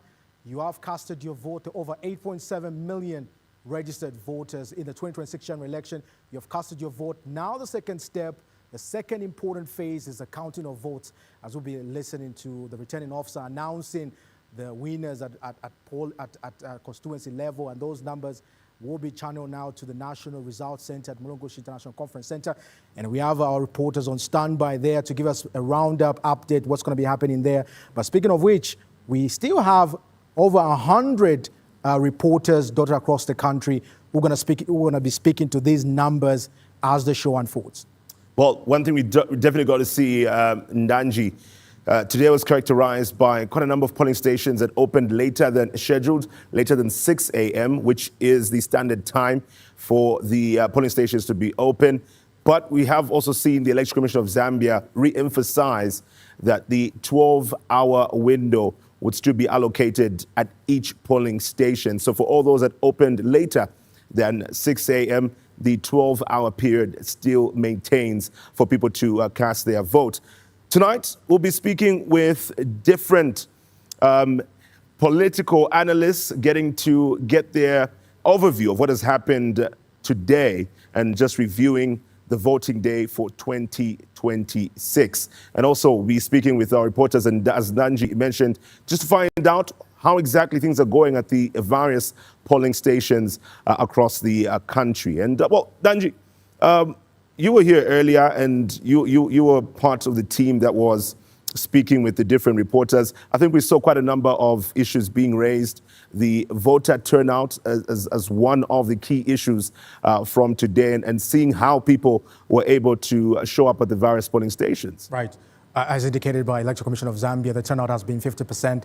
Quite an interesting number, if you ask me, to the total number of people that were supposed to cast their vote. But also one of the things I wanted to ride on before we even begin debunking some of these key elements that happened during the day as we build up to the counting down of the votes is the fact that Electoral Commission of Zambia Chief Electoral Officer Brian Casado did bring out something very important that has been noted equally on social media, where people are sharing marked ballots, and according to 91 subsection 1 of the Electoral Process Act, is clear that that's an illegal act, and many people will face consequences, and they have issued a warning to those who are posting marked ballots. And I think it's very important for every voter to make sure that they keep their vote secret, because your vote is secret.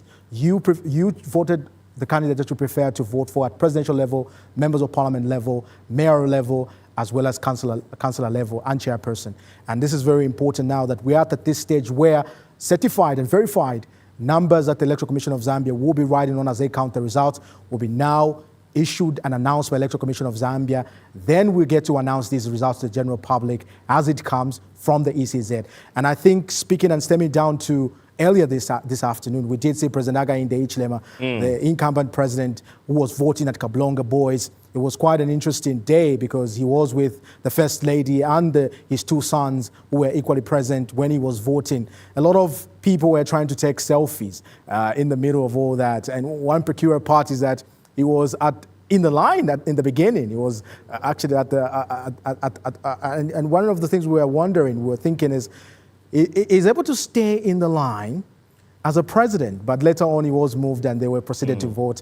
That's quite interesting. But we also did see the vice president get to vote at Ranchdale in Chongwe. Equally, that was quite interesting to see her cast vote. That's it. That's right, and Angie. Not only that, we also saw from the opposition, the National Reconciliation Party for Unity and Prosperity presidential candidate, Mr. Brian Munduwile, getting to vote from Olympia. We saw his running mate, Mr. Makebi Zulu, also taking time to vote. The likes of Mr. Harry Kalaba getting to vote in Makeni. So we've seen quite a number of candidates actively getting to vote. Earlier, we also saw a former Chama member of Parliament, Intasida Lungu, Mulungu, who's daughter to Zambia's sixth Republican president, voting in Chawama. But I think more people paid attention to her being seen accompanying her husband as they got to vote at Kablonga Boys School, the same polling station that we got to see President Hakainde Hichilema get to vote from. So many people have taken time to vote, but right now the focus is on how the counting of votes is going and ultimately the results that will come out from that. Speaking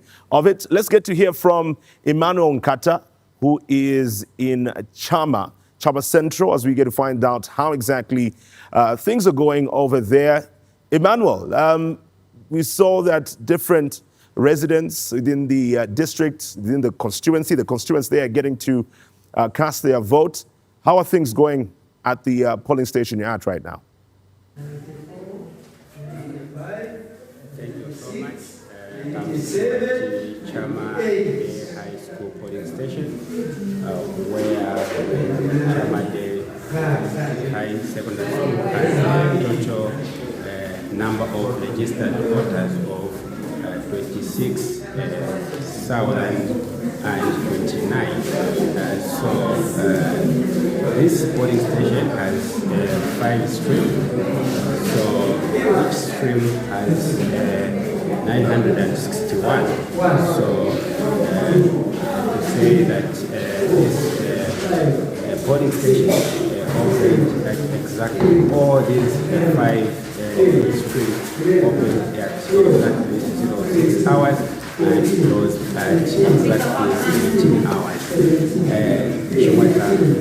This time around, all streams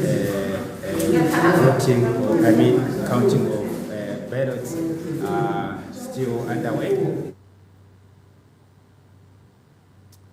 Apologies for that. We'll get back to Chama Central, where we have a reporter, Emmanuel Nkata, to get an update on how the counting of votes is going. And he's not the only reporter we'll speak with.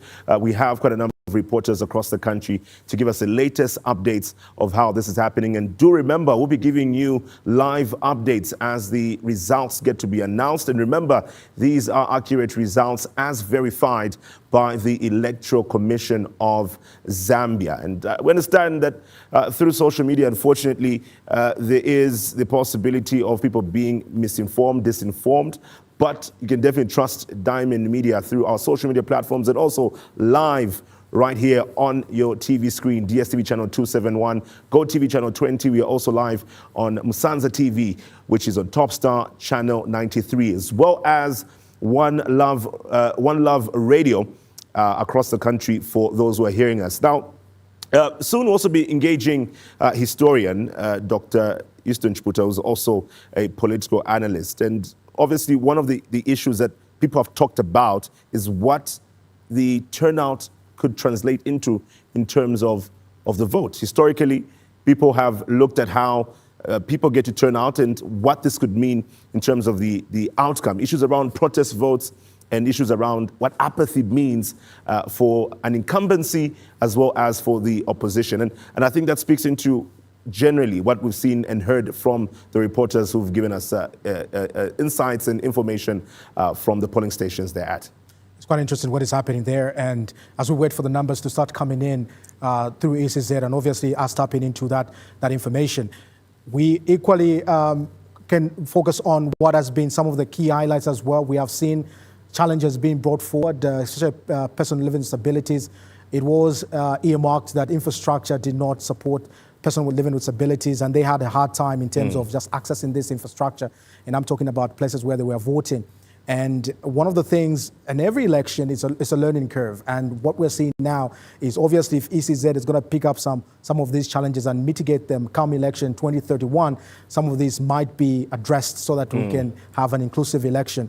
But also, we look at some of the things that people are looking forward to. People are looking forward a better economy. People are looking forward cost of living reducing. Some of the hopes that they have in any leader that they're voting for now who's going to form government come after the results have been announced are delivering these very issues, and it's going to be very paramount to the conversation. Definitely very paramount to the conversation. And looking at even what happened earlier today, we get to see that in different parts of the country, the different aspiring candidates, not just at presidential level, but at National Assembly level and local government level, getting to exercise their right.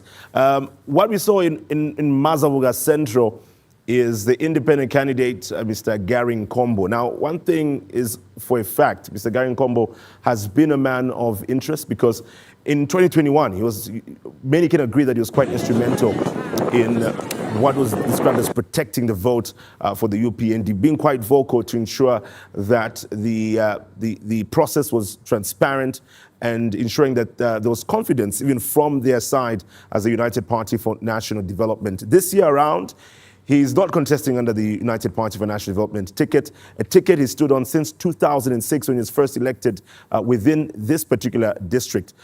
What we get to see now is him standing as an independent candidate. Today, he got to cast his vote. What was worth noting is the shirt he was wearing. There he is with his granddaughter, but that shirt takes us back to the day he was filing in his nomination. And we saw the events that occurred on that particular day. This really saddened a number of Zambians, disappointed a number of Zambians. In fact, even prompted the Republican president, Hakainde Hichilema, to make a statement against those who misconduct themselves during an electoral period. And this came just about 2 days before the president issued a statement around the same. It seems this particular shirt is quite symbolic for him. It's not the first time he's wearing this. He's appeared before the police in that very shirt. Others have accused him of trying to get sympathy from the public, trying to get a sympathy vote. Others have supported that, saying that he needs to remind people of what he's gone through leading up to voting day today. It's been quite an interesting run this year, this particular election. Remember also, on the dashboard, we are seeing a lot of independent candidates. He's equally an independent candidate who's contesting not on a political party, but also we have seen a 360 shift with other candidates moving from the former ruling party, the PF, now shifting camps, some of them joining the UPND in the sole purpose of securing a seat in this year's election as members of parliament. But we're going to see all those as numbers keep coming in from our reporters who are dotted across the country. Speaking of which, we're going to cross over to Angela in Lukasha, just to speak into what is happening there as far as counting of ballot is concerned. Angela, a good evening to you. I want to just start with getting your insight in terms of where we are at right now with vote counting in Lukasha. Good evening. Thank you, Chumweka. Most of the polling stations are still counting because we had most of them start voting late. So most of them are still counting, and at the totaling center, none of the results have come in right now. Now, as voting is underway, are we still seeing the various monitors, the independent monitors, as well as those sponsored by the candidates and the political parties that are contesting this election?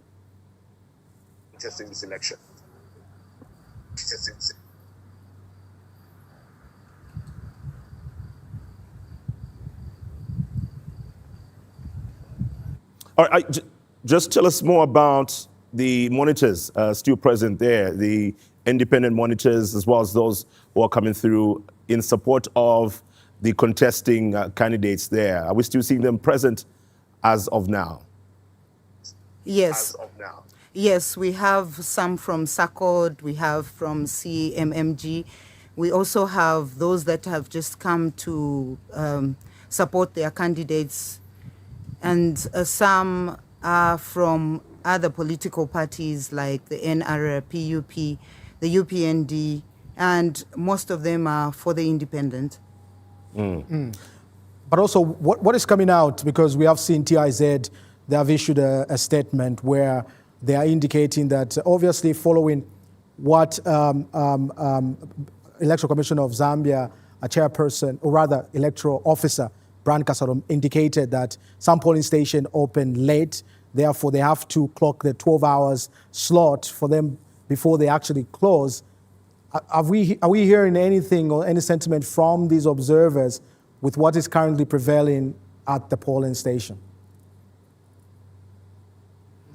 Right now, we haven't gotten anything except from the sympathizers of different political parties that are complaining. They feel, according to them, it's unfair to say some of the polling station took up to 12 hours, yet they have to go another 6 hours. They feel it's going to be dark. They feel they're going to be uncomfortable because it's going to be in the night. Now, tell us more about the turnout from today. We have seen in some areas what looks to be a low voter turnout. What is the situation in Lucasia?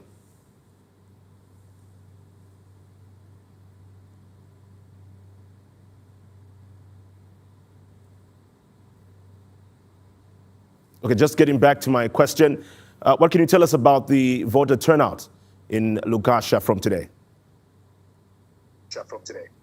Most of the polling stations just got about 50%, while others got less than 50%. We were hoping later in the afternoon more people would come to cast their votes, but it continued only for a few polling stations that I had some people coming in later. While some of them had a lot of people on the queue, most of them by 15 hours had no people on the queues. Let's even talk about the queues. Just from your observation, in terms of three demographics that I'm going to speak into right now, the young people, the women, and the older folks, who are the majority that you were able to observe on the queues? Were there young people there, women trying to cast their vote? There were a lot of women and young women, I would say, youths, though I saw a few gentlemen and a few old folks, but a lot of them were young people, especially youths, girls.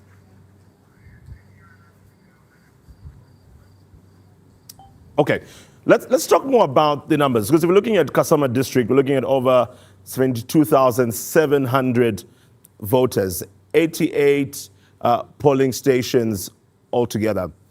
Even from the candidates that were able to cast their vote, what was the security situation within Lucasia and Kasama's district in general?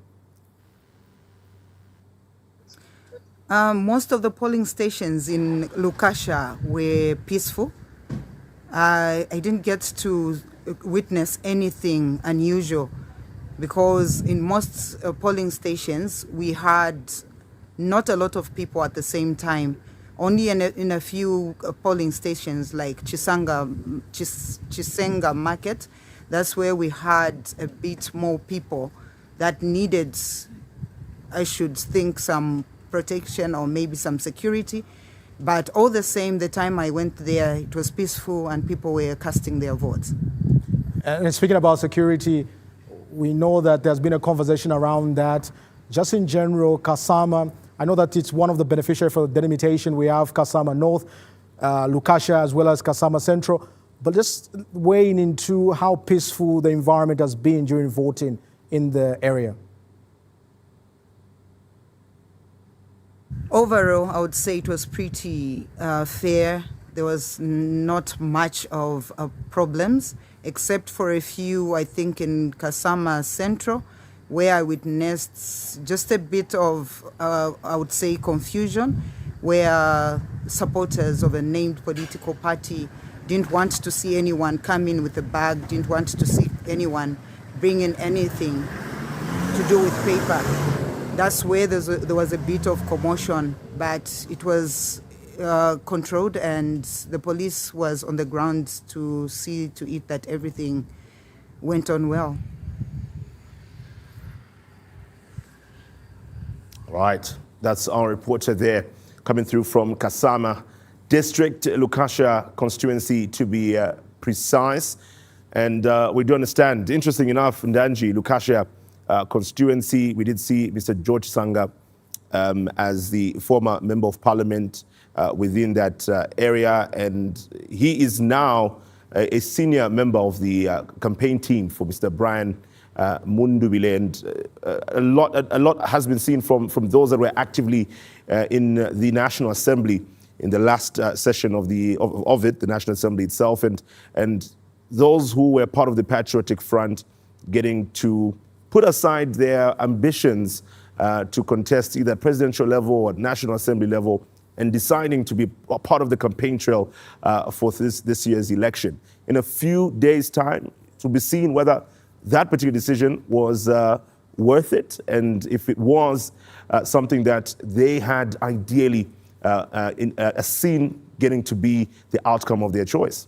Well, Kasama is quite interesting because even if you look at Kasama Central, for example, equally Sibongile Mwamba was member of parliament for Kasama Central. She moved now to the new delimited constituency, Kasama North, and all these dynamics equally speaking to how people have pivoted in the course of the period. Remember also she was under the Patriotic Front as a member of parliament, and she joined the UPND government contesting on the UPND ticket in this election, and she's on the ballot in Kasama North, and she's equally seeking to be re-elected as member of parliament for that new constituency.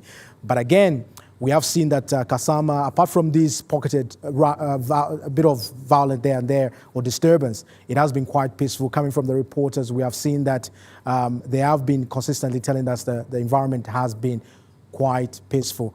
But let's move to Ndola Central. Respite Kaoma joins us right now in terms of just speaking to us what has happened in Ndola Central rather.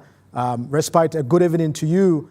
Let's just speak into whether they have started counting, or it's a similar conversation that we're seeing in other constituencies where polling stations open late. Maybe we can just take a debrief on what time polling stations open in Ndola Central and whether the voting has started being counted by the Electoral Commission of Zambia's officers that are at that site.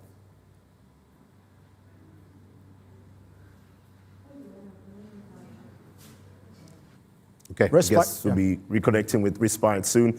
That's from Ndola Central. Another key area of focus, and I think there's been a lot of attention towards the urban areas in the country, focusing on Lusaka, the Copper Belt, seeing that these are the most populated provinces of Zambia, and you see a high number of registered voters as well. So there's a lot of attention that goes towards these particular parts of Zambia in terms of what the numbers will be and what exactly the shares will be for the various political parties that are contesting. Ndola in itself being the provincial capital of the Copper Belt, which has been an economic hub for this country. There's a lot of interest that will definitely go towards that. And soon be finding out how exactly the counting of votes is going within the various parts of the country. And Ndola Central is what we're focusing on soon. But Danji, what we also can see from the different sentiments coming through from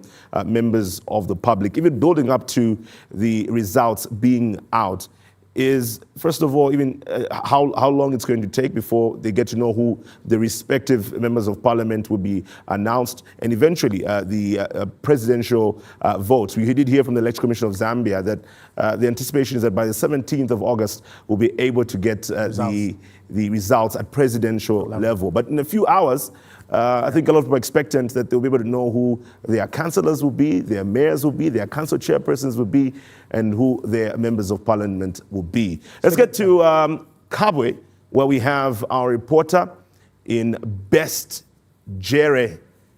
Best, believe is in Kabwe Central. How are things going over there? Good evening.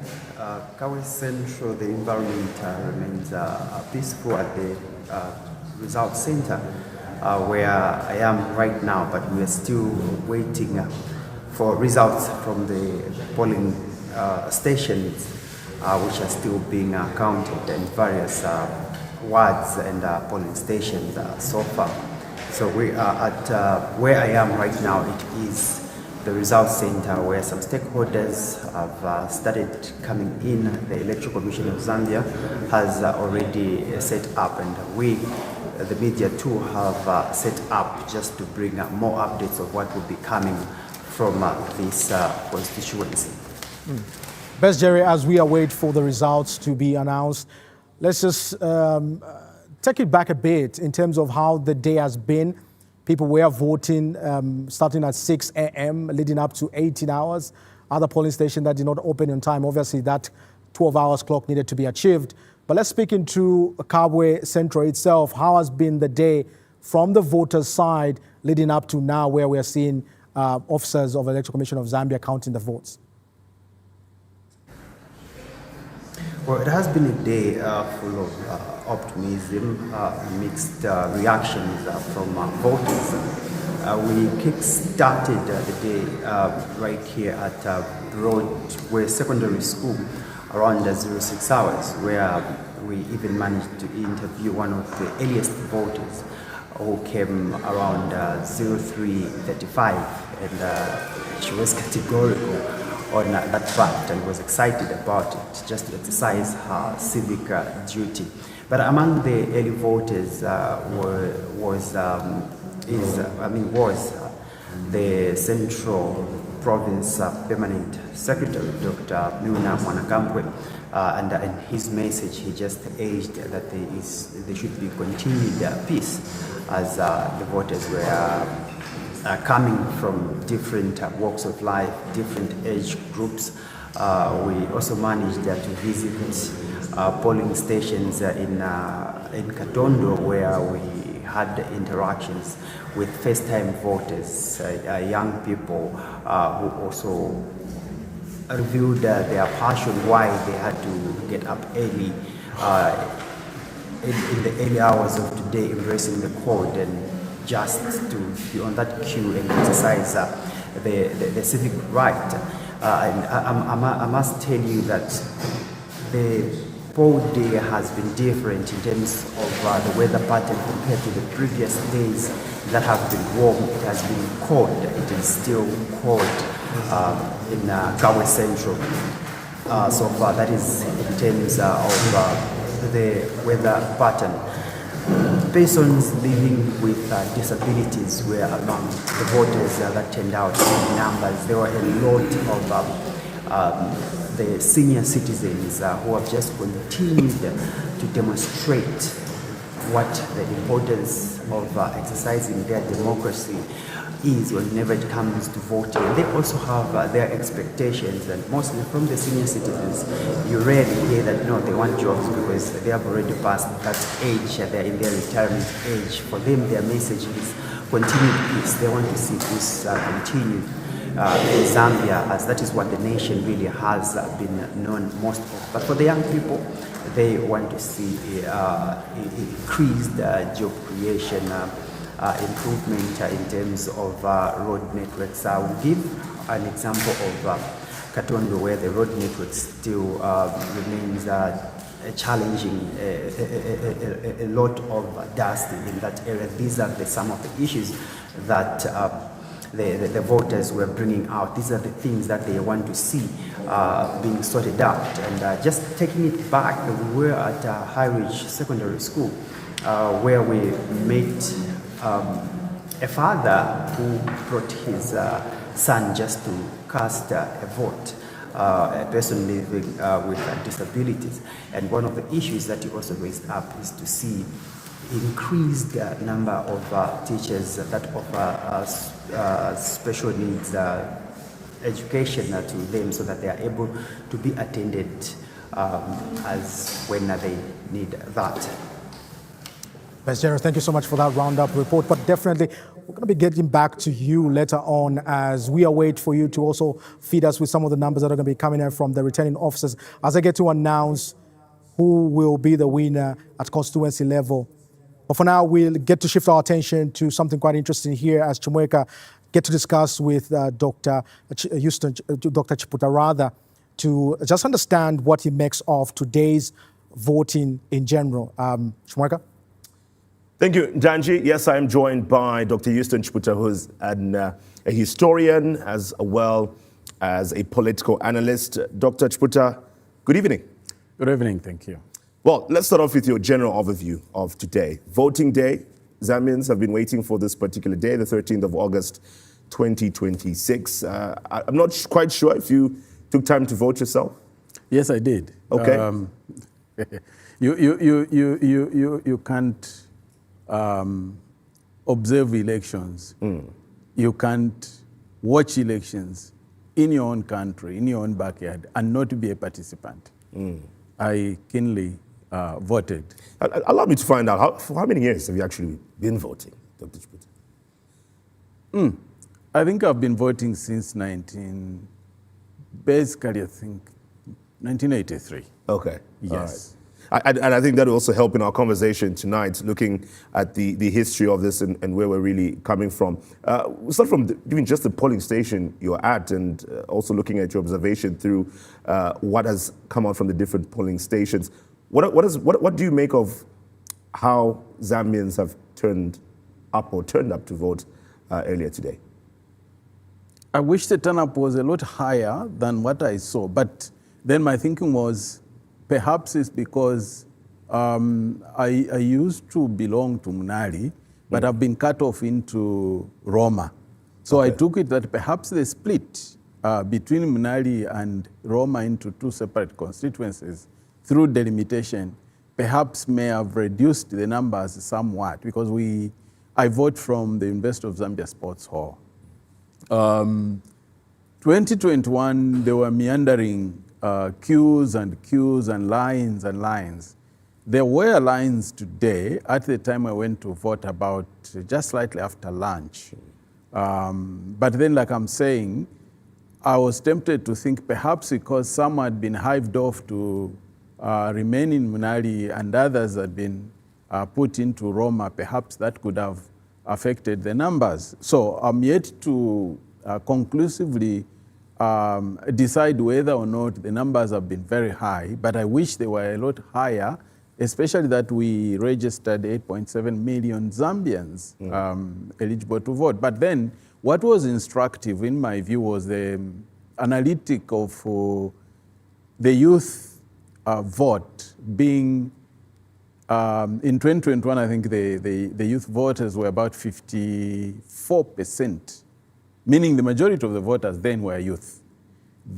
Today's election, the youth had dropped to 46.3%. Yeah, 46.3%. So there was a drop. But then the consolation was women voters, the number had increased from 40-something last time to almost 54% this time. As to the overall numbers, we are yet to be informed by the Electoral Commission of Zambia in terms of how many people have voted from which polling station, from which constituency, and what the permutations may be. And so overall, in terms of comparative analysis, I'm tempted to think, of course not in terms of numbers, but in terms of the atmosphere, I think things were a lot better in terms of what you people in the media have told us throughout the country. There have not been very big cases of violence. Of course, yes, during the transition to today's election, there were cases and even deaths. In terms of delayed voting, yes, there were a few cases of a few hours delay, but certainly not cases where you would have people voting into the following day because materials arrived very late because they had to be airlifted. And I'm tempted to think that CDF may have done wonders in certain places like the Luangwa Valley. Perhaps there, the road network may have somewhat been improved to the extent that perhaps the trucks were able to reach even the lowest parts of the valley to deliver the materials to the extent that probably even there people have been able to vote almost at the same time as everybody else in the country. As a historian and political analyst, you've seen different elections, and many talk about the election of 1991, the turnout for that particular election. People make reference to 2011, 2021. And from this year, you're not the only one who has expressed that you would have loved or wished to see more people turn out to vote. What this signals for some people is voter apathy. And the conclusion for many is that voter apathy favors a ruling party or the incumbency. Could this be what we could be seeing this year out? Ordinarily, yes. When you see huge numbers, exponentially huge numbers, chances are that government is changing. When you see lukewarm people, not necessarily boycotting, but just opting not to vote, it leaves the diehards, the foot soldiers of ruling political parties, to mobilize their supporters, to mobilize their family members, their friends, everybody else, and those that are diehard believers in the essence of voting and the essence of ensuring that a particular political party in power continues to run so that those programs that they support are not jeopardized. I may be wrong, but usually, world over, that is what happens. What we've seen also from this election, the presidential candidate who's been placed as one of the forerunners is Mr. Brian Mundubile of the National Reconciliation Party for Unity and Prosperity. This is a political party that many people only got to know of just a few months ago, a few days, or not actually the actual day of filing in of nominations. And for some people, they saw this as a disadvantage, that this could not materialize into a win, while others argued that and make reference to 1991 and looking at how the movement for multi-party democracy was able to win after its official formation not so long before the election. How much impact does the time difference from when a political party is formed from the election have on what the outcome could be? I think it is, it's very impactful. In the negative, the shorter the period from formation to participation is, and particularly in the case of the NRPUP, because immediately they filed in their nominations and the campaigns opened, they hit the ground running, even without mobilizing and ensuring that they had indeed mobilized enough support across the breadth and length of the country, ensuring that they had mobilized the foot soldiers to do the work on their behalf in the districts, in the wards, in the constituencies. So basically, in my view, the NRPUP were relying on the goodwill of the Zambian people to make the party popular, but also thank social media. The role of social media has been very instrumental in enabling them to get to be known literally in every part of the country. However, the fact that they were not able to fly around, perhaps that also inhibited them, though in my view, I still hold the view that it helped them to reach nearly every part of this country, nearly every town in this country, and that perhaps was to their advantage. But overall, they have had a very tough time. But in the shortest of times that they have been able to campaign, I think let's wait for the Electoral Commission of Zambia and hear and see how far they will have managed to convince the Zambian people. Of course, we are also going to be getting soon the official verified statistics in terms of the number of people that we got to actually, turn up to vote from that over 8.7 million registered voters that was initially announced by the Electoral Commission of Zambia. But we've seen quite a number of targets from the different political parties of what they will be able to get from the votes. We saw that in 2021, there was a margin of about 1 million votes from the winning presidential candidate, who's now Republican President Hakainde Hichilema, and his predecessor, Edgar Lungu. Do we anticipate such kind of margins this year around for whoever is going to win and whoever will be trailing behind? Well, maybe because of what I've said, I may not be in a position to satisfactorily say that we will either have a very large margin or a narrow margin.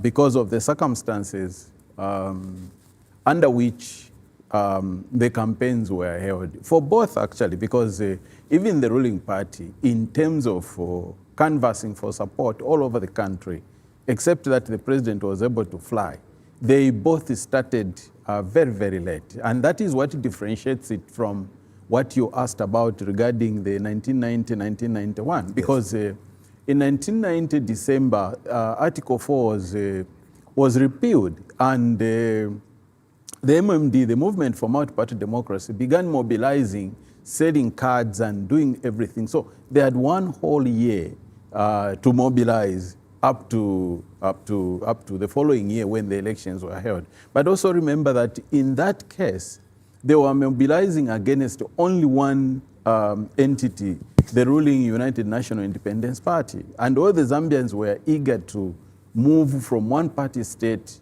to a multi-party democratic system. So literally all the voting was aimed against one political party, whereas in this case, the opposition is varied. There are various political parties that have been on the ground far longer than the NRPUP. Why they couldn't take the place that the NRPUP eventually came to occupy, I wouldn't know. Perhaps their campaign tactics, their mobilization systems, and many other reasons could be used to explain that. But at the end of the day, I feel that perhaps going forward, we need to give these political parties a lot more time to organize themselves, to mobilize themselves. Whether ruling party or opposition, I think they faced very daunting challenges together in the field. Before I let you go, Dr. Chiputha, and before we get to the latest update from the polling stations, you mentioned the aspect of campaign tactics and strategies and so on. You've seen different elections get to happen, and today we see that political parties can openly, come out and seek for people to offer financial support for their campaigns. Are we seeing that elections now are highly around the financial resources? That important? Or what has been your observation? Has this been a trend from as far back as you can remember? Well, during the period of the one-party state, because everybody stood on the same party ticket, except they opposed one another as constituency level. And we never then used to vote for mayors and town council chairpersons. But ward chairmen were elected, MPs were elected, and of course the president literally stood alone. The campaigns, yes, to an extent, required a bit of funding, but not as much as we see today, because today you need a lot of money as a political party first to launch your presidential bid.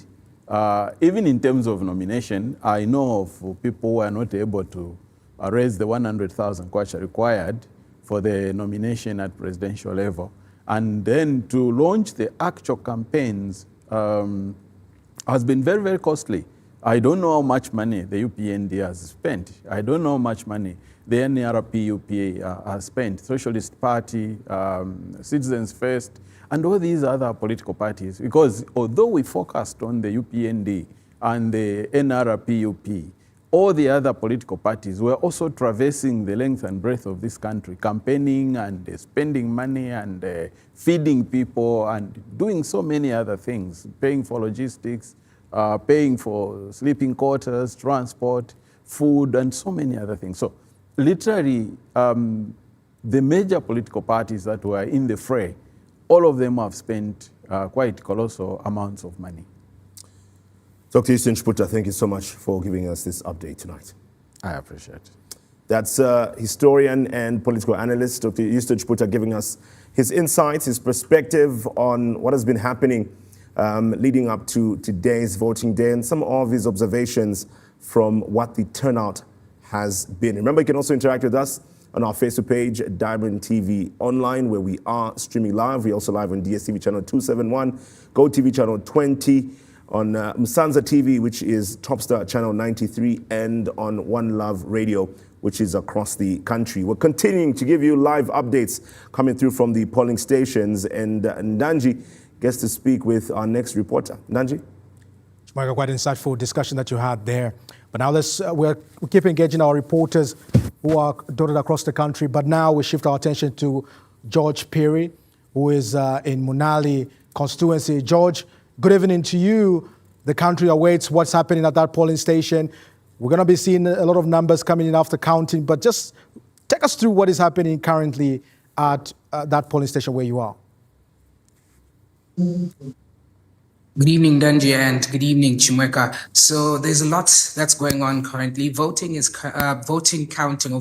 is currently underway, and it's happening in different streams at Munali Boys Secondary School. This is where I currently am right now, and I decided to come through here. This will be the totaling center. This is a totaling center for Munali constituency. If you're able to just take a look behind me, the polling staff are just right there, and they'll be ready to total every bit of results that comes from the different parts, from the different parts of the constituency in Munali itself. There are a lot of things going on.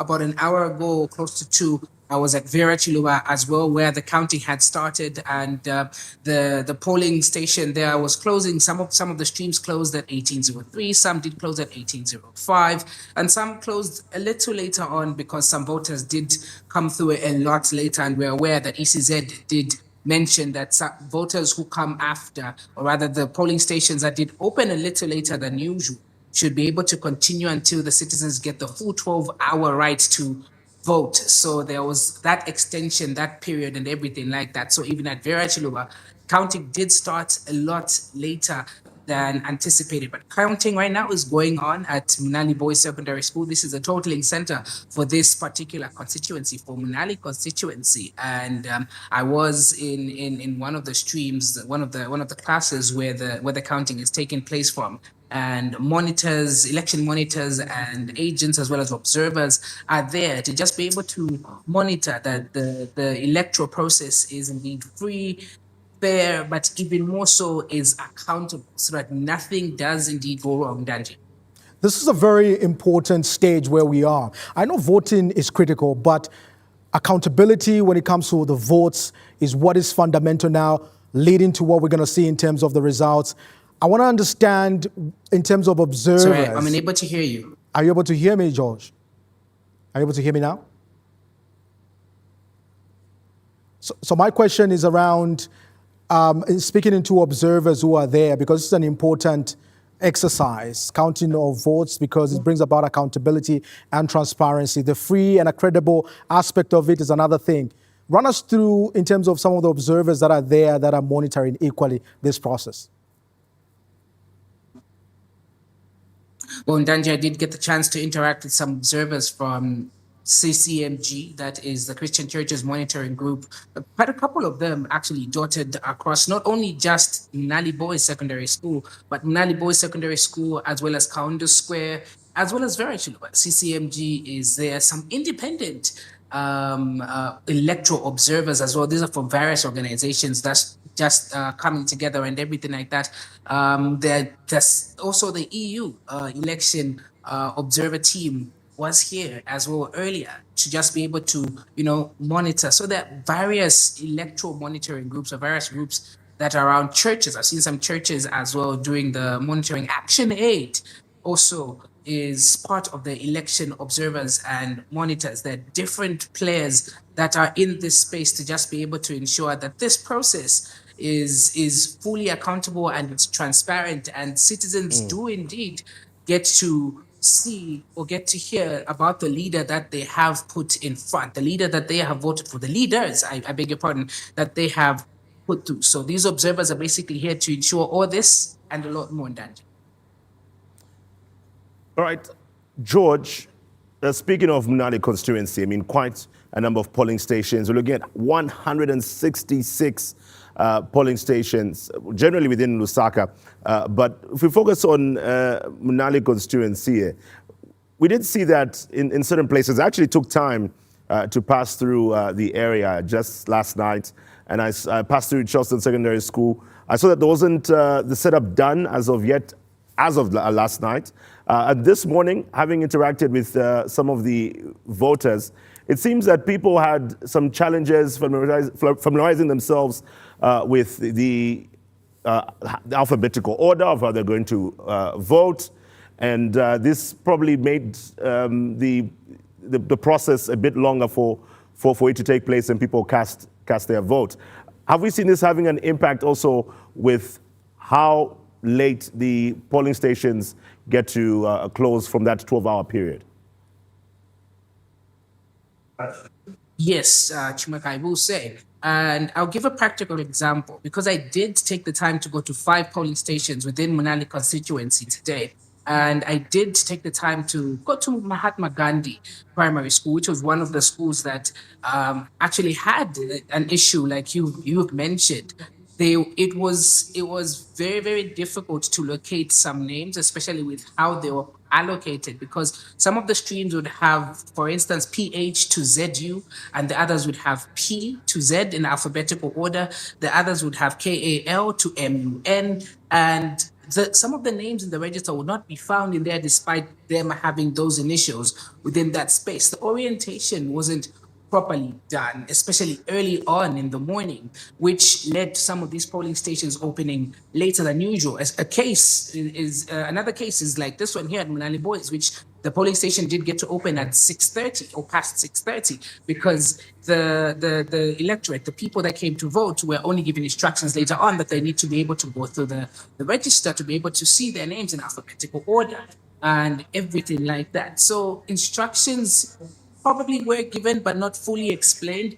And especially during such a time as this, Chumaka, it's important to take time, especially for the electoral staff. They need to take as much time as possible to run people through the whole process of voting before and after. So another case also is Vera Chiluba, where people had to go around looking for their names through and through, looking for from their last name to the first name, and some of them were not actually being found. And the guidance there was they have to move from stream 1 to the other stream, and so on and so forth. A sad turn of events actually that did take place. Allow me to double back to Mahatma Gandhi. When I got there, there was a woman, a person living with a disability, or a woman with a disability, who was in one of the streams for quite a while. I was at Mahatma Gandhi for over an hour, 30 minutes or so, and that woman was in the stream for over 45 minutes because her name was not found there,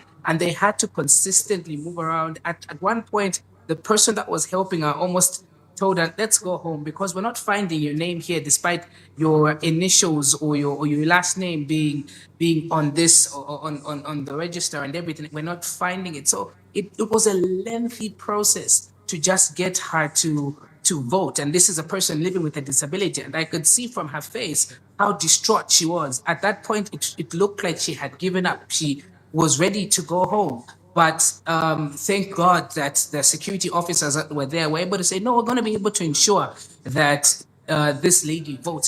It's her right. Don't take her home. We are the ones that will find the name for her and ensure that she votes." And that's exactly what they did. I know that Ndanji loves the population and demographics, so I'll steal that from him from here in terms of the youth vote. What was your observation? I know that Manali constituency is where also the University of Zambia gets to fall under. I don't know if you also took time to make observations around that particular area. Mecca, if you could kindly repeat your question. I didn't get the full question. Well, my question was more around how young people, particularly students within Manali constituency, where the University of Zambia does fall under, got to turn out, if you'd made an observation from that. The biggest turnout that I did observe, Chumeka, was at Kaunda Square Primary School. A lot of students did turn up, a lot of young people. Actually, majority of the voter turnout at Kaunda Square Primary School were young people, which was something that was heartwarming and amazing to see. I did take the time to speak to about a group of 4 young people, asking them about their expectations for voting, and if first-time voters to which they're tested that they wear. There's so many expectations that young people are raising, so many things that they're hoping that their incoming leader will be able to present through and through. And of course, another polling station that I did get to see with the high turnout of young people, and not only young people voting, but also young people as election staff, as polling staff, was Vera Chilua primary.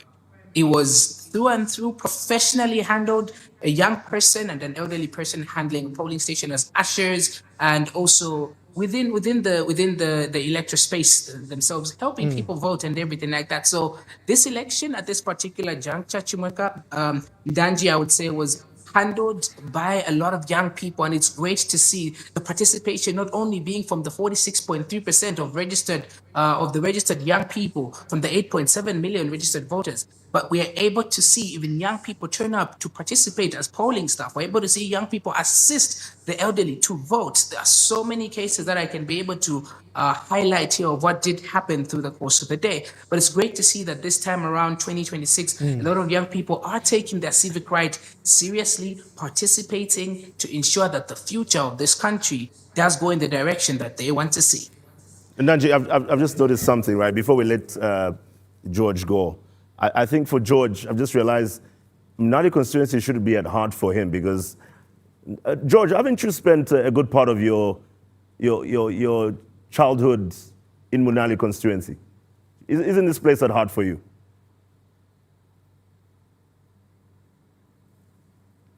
George, I was just talking about, on a more personal note, isn't this constituency at heart for you? Haven't you spent a good part of your life within Munali constituency?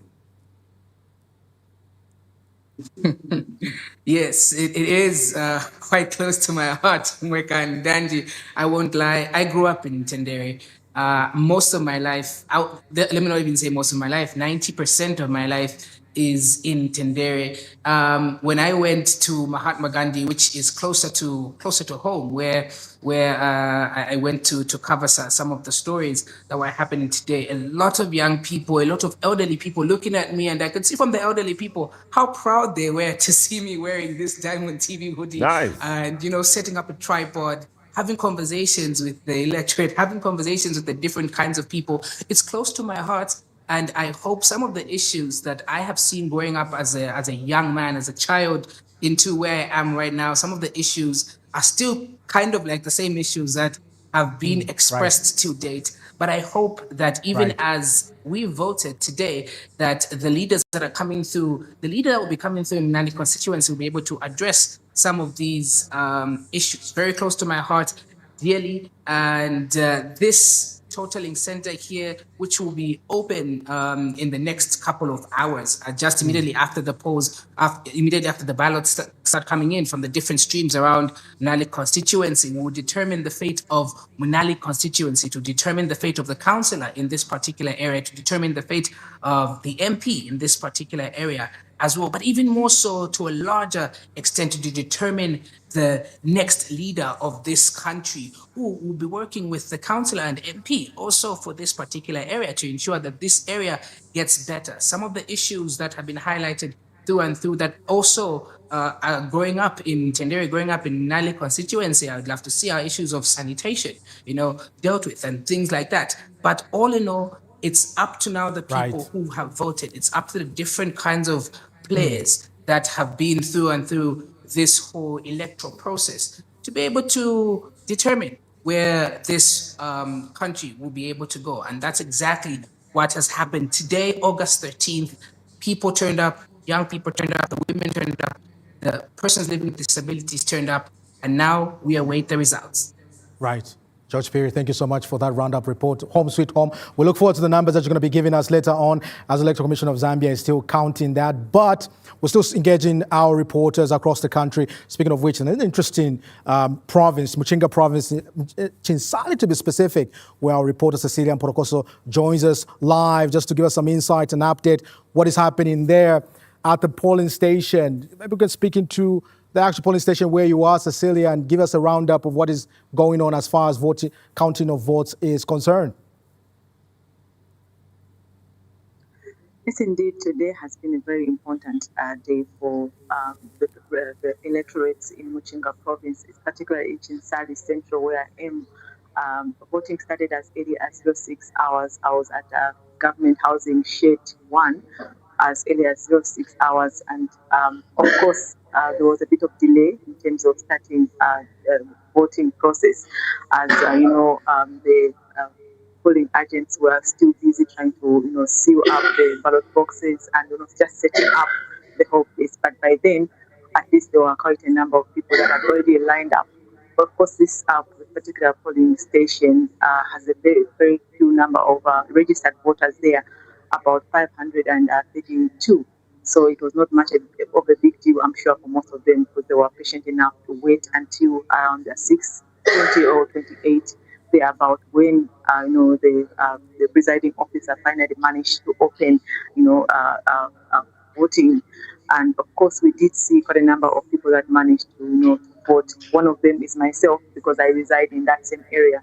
I managed to cast my vote there.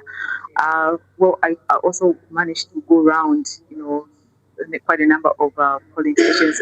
Chinsali itself has about 116 polling stations dotted around, Chinsali polling station. I also had a chance to visit Mwaba polling station and Choshi polling station, where I found it was very much packed. I did had interactions with some of the people there who said they were there at as early as 03, some of them as early as 05, but by 11, 12 thereabout, they had not even managed to cast their ballot. So you can see that just the number of people that had turned up to cast their ballot at these particular polling stations. As well, in Chilinda constituency, where I also managed to sample about 3 polling stations. The story was not different, but at the time when I got there, I found the traffic had reduced a bit. But I'm told by mornings, that is as early as 05, people had already lined up. The traffic only got to reduce somewhere around lunchtime. But given the number of voters that had already cast by then, it was over 50%. So I can safely say that there was a really good voter turnout in most of these polling stations that I visited today. Also, some of the people that I got to meet at some of the polling stations I visited are, candidates who are participating in this election, that is for National Assembly. I did manage to catch up with the UPND candidate, that is Christopher Chikonde, who also did cast his ballot at Mishishi. And he was particularly very happy to see how many people had turned out to vote, and also the fact that the whole voting process was incident-free in most of the polling stations that he and his team got to go around to check to see how voting is going on. And he did encourage that many people should turn up and cast their ballots. It was quite interesting also, because I also took time to go around the Chinsali Central Business District just to see if it's business as usual for some people. And interesting enough, people have really taken this day to be so important and very serious, because most businesses closed up, and even in the markets, very few had displayed their vegetables to sell. Later, somewhere around 16, that's when I could see some shops opening up. I had an interaction with some of the people that were opening up, those who were displaying their vegetables, and they did mention to me that this was very important for them. So they had to spare time, to be able to, cast the ballot first before they could continue with their, their daily activities. So those are just some of the highlights of the voting day for Chinsali Central and Chilinda constituencies right here in Chinsali district. Well, it looks like it's been quite the eventful day over there in Chinsali, Cecilia. I mean, I've been also taking a look at, I think there should be a woman right behind you on your left who seems quite tired. I guess she's also waiting for the results to be announced. Speaking of that, are we likely to get that anytime soon? Because you did mention that quite a number of people did turn up to vote. Are we likely to get an announcement of what the outcome will be, especially at National Assembly and local government levels?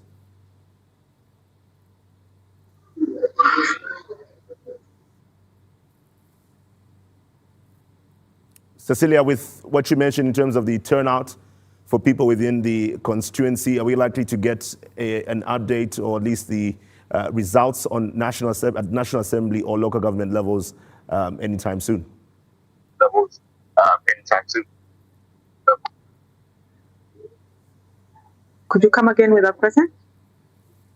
My question is around when we're likely to get the possibility of getting results anytime soon, because you did mention that there's quite a good turnout from the electorate there. Are we likely to get some announcements anytime soon at National Assembly or local government levels?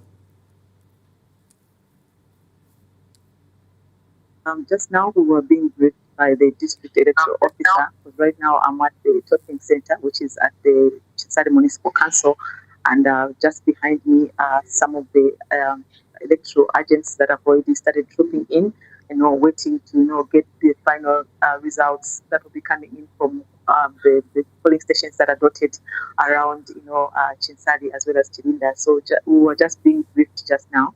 That very soon we'll be expecting that some of the results will be coming in from our polling stations who have finally managed to calculate or rather to count the votes from their localities. So very soon we'll be able to give an update with regards to how Chinsali has fared. All right, Cecilia, thank you so much for giving us this update, and certainly we'll be getting back to you. Please, regards to the woman right behind you who seems quite tired, but we hope that soon we'll get the announcements. And well, look, this time of the year for us, it's going to be a tiring period. It's a tiring period. But it's a national, the court duty, servitude. It's a servitude to the country. Yeah. It's going to be an interesting time. Essential workers for now. Essential workers for now. I like that. and definitely, that is what we're also doing here as Diamond Media, doing everything we can to give you live updates as they come through. Remember that these results that we'll be giving you are verified by the Electoral Commission of Zambia. So you can trust us for the information we'll be giving you through this show right here, the Zambian Vote. We're also speaking with more reporters across the country, our reporters dotted across different parts of Zambia, and we also have analysts who will be joining us in studio. Soon we'll be joined by another political analyst as we get to review what happened today in terms of the voting day, some of the trends leading up to the voting day today, and projections into what's coming up ahead. And all this and more right after the break.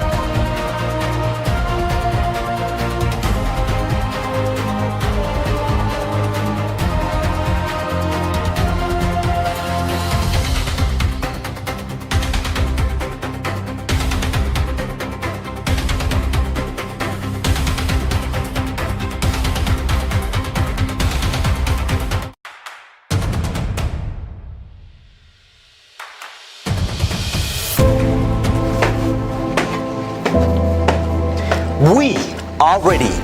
Are you? We promised you the biggest election coverage, and we are delivering it.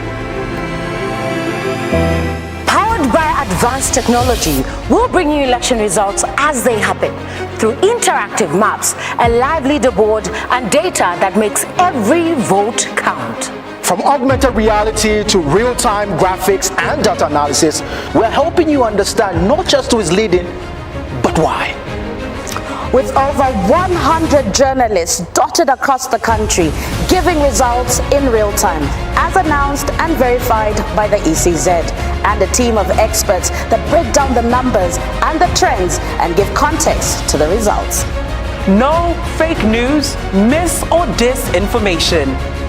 We're plugging the social media gap, moving from polling station to the digital space where the young people are taking up the conversation. We are keeping you updated with the hashtags that are keeping this election running. And in the maze of all the election craze, we still bring you perspective on the news desk.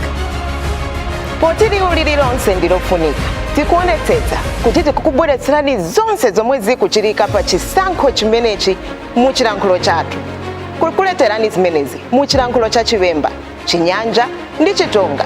Tikuonetsetsa kuti palibe wina aliyense emwakhalira mbuyo. We're the biggest media network in partnership with over 40 radio stations dotted across the 10 provinces of Zambia. But also, we'll run you through the entire vote count right here at the National Results Center.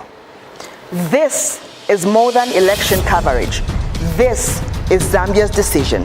From the first ballot cast to the final results declared, this will be the biggest election coverage ever, right here on Diamond Media.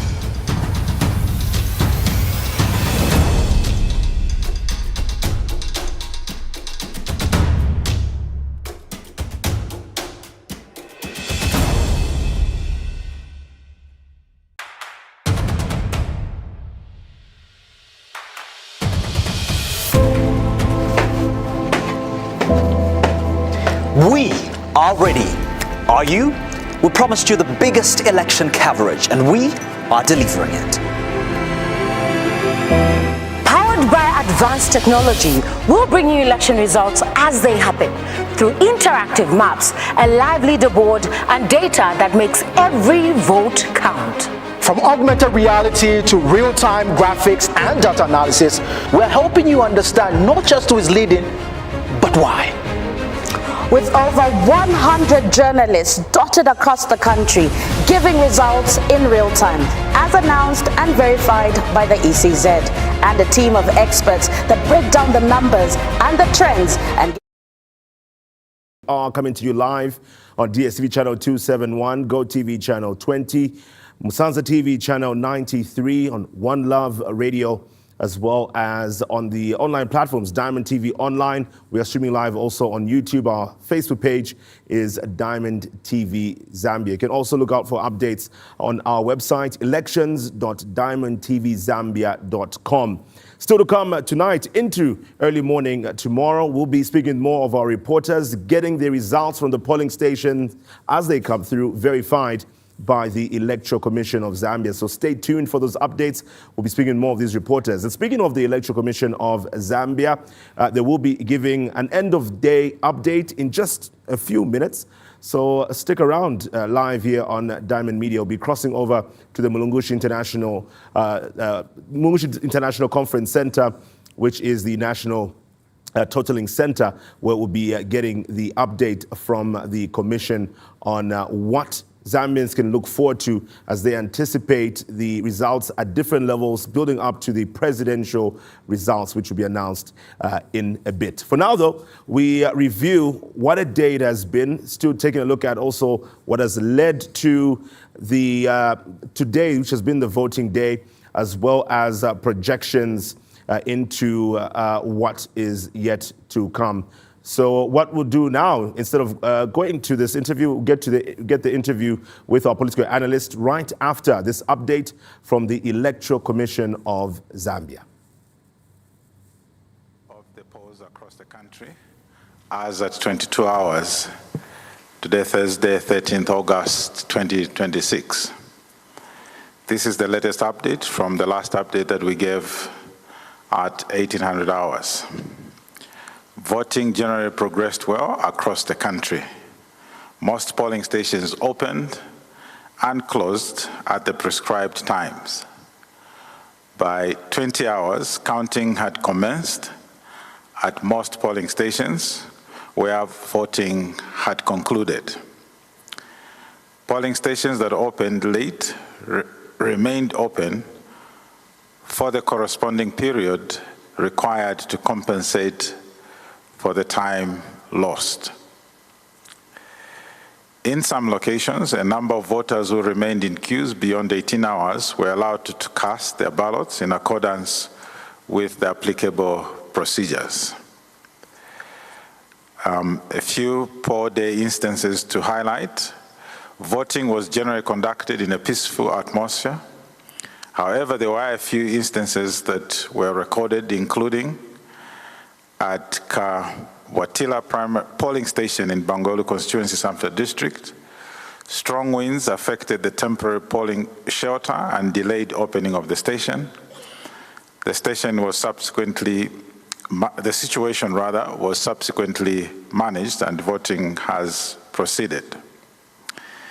In Kawambwa District, Pambashe constituency in particular, an incident occurred after a candidate brought a relative who was not registered at the polling station to vote.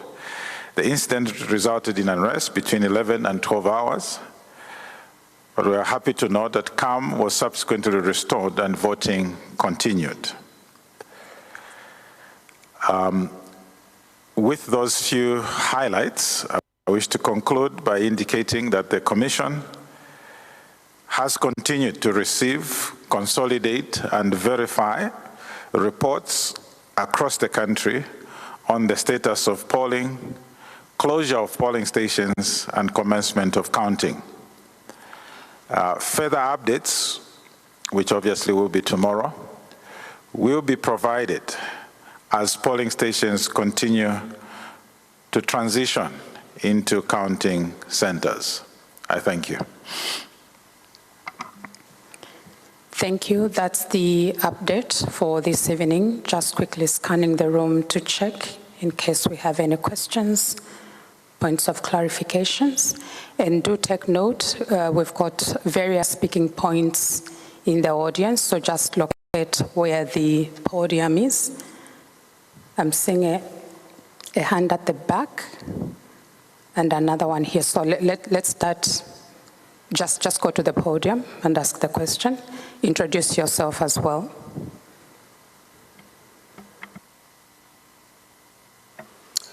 CEO, thank you very much for that brief update. My name is David Mvula.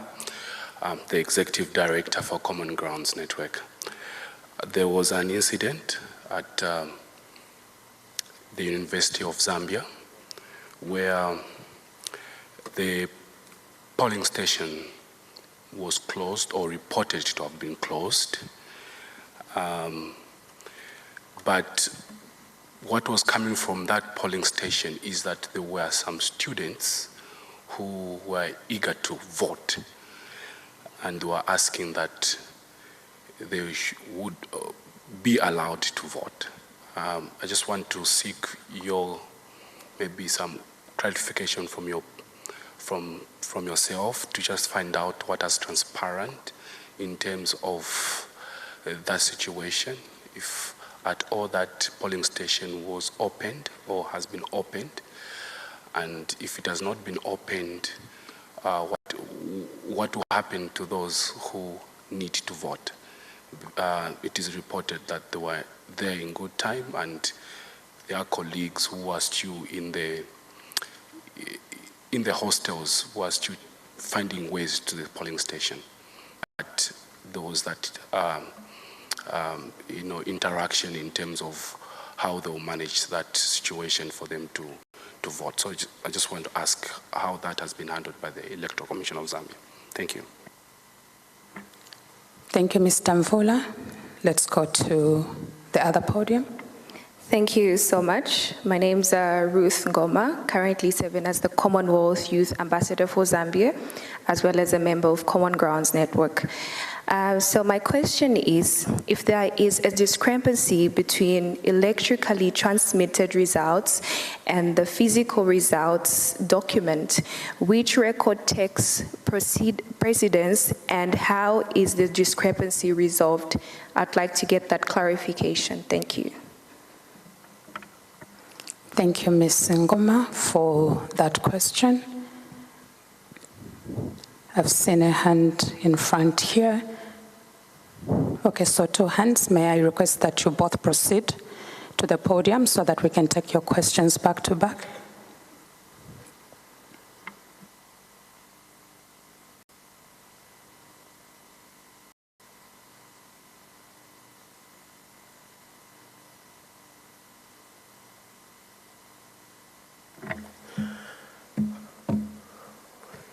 Thank you very much. Good evening, Chief Electoral Officer and members of ECZ. My name is Peter Chanda, President of New Congress Party and an alliance partner for UPND. You said you will give the update tomorrow. We wanted to know the specific time that you are going to give us an update. We're already seeing some results being circulated on the social media. And I think our expectation for this night was that as you come at this hour, you are going to give us some of the results that have already been counted. So we need an update from you as to know where the results have been counted and verified so that the Zambian people are not misled. So basically, Chief Electoral Officer, we want to know what time specifically are you going to give us an update, or if that will also be an update on the elections, or it will be an update on the announcement of some results and the results both at presidential and all levels. I thank you.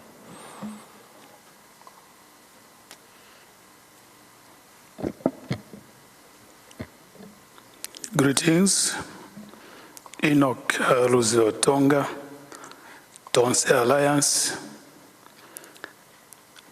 When is ECZ going to start giving us specific figures in as far as the results are concerned?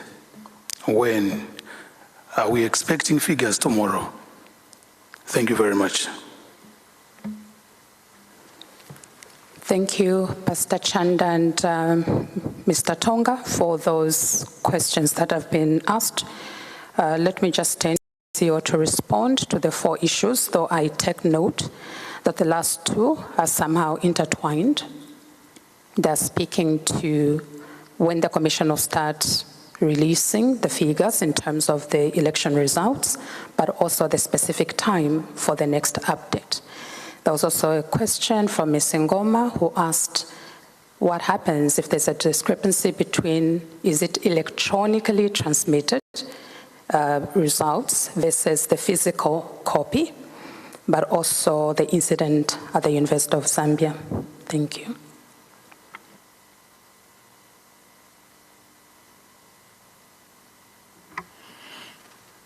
Yeah, thank you so much. For the incident at the University of Zambia, Mr. Mvula, the Commission, I wish to confirm that the Commission did receive a report from the University of Zambia, and to this effect, did dispatch officers from head office to go and address the situation there. And as we speak, the officers are yet to render a full report, but what I can speak to is a preliminary position that whoever needed to be procedurally facilitated to vote has been able to vote at the University of Zambia.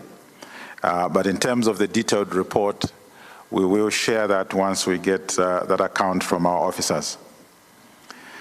On the second question, you will recall that yesterday at the launch of the Results Center. The Commission, through the Director ICT, did make a detailed presentation on how the results management process will be handled.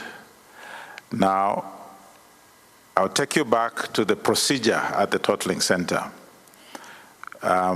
We will have computing equipment at the totaling centers, which will be used to both capture the figures, but also scan the forms from the polling station. I'm speaking specifically in relation to the presidential election. Now, the documents that the returning officer will use to announce the presidential election result at the totaling center will be a product of the computing system there, the results management system. So the results from the polling station will be totaled up upon being captured onto the results management system at the constituency center. So after that is done, a report will be printed from the system and among which is an announcement of the presidential election result.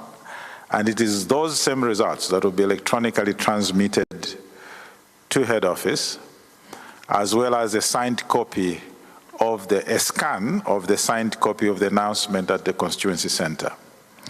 Now, in the results management journey, as it were, every change, every capture of figures is done at the constituency level. All that will happen at head office is to verify and add up again for purposes of consolidating the presidential. So, in short, what I'm saying is we do not expect to see any discrepancy, and if in the very unlikely event there is, that situation will be referred back to the totaling center so that then that reconciliation can happen. Yeah. From Reverend Chanda, in terms of specific time, in light of circulation of some results, once again, please note that the results management process starts at the polling station. So immediately voting closes, the count commences, and after the count, results at the polling station are announced. Now, those results are in public domain, okay? But remember, they're results for a polling station. Now, the commission in this journey only comes in once all results for a constituency are received and verified at the constituency level and totaled up, and the returning officer announces at the constituency. Only then will the commission pick it up. The commission will not be announcing polling station results, because that is done at the polling station level. So as the counting and announcements as polling stations progresses, the public will come across several of these results, but bear in mind the context that these are results from various polling stations. In and of themselves do not give a full picture of a constituency. So it's only after all results from a constituency are consolidated, totaled up, and the returning officer has announced at that level, do they then become available for the commission to announce at head office and give the cumulative total when it comes to the presidential election. Now, from where we sit now, as we indicated, as of the 20 hours, most of the polling stations had transitioned into counting. Now, earlier on, we did indicate also that on average, the count takes around 6 hours, because you're not just counting the presidential ballots. there are 3 other elections to be counted. So we do not expect that they would have finished by now to count. And after that they are finished to count, then they would have to go to the respective constituency centers. So we will begin to see polling station results throughout the night. But at this point, we cannot give a specific time when the Commission will give the first announcement when it comes to results. What we can assure you is that we will give regular updates, and the Commission has committed that it will release the results in accordance with a timeline and ensure that that declaration is made within the 72 hours. So please rest assured that we will be with you together here at the National Results Center, and where we need to give an update, we will give an update, and when results are available, those will be announced. But also you can rest assured that during this window, you will not necessarily be totally in the dark, because, as I indicated earlier, the announcement at polling station is in public domain, as well as the announcement at the constituency centers. I think that also addresses the last question in terms of when will the Commission give us figures. Given the trends we have seen, we can begin to raise our confidence that tomorrow we should be able to share some results. Thank you. Thank you, CEO. I'm just quickly looking around. So 2 hands just in that row. Please just go at the back where the podium is. The 3 of you together so that we can get the questions.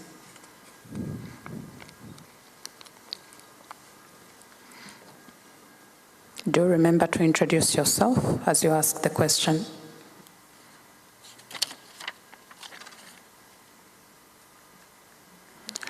Good evening, Kasson Demwenda from Tonse Alliance. Would not want to trivialize your answer. We really appreciate your communication, but being stakeholders, we feel it will be good if the responses you give are not that which are just pushed down us, but one that we can reasonably agree together, because giving us an answer that you will come when, I think is unfair, because this is the middle of the night. We need to plan. Some of us are prepared to sleep here and wait, but if you make it all about you, about when you be ready, when you come tomorrow, can be even up to midnight tomorrow, it will still be tomorrow. So we would beg of you to consider our state here. We have to prepare what we are going to eat. Should we sleep here? Should we disband? Should we go home? And if we leave, then we hear in the middle of the night you came and gave some results. There are other people we're representing. So we are begging you, in the interest of the people of Zambia, that give us timelines we can prepare and plan. Help us plan. We are not forcing you to give us dates and times which are unrealistic, but help us with information that we can use productively. Are we going to hear from you at 12 hours? So that we come back at 12 instead of staying here the night and then you come at 18 hours, we would have wasted our time. So with all due respect, we are asking you, can you give us time we can work with and plan? Thank you. Good evening, CEO. My name is Kennedy Chanda. I'm coming from Hope for Human Rights Association, a member of the Tonse Alliance. In as much as I appreciate your response regarding to the incident that took place at the University of Zambia, I would like you to make a clarification to the public as to whether the Commission has certain situations where they could allow a polling station that had already been closed to be reopened for people to be to cast their votes. Thank you very much.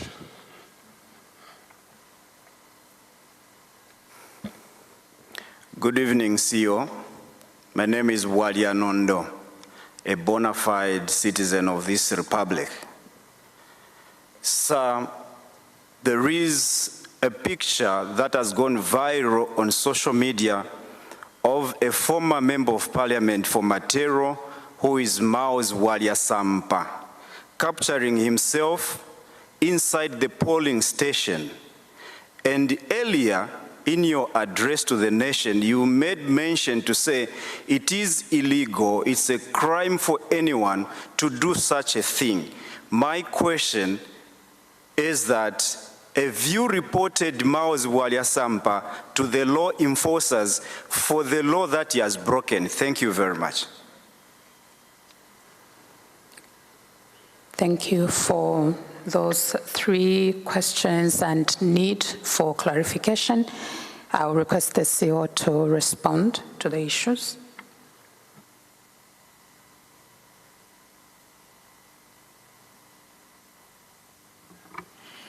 Thank you so much for those questions. First from Mr. Mwenda, that I think in being not specific, my attention was drawn to the questions related to results. So it is with respect to results that that response was given to indicate that at this point, it is not possible to give a very specific answer to the stakeholders that the Commission will begin to announce the results at a particular time tomorrow. What I can indicate to the stakeholders here present and the nation through the media is that tomorrow morning we will have an update. There will be no announcement of results tonight. So we'll not expect anyone to spend the night here in the National Results Center, much as it is a very lovely place. But we will not have any announcements of results tonight. Tomorrow, if we get the results earlier, the brief, maybe the announcement of results itself, but otherwise, we will still, in the morning, mid-morning, give an update as to the receipt of results as we continue to monitor the count, rather the close and the count of votes at the respective polling stations around the country.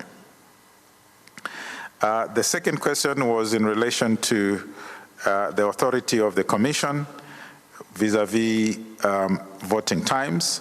Yes, so the Electoral Commission has the mandate to prescribe the voting times and where necessary, the required extension, as it were.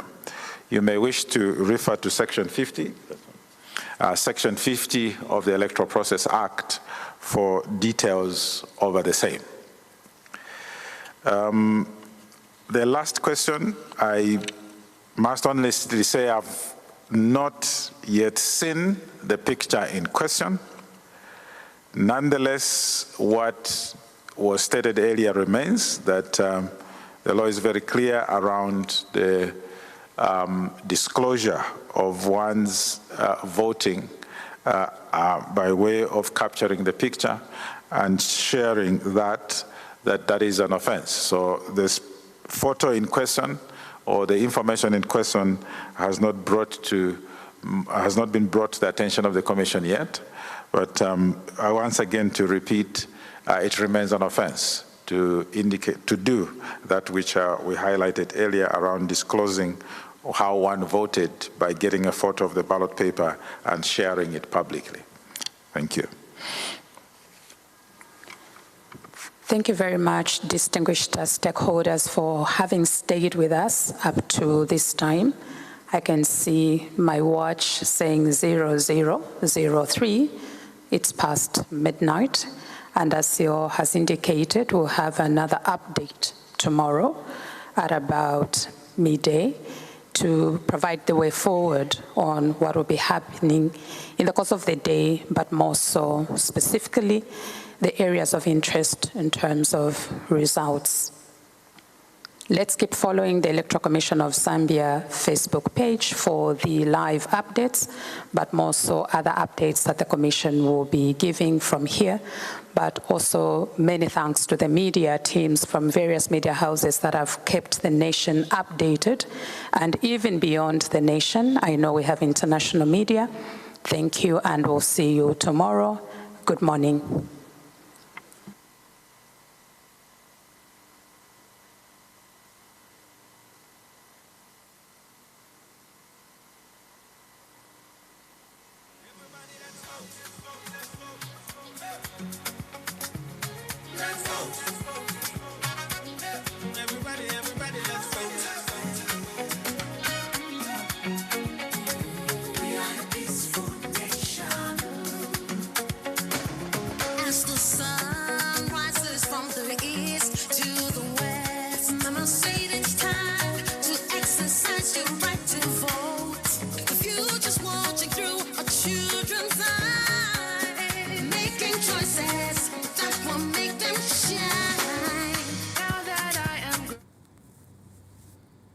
Well, that's the update from the National Election Results Center, which is at the Mulungushi International Conference Center. That is where the updates are coming through from the Electoral Commission of Zambia. That was the end of day update, the end of day for yesterday, the 13th of August, 2026. It's a brand new day now, the 14th of August, 2026, and anticipations are still there ahead of the results that will be trickling in for presidential level. And well, the commission being quite clear there in as far as what to expect.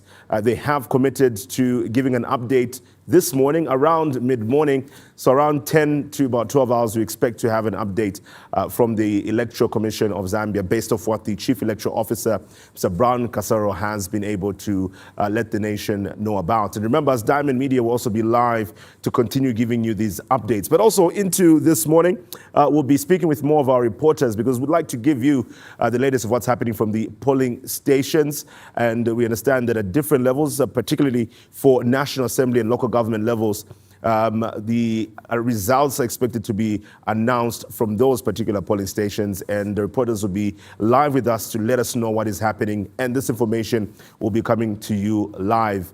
Ndanji, before you actually get to speak with the guests, one of the issues that was also tackled by the Chief Electoral Officer, rather from the questions that came through to the Chief Electoral Officer, was around people who have been taking photos, videos in the voting booth there of who exactly they voted for.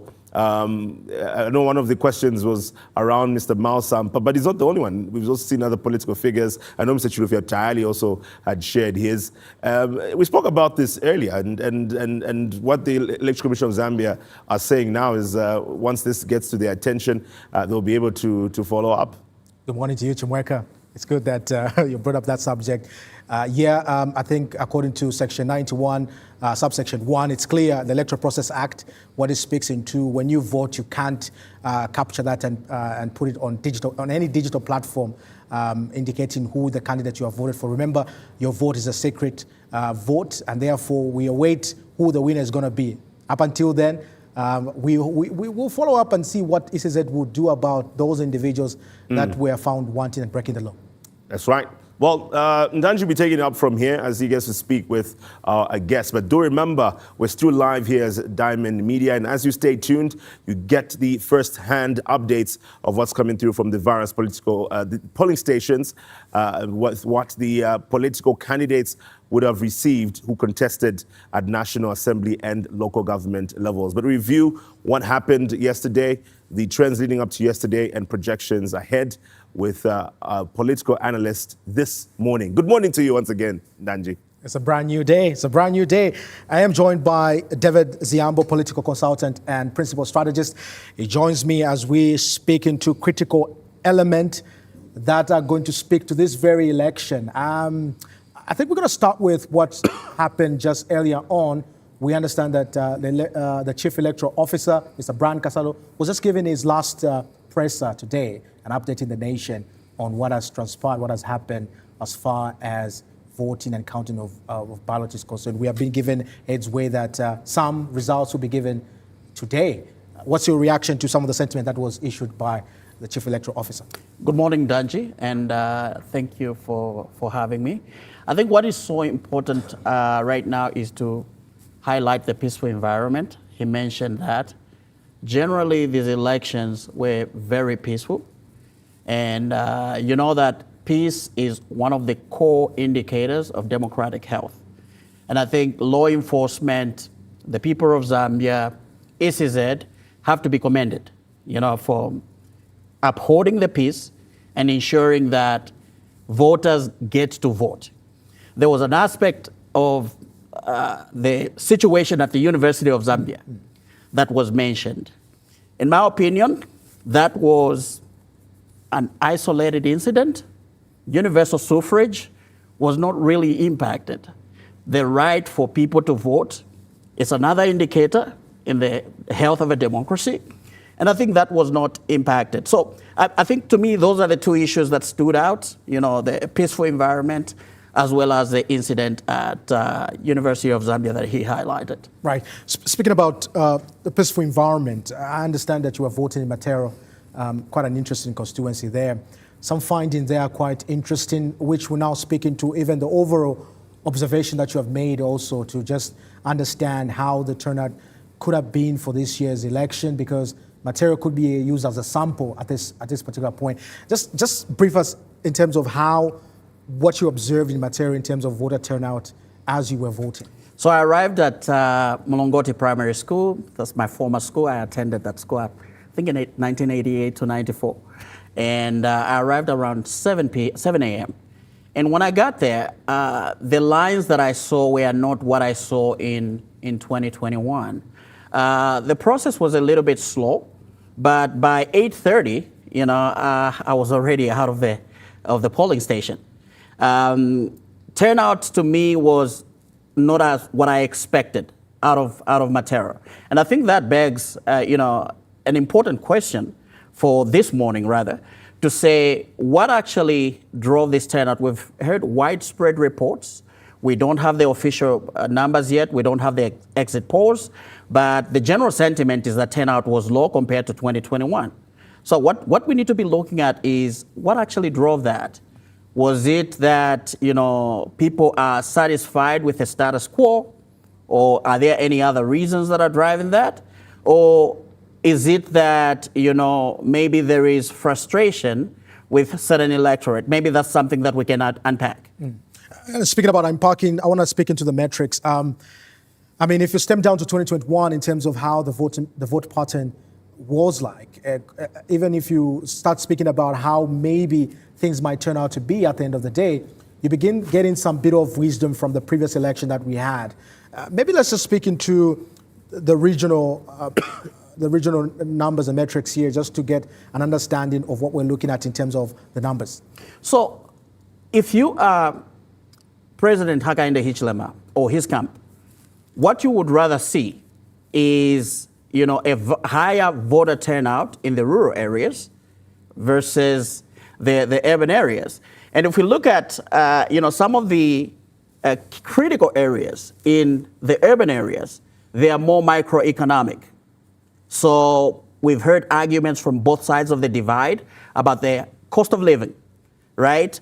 Brian Mundubile's side has been arguing the cost of living is high, unmanageable, and sustainable. And, the president has lauded his macroeconomic, progress as something that it has provided a cushion to many of the people in the urban areas.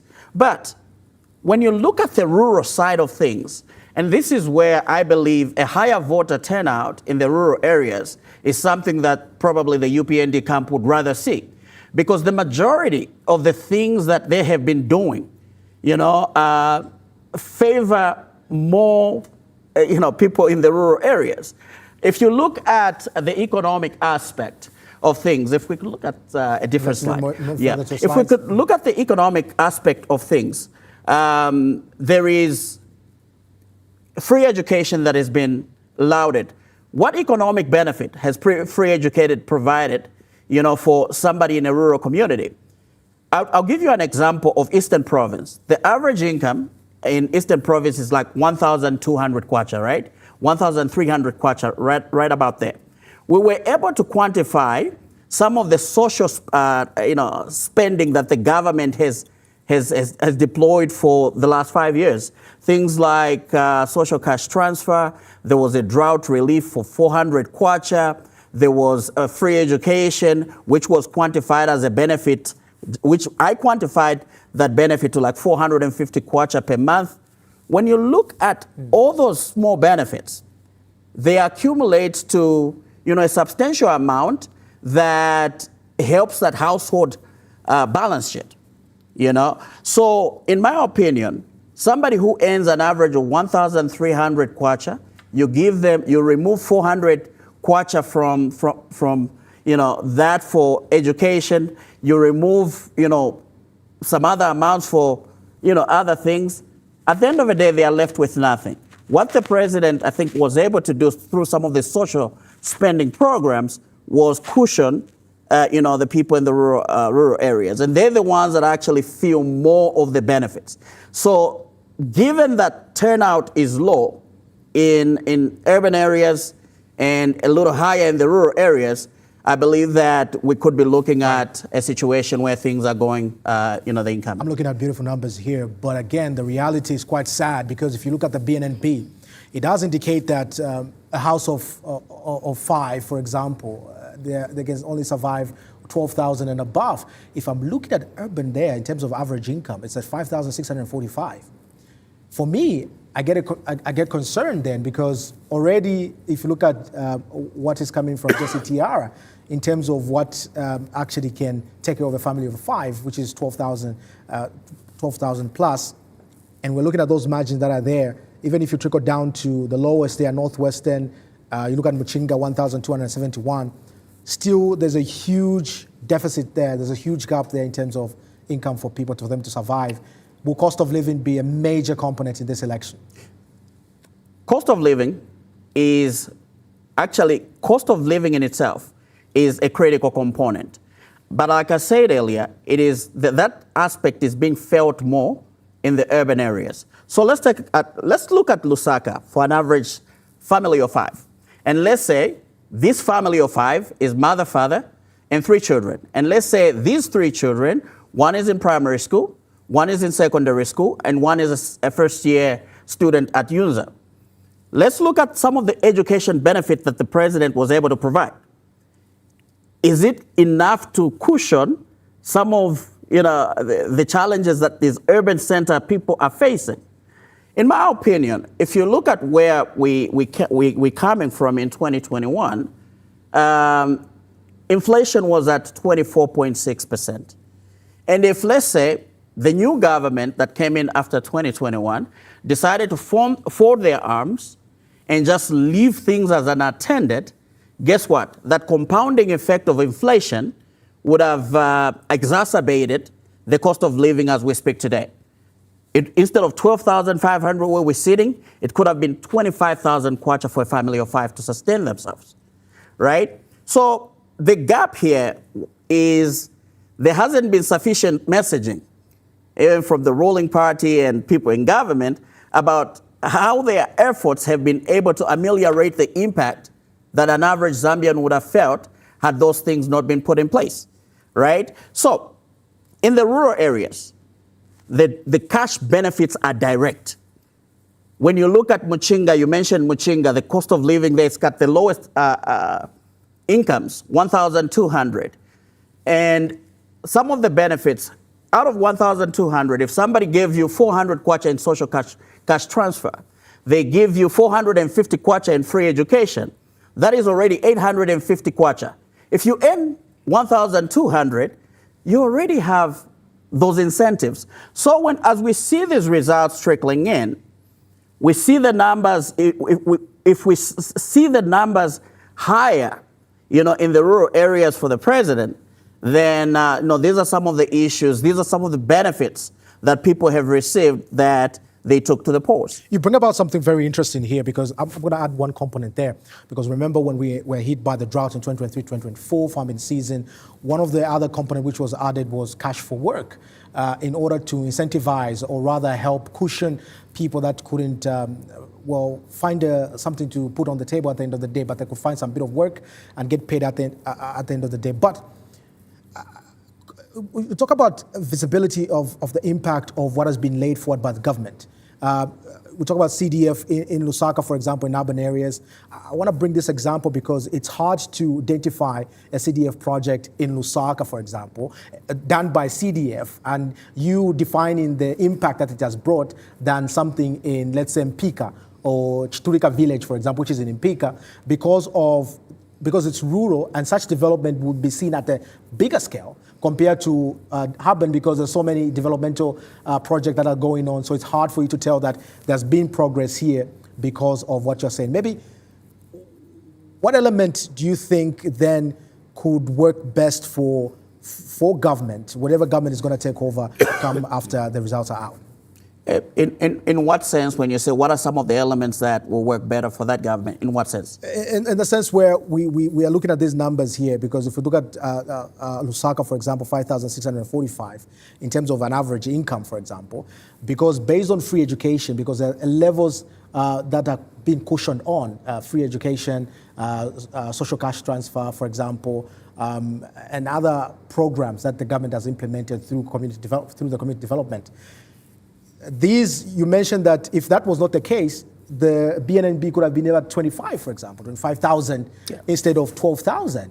So these components are quite crucial, and even moving forward, is it something that needs to be implemented and enhanced by any government that comes forward? When we look at CDF, right, I don't see a direct cash incentive out of CDF.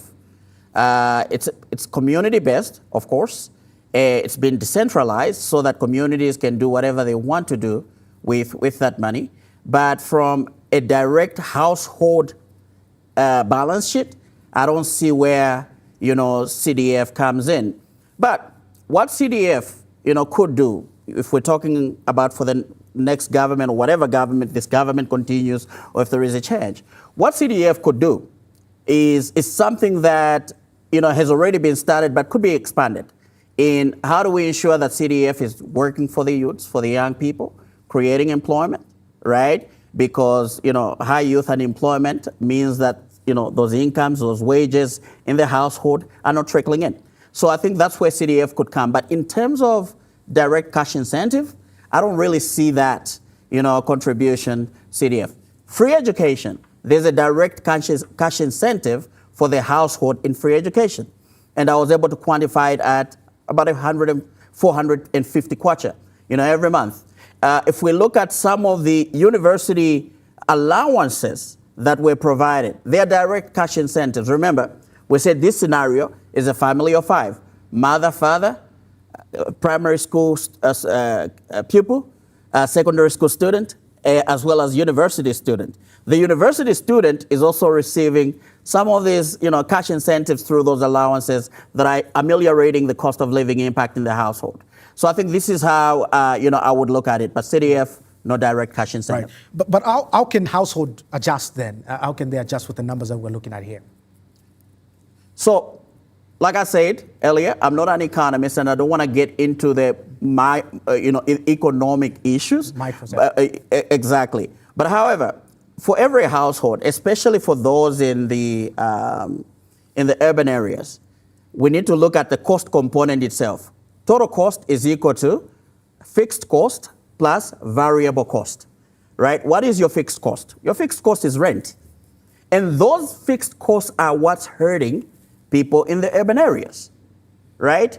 In the rural areas, that fixed cost doesn't exist because, people are living comfortably in their humble abodes that they own. They don't have to pay rent, the majority of our people in the rural areas. So that fixed cost is out of the window. Variable cost. What are some of your variable costs? You have electricity.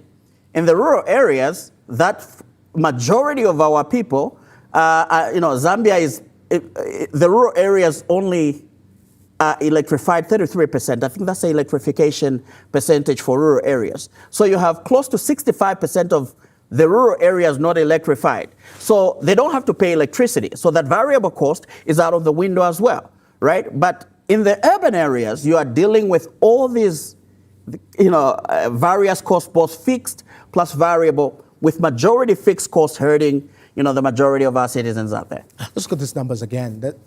What are they speaking to us on? Just this side of things.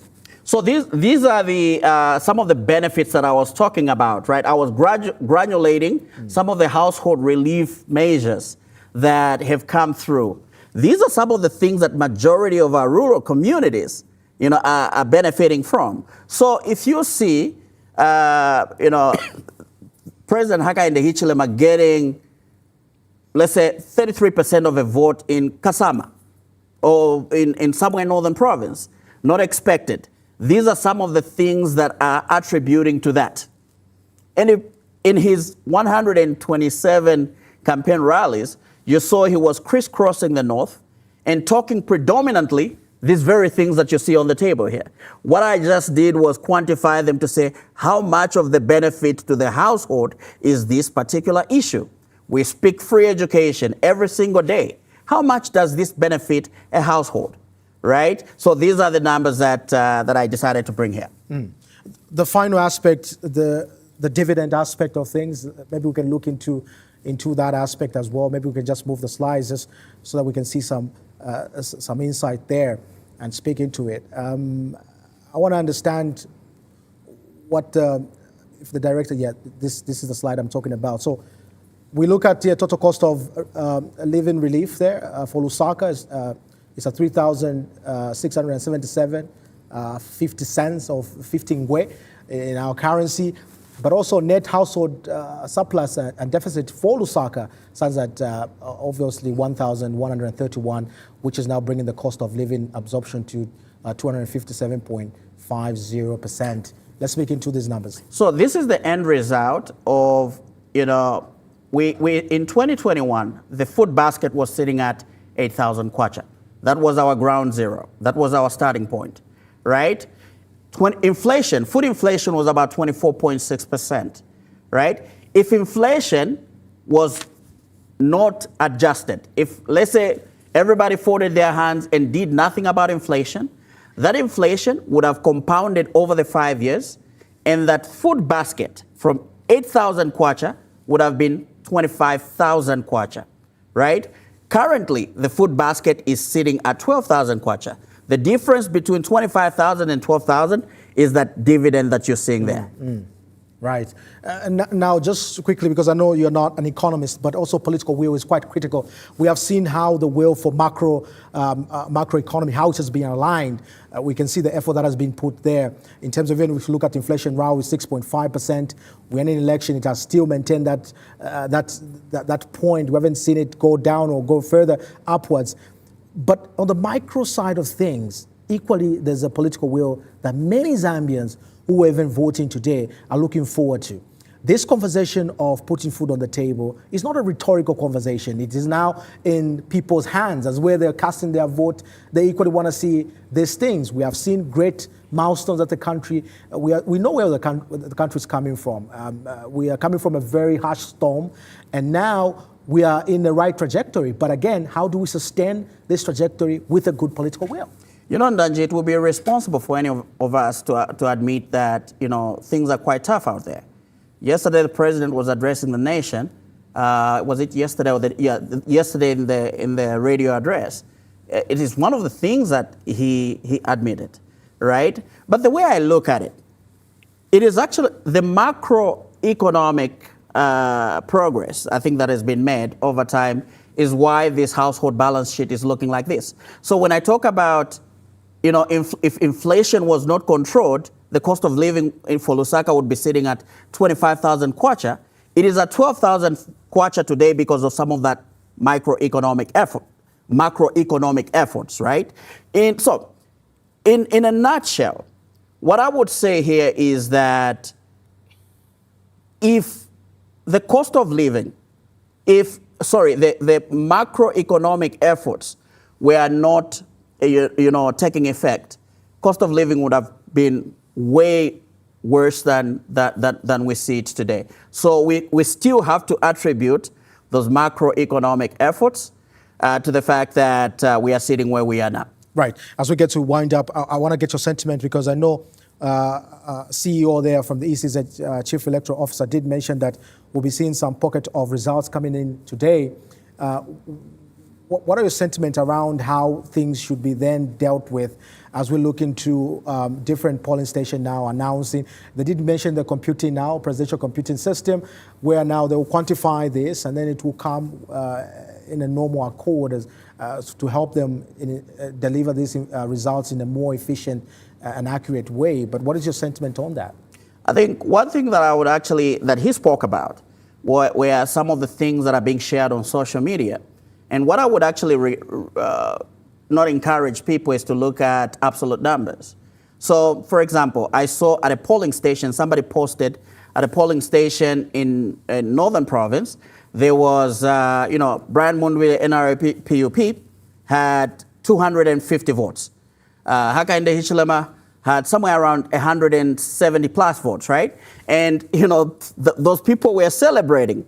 But when you look at historic performance, if the president, in that particular polling station, polled 30% the previous election, and he's polled 38% this election, it means he's making progress. So I would rather discourage people from looking at absolute numbers and celebrating, because there is a few other mechanics in the backgrounds that probably the Electoral Commission of Zambia would know better, and it's advisable for us to depend on them for official results. Mr. Ziambo, thank you so much for breaking down this important aspect of the economy side of things and how people can understand how we are navigating around some of critical issues that has been supplemented by government effort to make sure that they cushion the heavy load that could have been there if certain incentives were not put in place in different areas like free education and many other social cash transfer and many other sectors. Thank you very much for having. I was speaking with David Ziambo, who is a political consultant as well as principal strategist and political consultant, giving us insight into some key issues around the numbers and how they look like in various areas. We're going to shift now our attention to Jimweka as he speaks to our reporter who's on standby right now.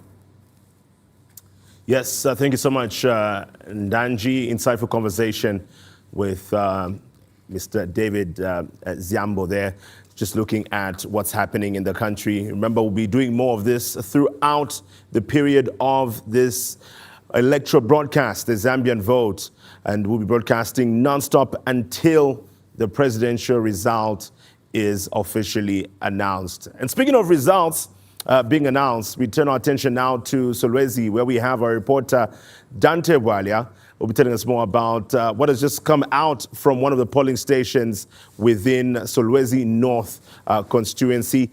Dante, good afternoon. Good morning, actually.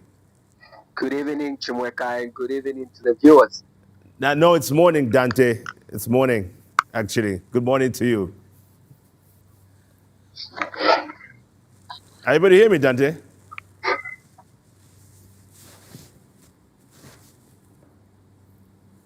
I'm not quite sure if Dante can hear me quite clearly.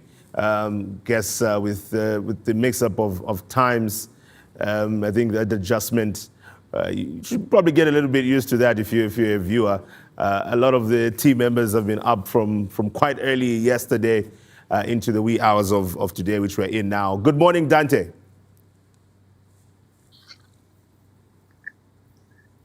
Good morning to you, Chimweka, and good morning to the viewers. Yeah, I think maybe because I'm used to speaking to you on the real-time newsroom in the afternoon, hence why I said good afternoon. But look, it's morning now. What's the latest from the polling station you are at right now? Well, of course, Chimweka, right now we are at Solwezi North Constituency Totaling Center, right here in Solwezi District, which we know that after the delimitation, we had the Electoral Commission of Zambia add another, constituency to Solwezi District, other than just Solwezi Central as it was. So right now we are at Solwezi North Totaling Center, and just a few minutes ago, we did just receive results from one polling station, which is Wamakanda Correctional Facility number 1. We received the results for both presidential, the National Assembly, and the local government level. And we are still waiting to receive more. So far as it stands, we've only received results from one polling station out of the 55 polling stations that are in Solwezi North constituency. And if I may just go through, among the results that we've received so far from this polling station, which is Wamakanda Correctional Facility 1, we've had the presidential candidate for NRPUP, which is Mr. Brian Munduile, who has 0 votes. Then we have the Republican president, and also is the presidential candidate with 10 votes. Then we've had Mr. Chunguzevia of FLDP, who has no vote, which is 0. We've had Mr. Halika of CF, who had 0. We've also had Mr. Wadia Kelvin, who had 0. Mr. Chansa Given, who had 0. Mr. Katuta Given, who is independent, had 0. Mr. Fred Membe, who had 0. Mr. Mshimba Brian of OPP, who had 0. Mr. Njovu Hakim, who had 0. Mr. Pule Dan C, who had 0. Mr. Siamunene Richwell, who had 0. Mr. Silumbe Richard LM, who had 0. So from this polling station, according to the returning officer here at Solwezi North constituency, is that from this polling station, only 10 votes were casted, and 0, ballot papers or votes were rejected from this polling station. So we are still waiting for more 54 out of the 55, polling stations that is Solwezi North constituency. So we'll be able to continue to give you updates in terms of the counting that is ongoing here in Solwezi North constituency, as well as the Solwezi Central constituency. All right, thank you for Dante, and obviously we understand that these are verified by the Electoral Commission of Zambia. So we've got about 4 more polling stations from that constituency to go. From the look of things, do we anticipate the consolidated results from all 5 polling stations to be announced at least before 6 in the morning, at the rate at which things are moving?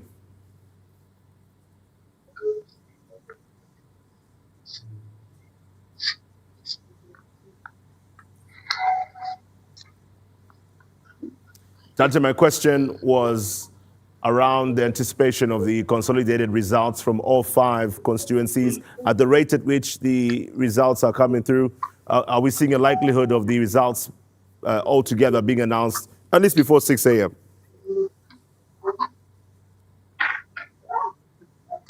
Well, looking at the pace at which these results are coming to this total center, well, we can say that we can give it a benefit of doubt that we'll be able to have all the results from the 54 polling stations.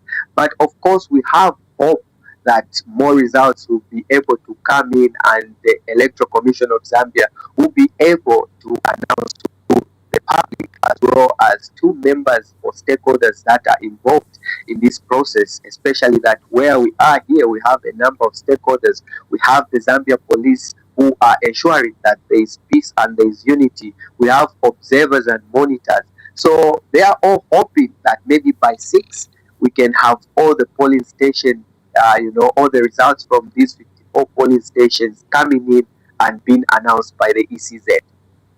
Now, Dante, I think you mentioned that there are observers there. Beside the peace being maintained by the police, I want to speak more into the observers. If you're able to just highlight to us which organization or bodies of observers that are there, so just we can also take note as well.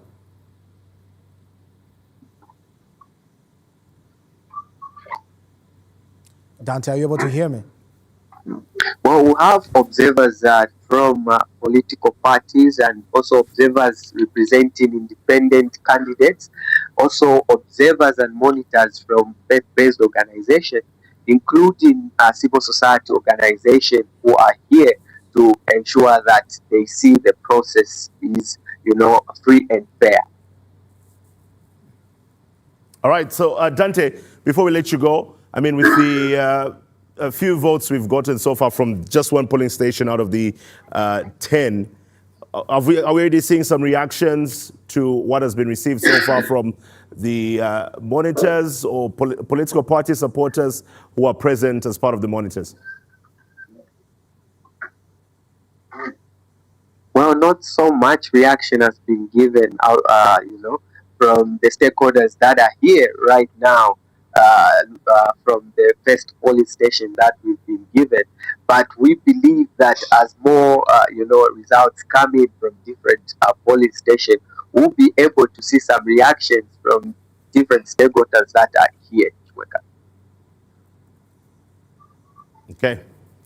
Thank you so much, Dante Bwalia there, who is in Solwezi North constituency and giving us the results from one polling station. And what we've gotten so far is that President Hakainde Hichilema has managed to get 10 votes, while the other candidates got, zeros from what has been received so far. But look, there's 4 more polling stations to go from that particular constituency, and we'll be getting more information as it trickles to the totaling center there, which is Solwezi North, and Dante Bwalia will be giving us more information. And, well, many more of our reporters will be doing the same this very morning. We'll be crossing over to different parts of Zambia and getting what the latest updates are. Remember that these results are verified by the Electoral Commission of Zambia, and as they reach the totaling center, they have gotten that particular confirmation. So do stay tuned to that position prior to this year's election. I know we have people that are following the conversation still that are not yet sleeping. Yes. Hands on deck. That's the word for the morning. But also, we're going to take a recap in terms of how voting happened. I think we had presidential candidates that were casting their vote, and one interesting candidate. I know a lot of conversation has been laid down in terms of people coming to say, could it be a 2-horse race, for example? It's not a 2-horse race. We have 13 presidential candidates in this race, and we have been seeing these players, even in the campaign trail, sending out their messages to their supporters and prospect supporters ahead of the poll that we had today. But let's look into Ali Kalaba. And just a reminder, actually, even from the 14 candidates, remember that the Electoral Commission of Zambia had made it clear that whatever the outcome would be regarding one of the candidates, it would be considered as invalid. Any vote for one of the candidates would be considered invalid, and that's Mr. Xavier Chungu. But speaking of these presidential candidates, Ndanji, we did get to see, as of yesterday, a number of them getting to cast their vote. And having been able to cast their vote, a lot of anticipation from there. They took time to also interact with the people who were queuing up to have this done, to also be able to cast their vote after having done so themselves. And I mean, this is what we are looking at from the presidential result build-up. From the 13 who are actively, or rather who are validly considered for a possible win, as soon will be announced by the Electoral Commission of Zambia. So looking at what had happened from yesterday, a number of people got to turn up to get to decide who exactly their preferred candidate is through the marking in the ballot there. And quite interestingly, we get to see that, we see different preferences, and we get to see that people got to exercise their democratic right. I'm looking at the 8,786,301. And I'm betting that should be 300, not 301.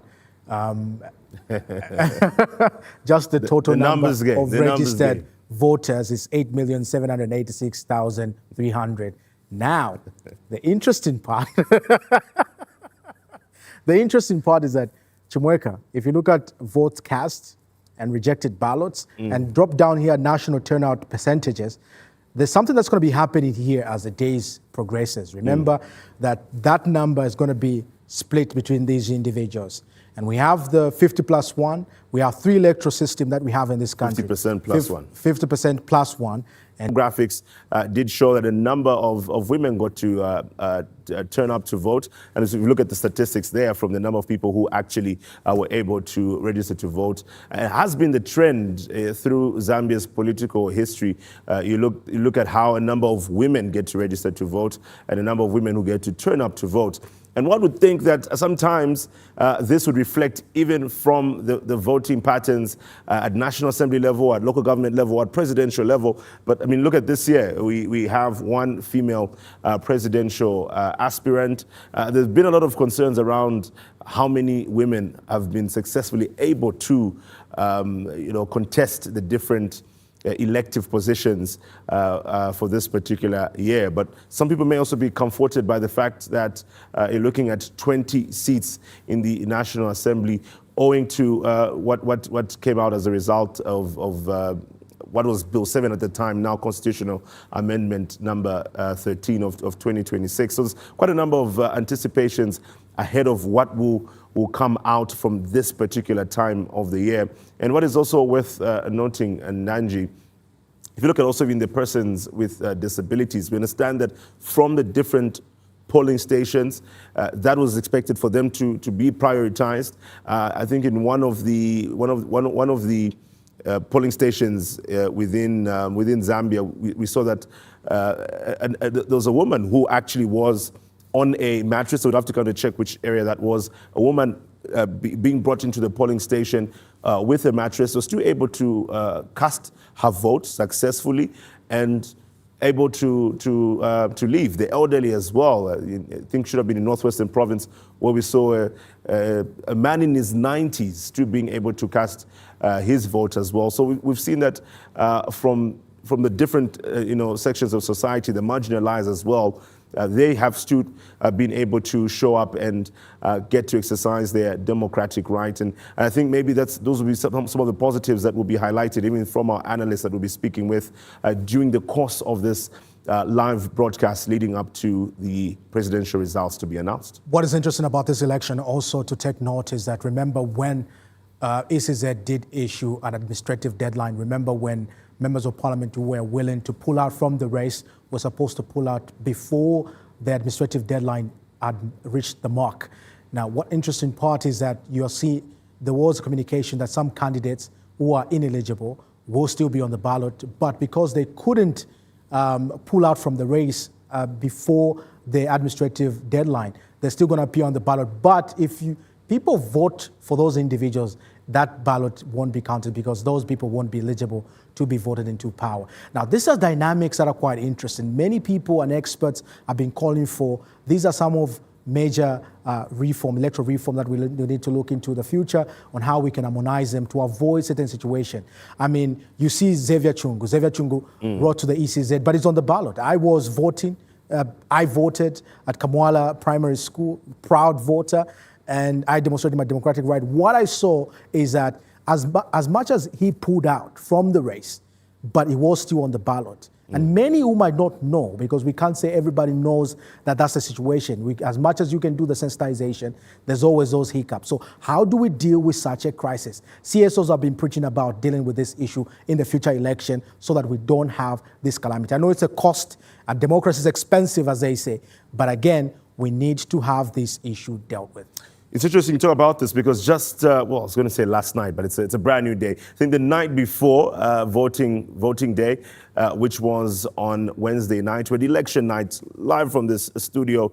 And part of the guests we had on the panel was the Christian Churches Monitoring Group Programs Manager, Mr. Peter Manangombe, alongside constitutional lawyer Meluli Malisa Batakati. And part of what they spoke about was just that in itself. Because, I mean, you look at Mr. Xavier Chungu and the Election Commission of Zambia coming out to give clarity on that. But we also understand that at National Assembly level, we got to see this happen. I believe also at local government level, we got to see this happen where some candidates decided to withdraw despite being validly nominated by the Election Commission of Zambia, eventually decided to withdraw and be able to support one of the candidates. So a lot of questions came out from that. if we take it even to the issue of the running mates, brings up another issue. So there's quite a lot that obviously needs to be addressed ahead of the next election in 2031, or even before, if we do happen to have some of these by-elections. What is also interesting, Ndanji, is this part right here, the rejected ballots. People also be looking at this, because if you look at in 2021, what got to happen, and I remember a few weeks ago we had a conversation with Tonse Alliance. I believe he should be Secretary General from one of the the parties within the alliance, Dr. Chris Manizimba, who's former Special Assistant for Political Affairs to late President Edgar Lungu. One thing he highlighted, if you look at the results of 2021, you had President Hakainde Hichilema, who won that election. You had former President Edgar Lungu, who came second. A lot of questions around Mr. Harry Kalaba being third. Of course, there's quite the margin from the second place and third place, which was held by Mr. Harry Kalaba, then under the Democratic Party. But one thing that was highlighted was in between this was a number of rejected ballots or spoiled ballots, which even exceed what the number of votes that the person who came in third managed to garner. And these are some things that people also be looking at in the year 2026. And it still comes back to different aspects of the build-up to the election. The voter education, sensitization, have people gotten to understand? And even more so, that's why some stakeholders have raised concerns around the markings on the ballot. Obviously, it's something that's been there, but so many people have not known about it beyond the famous crossing of the X, and people being aware now of the tick or the crossing of the line within the marking box there. So many questions have arisen from that, and what people need to do and how they can go about it. Will all these things have an impact or get to affect how people get to vote, and will they contribute to these wasted or rejected ballots? All this will be seen as the results begin to be announced. Well, on the quick one on the marking, I think there's no law that speaks to that. But one of the things that I was equally speaking about the candidates, that's something that we need to, as a country, still need to look into. Should there be a standardized marking for the ballot? Or can there be many options like we are seeing now? You can put a dash, you can put a check, you can mark it, you can exit. Those are critical issues. But quickly, many other times that people and stakeholders believe that, remember when we changed the law, the Zambian Constitution Act number 13, one of the areas, the mixed member proportional representation, many thought that party submitted lists to Electoral Commission of Zambia.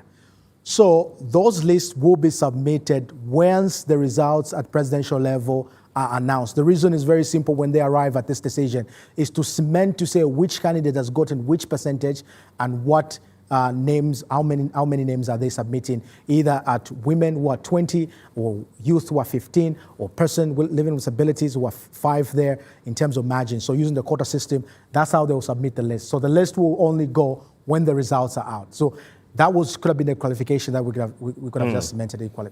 Well, speaking of results, remember we are giving you live updates from the polling stations, at least the totaling centers from the different constituencies across Zambia. Right now, we turn attention to Luangwa, where we have our reporter, Mike, to give us an update on this. Mike, good morning.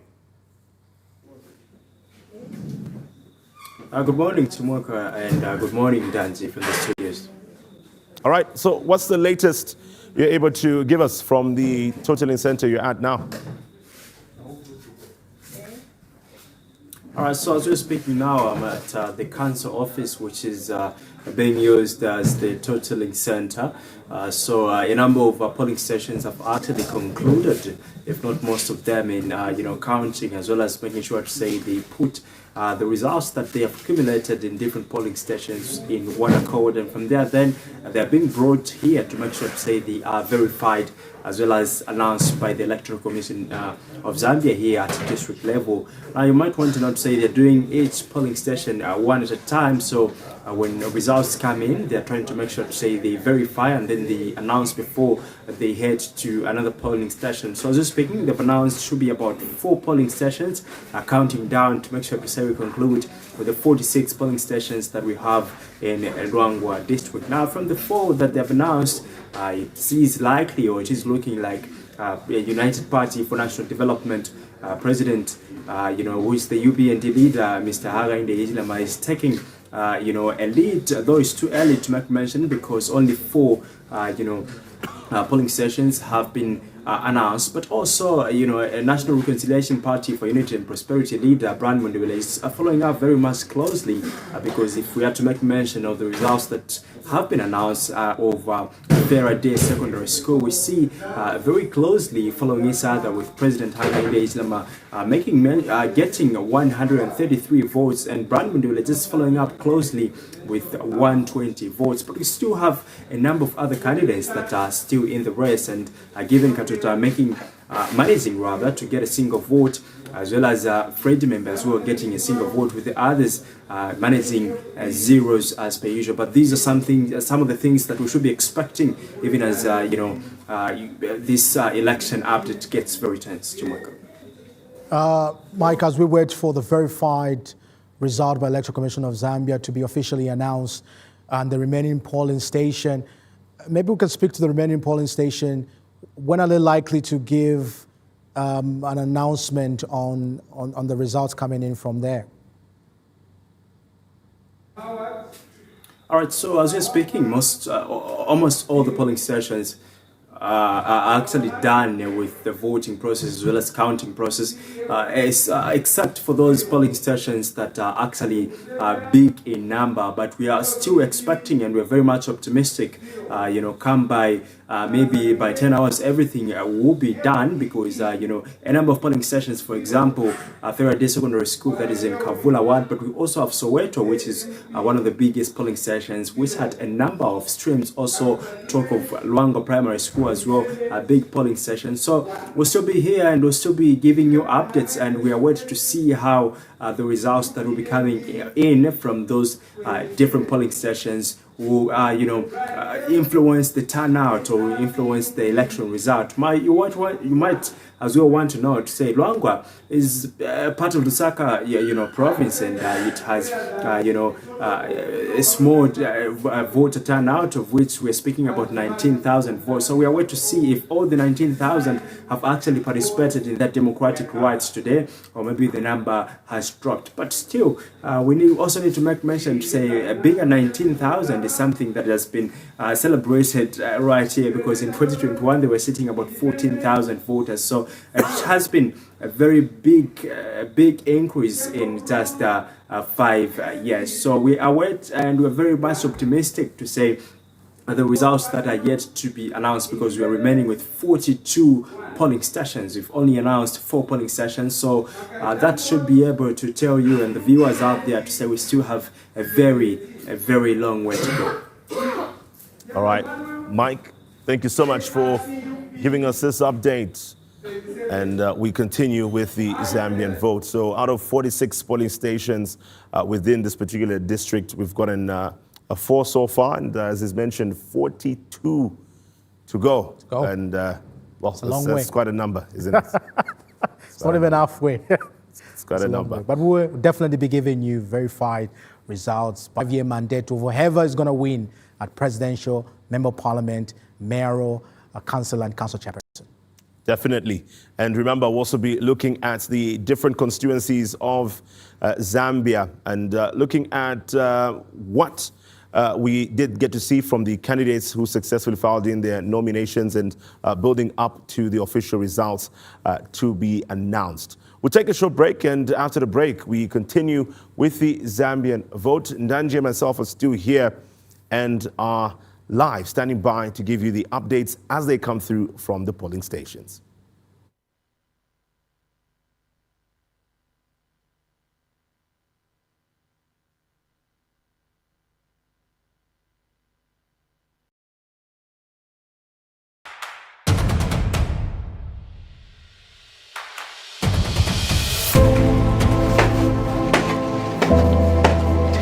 We are ready. Are you? We promised you the biggest election coverage, and we are delivering it. Powered by advanced technology, we'll bring you election results as they happen through interactive maps, a live leaderboard, and data that makes every vote count. From augmented reality to real-time graphics and data analysis, we're helping you understand not just who is leading, but why. With over 100 journalists dotted across the country, giving results in real time, as announced and verified by the ECZ, and a team of experts that break down the numbers and the trends and give context to the results. No fake news, mis or disinformation. We're plugging the social media gap, moving from polling station to the digital space where the young people are taking up the conversation. We are keeping you updated with the hashtags that are keeping this election running. And in the maze of all the election craze, we still bring you perspective on the news desk. potiri ulililonse ndilofunika tikuonetsetsa kuti tikukubweretserani zonse zomwe zikuchitika pa chisankho chimenechi mu chilankhulo chathu. Kukuleterani zimenezi mu chilankhulo cha Chiwemba, Chinyanja ndi Chitonga. Tikuonetsetsa kuti palibe wina aliyense emwakhalira mbuyo. We're the biggest media network in partnership with over 40 radio stations dotted across the 10 provinces of Zambia. But also, we'll run you through the entire vote count right here at the National Results Center. This is more than election coverage. This is Zambia's decision. From the first ballot cast to the final results declared, this will be the biggest election coverage ever, right here on Diamond Media.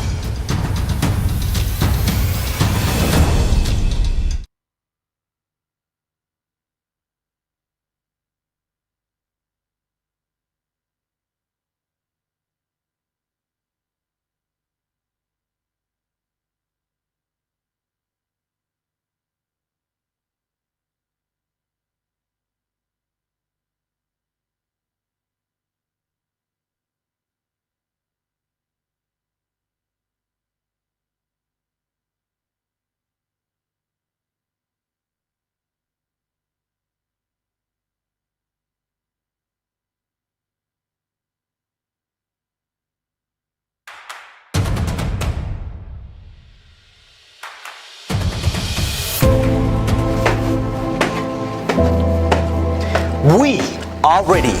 Are you? We promised you the biggest election coverage, and we are delivering it. Powered by advanced technology, we'll bring you election results as they happen through interactive maps, a live leaderboard, and data that makes every vote count. From augmented reality to real-time graphics and data analysis, we're helping you understand not just who is leading, but why. With over 100 journalists dotted across the country, giving results in real time, as announced and verified by the ECZ, and a team of experts that break down the numbers and the trends and give context to the results. No fake news, mis or disinformation. We're plugging the social media gap, moving from polling station to the digital space where the young people are taking up the conversation. We are keeping you updated with the hashtags that are keeping this election running. And in the maze of all the election craze, we still bring you perspective on the news desk. Potiri ulililonse ndilofunika tikuonetsetsa kuti tikukubweretserani zonse zomwe zikuchitika pa chisankho chimenechi mu chilankhulo chathu. Kukuleterani zimenezi mu chilankhulo cha Chiwemba, Chinyanja ndi Chitonga. Tikuonetsetsa kuti palibe wina aliyense emwakhalira mbuyo. We're the biggest media network in partnership with over 40 radio stations dotted across the 10 provinces of Zambia. But also, we'll run you through the entire vote count right here at the National Results Center. This is more than election coverage. This is Zambia's decision. From the first ballot cast to the final results declared, this will be the biggest election coverage ever, right here on Diamond Media.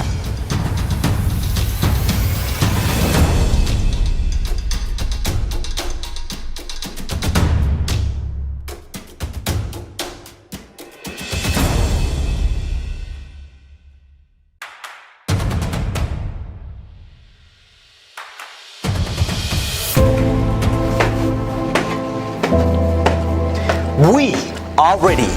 Are you? We promised you the biggest election coverage, and we are delivering it.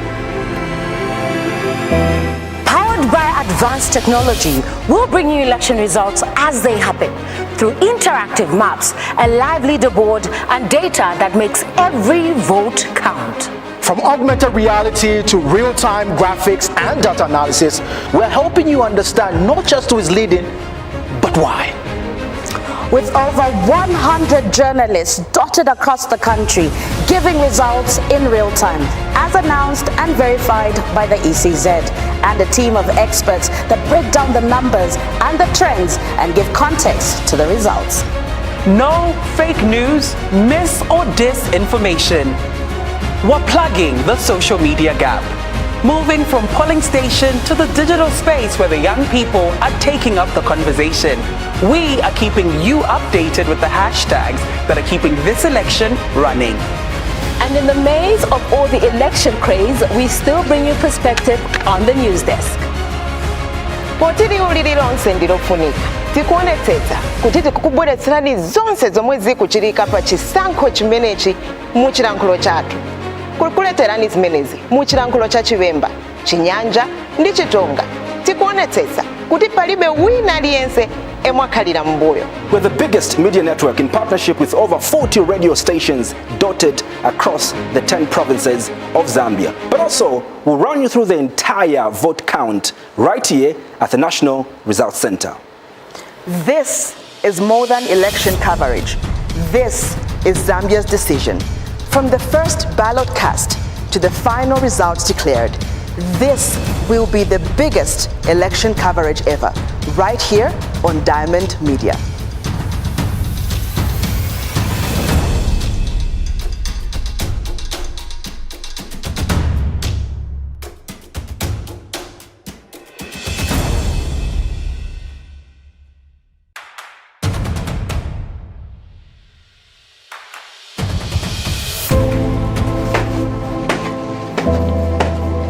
We are ready. Are you? We promised you the biggest election coverage, and we are delivering it.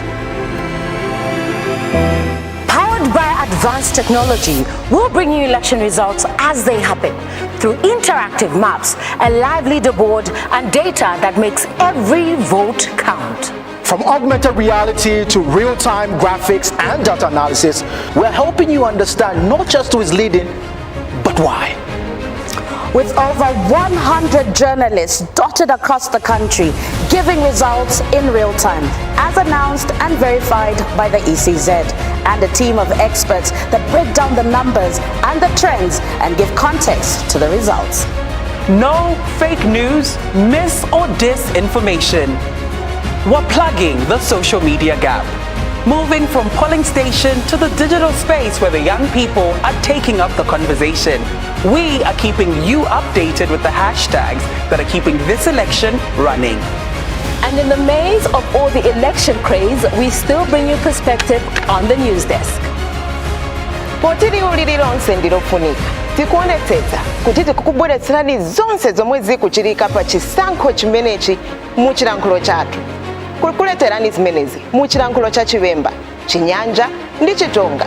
Tikuonetsetsa kuti palibe wina aliyense emwakhalira mbuyo. We're the biggest media network in partnership with over 40 radio stations dotted across the 10 provinces of Zambia. But also, we'll run you through the entire vote count right here at the National Results Center. This is more than election coverage. This is Zambia's decision.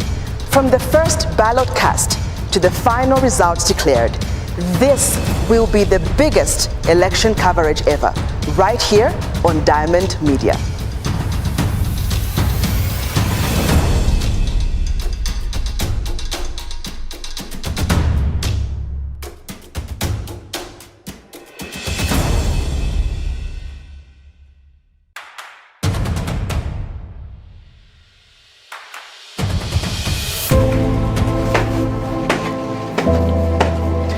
We are ready. Are you? We promised you the biggest election coverage, and we are delivering it. Powered by advanced technology, we'll bring you election results as they happen through through interactive maps, a live leaderboard, and data that makes every vote count. From augmented reality to real-time graphics and data analysis, we're helping you understand not just who is leading, but why. With over 100 journalists dotted across the country, giving results in real time, as announced and verified by the ECZ, and a team of experts that break down the numbers and the trends and give context to the results. No fake news, mis or disinformation. We're plugging the social media gap, moving from polling station to the digital space where the young people are taking up the conversation. We are keeping you updated with the hashtags that are keeping this election running. And in the maze of all the election craze, we still bring you perspective on the news desk. potiri uliri lonse ndilofunika tikuonetsetsa kuti tikukubweretserani zonse zomwe zikuchitika pa chisankho chimenechi mu chilankhulo chathu. Kukuleterani zimenezi mu chilankhulo cha Chiwemba, Chinyanja ndi Chitonga. Tikuonetsetsa kuti palibe wina aliyense emwakhalira mbuyo. We're the biggest media network in partnership with over 40 radio stations dotted across the 10 provinces of Zambia. But also, we'll run you through the entire vote count right here at the National Results Center. This is more than election coverage. This is Zambia's decision. From the first ballot cast to the final results declared, this will be the biggest election coverage ever, right here on Diamond Media.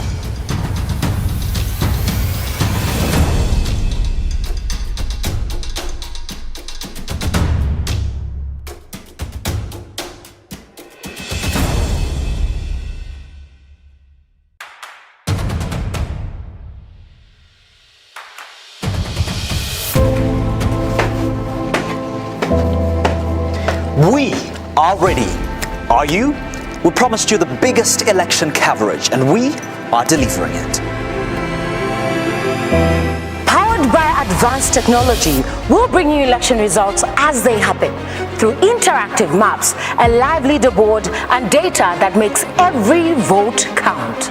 From augmented reality to real-time graphics and data analysis, we're helping you understand not just who is leading, but why. With over 100 journalists dotted across the country, giving results in real time, as announced and verified by the ECZ, and a team of experts that break down the numbers and the trends and give context to the results. No fake news, mis or disinformation. We're plugging the social media gap, moving from polling station to the digital space where the young people are taking up the conversation. We are keeping you updated with the hashtags that are keeping this election running.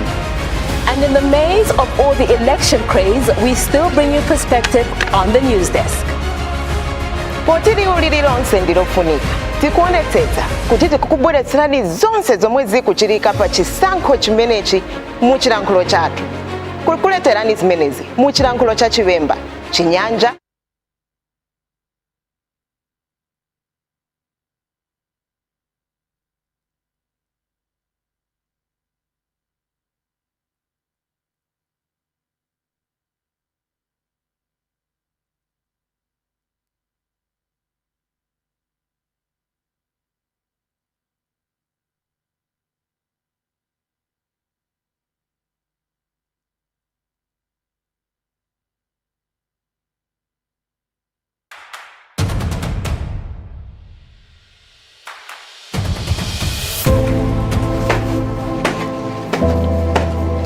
We are ready.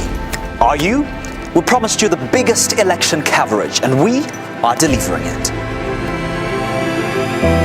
Powered by advanced technology, we'll bring you election results as they happen through interactive maps, a live leaderboard, and data that makes every vote count. From augmented reality to real-time graphics and data analysis, we're helping you understand not just who is leading, but why. With over 100 journalists dotted across the country, giving results in real time, as announced and verified by the ECZ, and a team of experts that break down the numbers and the trends and give context to the results. No fake news, mis or disinformation. We're plugging the social media gap. Moving from polling station to the digital space where the young people are taking up the conversation. We are keeping you updated with the hashtags that are keeping this election running. And in the maze of all the election craze, we still bring you perspective on the news desk.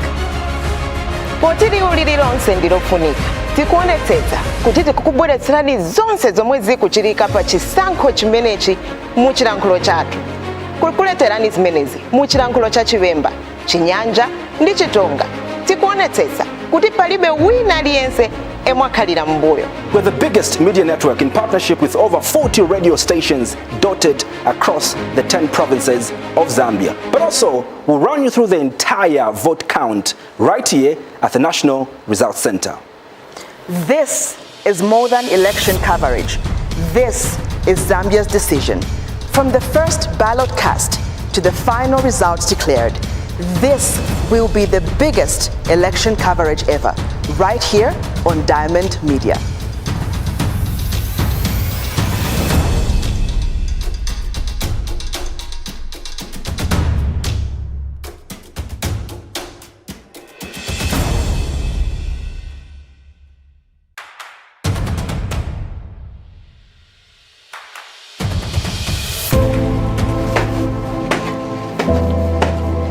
We are ready.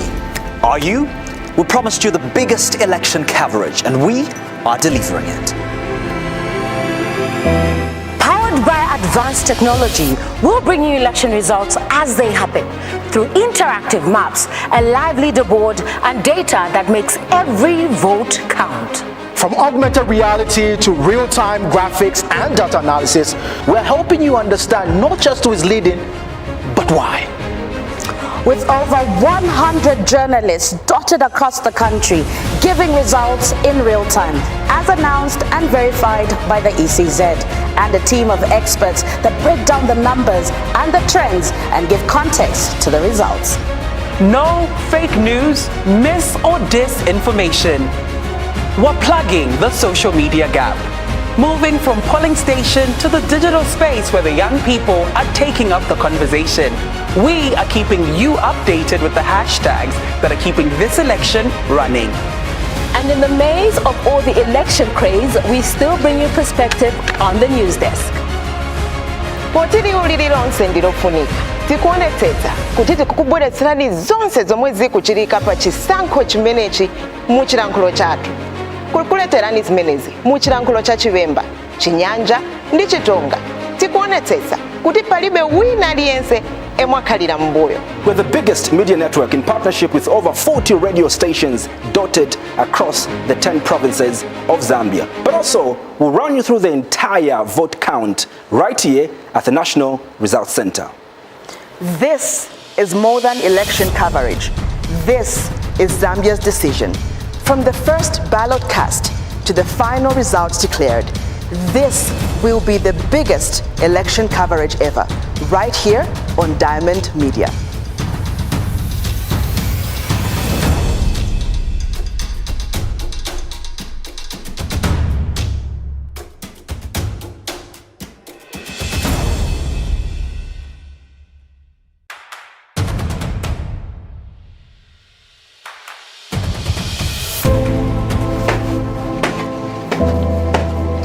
We are ready. Are you? We promised you the biggest election coverage, and we are delivering it. Powered by advanced technology, we'll bring you election results as they happen through interactive maps, a live leaderboard, and data that makes every vote count. From augmented reality to real-time graphics and data analysis, we're helping you understand not just who is leading, but why. With over 100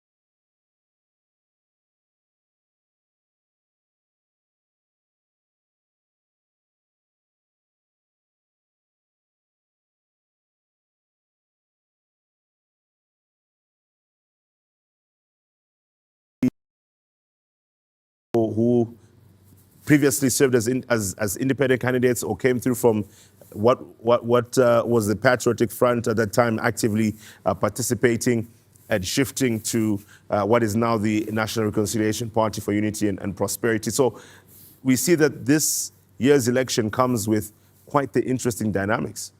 There's a strong drive with independent. And I think it's not the only region. I mean, if you look at this election, it has got a lot of headlines around capturing independent. Candidates that were supposed to run a political party, but they were not adopted, they ended up just contesting because they believed that the people wanted them to stand and contest. But also, Copperbelt in general, it's an economic zone. And the reason why a lot of people have got an ear on the Copperbelt and whose leader is going to be elected and is going to take the 5-year mandate to take on either the constituency or the mayorship, for example, either Ndola or Kitwe Township, speak of councillors. These are going to be pivotal role that these individuals are going to be playing in developmental agenda. But again, the translation of Copperbelt, not just only being a mineral zone, because remember, as a country, we highly depend on copper, and it's coming from that very region. A lot of people have always questioned the caliber of leaders that are taking up this position in that region because they want the value or the revenue collected from the minerals. They are translated into economic enhancement within the region across the country. So a lot of people are paying attention to Copperbelt. But again, the dynamics are quite clear during the election period. You understand that Copperbelt kind of play a major role in defining who the next president is going to be. Amongst the other provinces, it's quite critical in an election, and many politicians who really acknowledge how metrics and numbers move, they acknowledge that Copperbelt is a province where you need to be an ear to.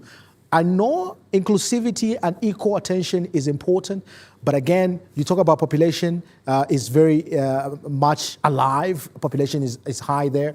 Lusaka, equally, population is high. You compare issues around Muchinga province, which was split now back then to be northern province, now Muchinga province and northern province, stemming it down to Wapula down there, and then coming back to southern, northwest and western, and up there in the eastern side. If you do work around the metrics, you will be able to understand that there are certain critical provinces that are key, and Copperbelt is one of them. But again, here we are. Yes. Here we are.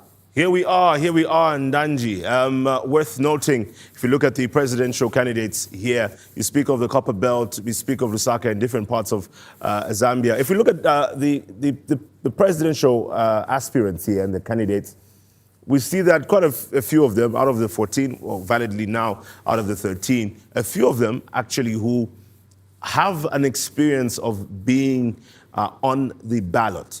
If we go moving by the order of the faces there, we get to see, obviously the President Hakainde Hichilema, obviously among everybody here, he is the most experienced when it comes to contesting at presidential level, having tried quite a number of times and eventually being successful in 2021. Mr. Harry Kalaba, this is his second time. 2021, he did contest under the Democratic Party. We saw that things didn't go too well, or as he had anticipated under the Democratic Party. He eventually founded the Citizens First, in which he's contesting now. So it's first time he's contesting with this political party, but as a presidential candidate, definitely not his first time, and definitely not his first time contesting an election, because he has contested as a member of parliament before, but obviously presidential level comes with new dynamics. If you look at Madam Given Katuta, of course, she's been elected as member of parliament, so looking at presidential level, also a first for her. Still within this particular role here, we'll move on to Dr. Fred Membe.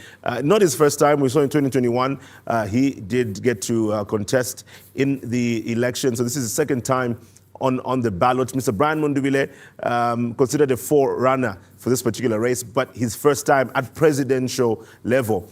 We also get to see Mr. Richard Silumbe right under there, who is contesting for the second time at presidential level. While we talk about this, Ndanji, is we cannot overlook the fact that with every particular election, one gets to have an experience that they never had before. And it's not just at presidential level. just being a mayor, merely being a part of an election, people get a certain level of experience that gives them an edge into the next election. But look at President Hakainde Hichilema as an example. Over the years, if you look at even the numbers that he's been able to build, you'll be able to see a particular trend, lessons that get to be learned. You get to see what mistakes have been made in the past. They get to build on that. And perhaps that's the key, being able to build from the mistakes. For the other candidates that have not succeeded from 2021, probably there'll be some lessons that should have been learned. I know that is why some people also expecting the likes of Mr. Harry Kalaba, Dr. Fred Membe to be part of the forerunners, the front runners for this year's election, because they had that experience from 2021 at presidential level. But the dynamics have clearly changed for 2026. And we see that a lot of the focus is now going to President Hakainde Hichilema and Mr. Brian Munduwile. And soon we'll be seeing what the different polling stations across the country have decided if it's going to either of the two of them here or the other 10, right, or is it 11 presidential aspirants. You know what is common here? You know what's common here? It's a game of numbers. Speaking about numbers, let's speak with Stella and Pika. She joins us remotely just to give us some update. The results are coming out from Pika North, if I'm not mistaken, and she gets to speak to us over that. Stella, a good morning to you. Just run us through what is coming out from the Electoral Commission of Zambia, verified by the Electoral Commission of Zambia as far as results are concerned.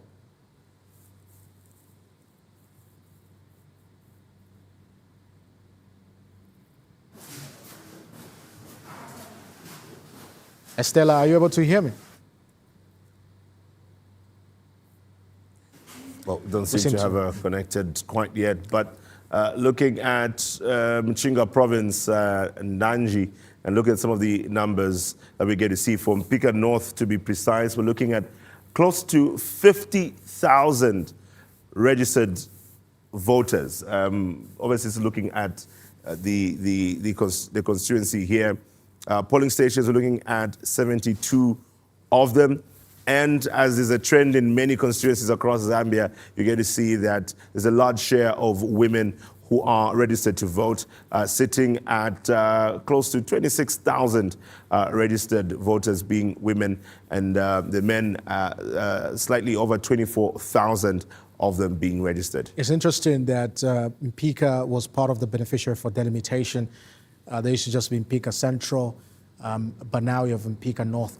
One of the interesting part about Mpika is that the former founding and 5th Republican president, Michael Chidifyasata, has got a strong history for this area.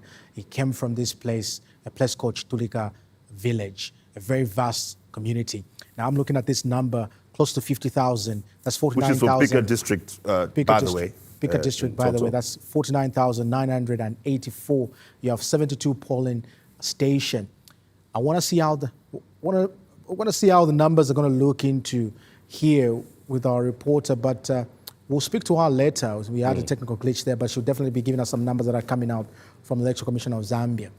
But oftentimes, as far as history and memorial, the voting pattern has been for the country, it has been always predominantly to a certain area. And this is something that a lot of people have spoken about. Can this go the other way around? Can this turn around the other way around? And one of the things that a lot of people are curious about is in terms of who's going to be favored with the numbers coming in from Pika specifically, among us the presidential candidate that we were looking into, specifically trimmed them down to NRPUP as well as President Hakainde Hichilema, because if you look at what is coming out now, in terms of sentiment and people talking about, it seems to be a two-horse race at this particular point.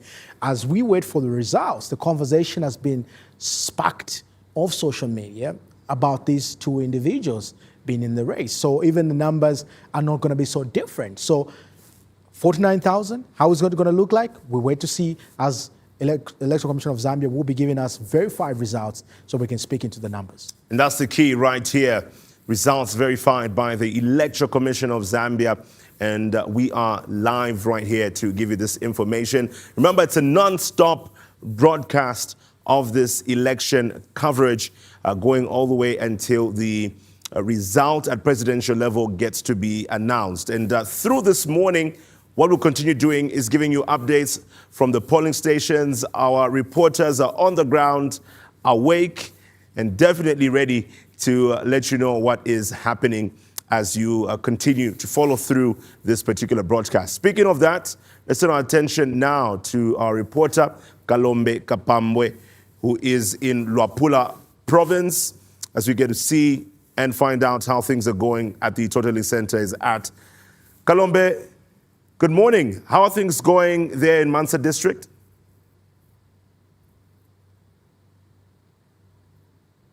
Hard as we try to transition between evening and morning without sleeping, but it's actually worth it because we are here to serve the public. It has actually been all cool from the time that the polling stations opened yesterday at exactly 6 hours up until now. People are eager to ensure that they get to see how the electoral process gets to pan out until the announcement of the results. So right now I'm at Mansa Lodge where the announcement of the results of various from local government up until parliamentary. But still, with the current situation, we've not seen any of the results have been taken to the Totaling Center. I did manage to visit the Totaling Center at Mansa College of Education. No activity as of yet, but a number of polling stations have actually made it clear that they've actually concluded the counting of results and yet to be taken to the Totaling Center.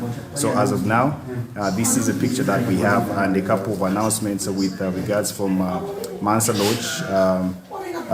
02, we have for parliamentary, where we have Simwai Webi of NRPUP, scooping 137, as well as Moa Gibson, independent, scooping 113, Zalomes Brenda of UPND, scooping 60, Chung Godfrey of CF, scooping 3, as well as Soko Lorenta of Leadership Movement, not getting a vote at all. So this is what we have according to the verified results of the Electoral Commission of Zambia. Now, Kalombe, I understand that there are 68 polling stations in Mansa. How many are remaining in terms of result announcement, especially as we look forward to parliamentary results as well as council and council chairperson? But what I can get is that you're asking how many are yet to give in the announcement of the results following the closure of the polling station, is it? Right. Yes, that's what he's asking, Kalombe. Okay, so quite a number of polling stations are yet to give the announcement of these results and subsequent to being taken to the Totaling centers, respective centers, because we have 3 constituencies in Bahati constituency, Mansa West as well as Mansa East. That follows the delimitation exercise that was conducted countrywide. So as of now, the only results that we've actually got are those that are actually coming through from Mansa Lodge as well as St. Clement's, but yet to be taken to the Totaling Center. Obviously, there are procedures to be followed by the Electoral Commission of Zambia, looking at the aspect of logistics.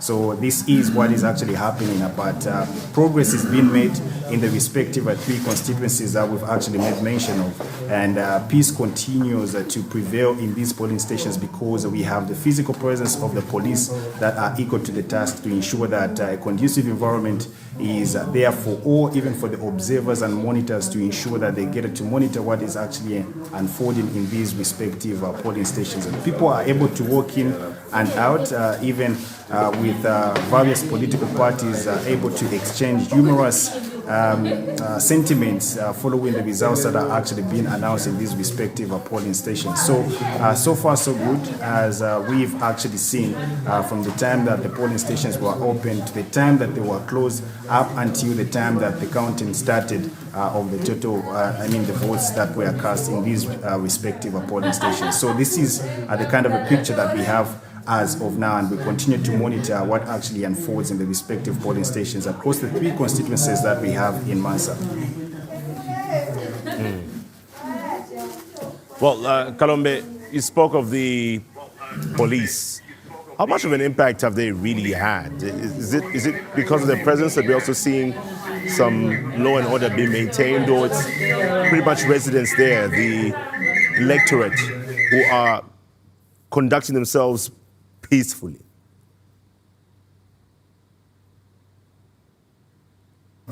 The amount of work that has been put through by the police command in Wapula province is evident from the type, like the age groups that were coming through to exercise their democratic right to vote. We've actually seen people from all walks of life trying to come in and exercise their right to vote, as well as the first-time voters in being the youths as well. So from the elderly, they actually saw it a feeder for them to come through because they saw it very conducive for them to come through. There was no violence whatsoever that was reported or recorded in Wapura province.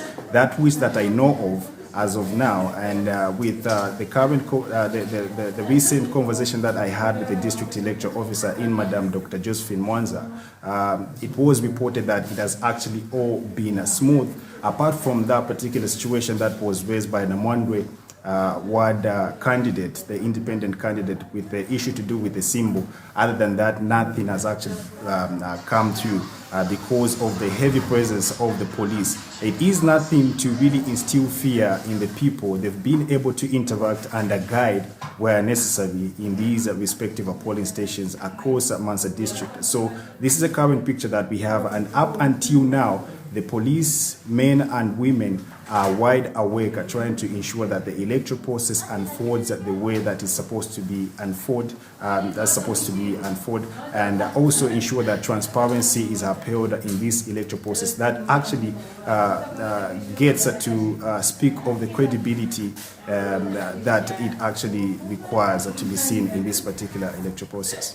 Kalambe, before we let you go, I want to weigh in into also the aspect is that we were just listening to the last briefing for yesterday by Chief Electoral Officer Brown Kasalo, and he did mention to say issues of results, that they will be announcing some results today.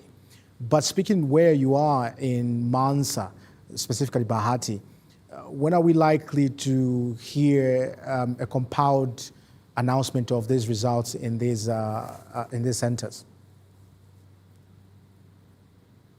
Yes, so like I earlier alluded to, we have a number of polling stations that have made headways in regards to making the announcement of these results and the subsequent taking to the respective totally in the centers that we have. But as of now, no polling station has managed to take these results to the totaling centers, and that can cause some sort of delay of some sort, but things have actually been smooth, and I believe the Electoral Commission of Zambia is equal to the task to ensure that they get to provide the necessary logistics because this was pre-planned to ensure that there is a smooth running of the electoral process up until the announcement of the results. So, so far, we are only able to have the presiding officers in the respective polling stations are just trying to announce what has actually been counted in the respective polling stations, being monitored by a number of stakeholders where they are actually monitoring this electoral process for. So as of now, like I earlier alluded to, nothing has actually been taken to the respective totaling centers that we have. 3 of them that we have, that is Mansa Primary, Council Rest House, as well as Mansa College of Education. Right. Kalombe Kapambwe, thank you so much for this update, and we look forward to more information. My brother, be strong. Be strong. We're almost there. All right. The 17th of August, Chimweka. What's that? We have a long way to go. Well, soon it will seem like time never even moved at all. And that is why we are definitely here as Diamond Media to continue giving you these updates. and a hardworking team across the country on the ground to ensure that you have the verified information as it comes, confirmed by the Electoral Commission of Zambia. And as the rest of this day continues to progress, should be getting more of the results. And do remember that the Electoral Commission of Zambia did commit that this morning, around midday, they will be giving the first update of results at presidential level, and quite the anticipation already, as we got to see from the questions that were asked during the briefing, the end of day briefing at the National Election Results Center, which is at the Mulungushi International Conference Center over here in Lusaka. And look, one thing is for a fact, people will be paying attention to what is happening from there and seeing where is where, and beginning to put numbers also from the leaderboard and see who will be shaping up in some of these results. We understand that, and unfortunately, people have already begun to share some of these this particular information without the verification of the Electoral Commission of Zambia. And that is why we continue urging you. The fact that you're still watching, wherever you're watching from, we can tell that already you have a knack for verified information, reliable information, and that is why we've committed to ensuring that we deliver this to you. Credible information it is. Speaking about credible information, let's cross over to Mutinta, our reporter, who's joining us equally this morning, just to give us an update in terms of what is happening in Chongwe East Totaling Center. Mutinta, can you run us through what is happening there? Are we seeing some pocket of results being announced as verified by Electoral Commission of Zambia? We have seen a number of wards they have submitted in the results from different polling stations. We have seen Chalimbana ward, we have seen Mpango, we have seen quite a number of wards in the area, but we are yet to see from Chongwe wards and with the polling stations being Chongwe Primary School and Chongwe Secondary School. Yeah, but the results are indeed coming in. Well, maybe you didn't hear it clearly. Did you say the results are not coming in, or the results are still coming in?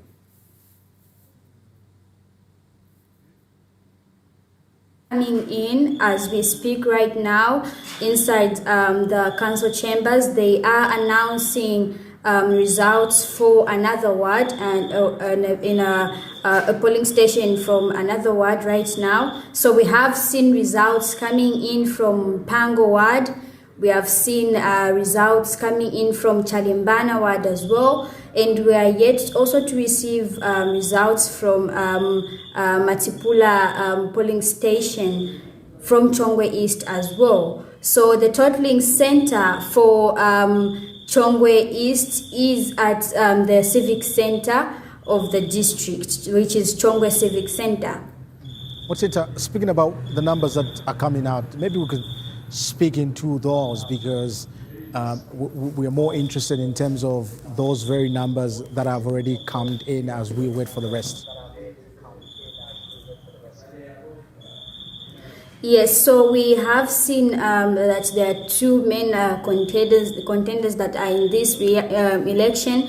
So we have seen NRPUP and the UPND party taking hold of these elections on this part of Chongwe. So we have seen that in some areas, like for Pango itself, the UPND have managed to scoop about 255 votes, while NRPUP, those are for the presidential, has managed to scoop 82 votes. And also for when it comes to the mayoral, we have seen the UPND, they have managed to scoop 257 votes from Mpango ward, and the NRPUP have scooped 92 votes. So the candidate for the United Party for National Development is Hanyama Haiten, and Suba Katongo for NRPP. All right. There were a total number of ballots that were 349, and we've seen about 15 have been rejected for the presidential ballot papers.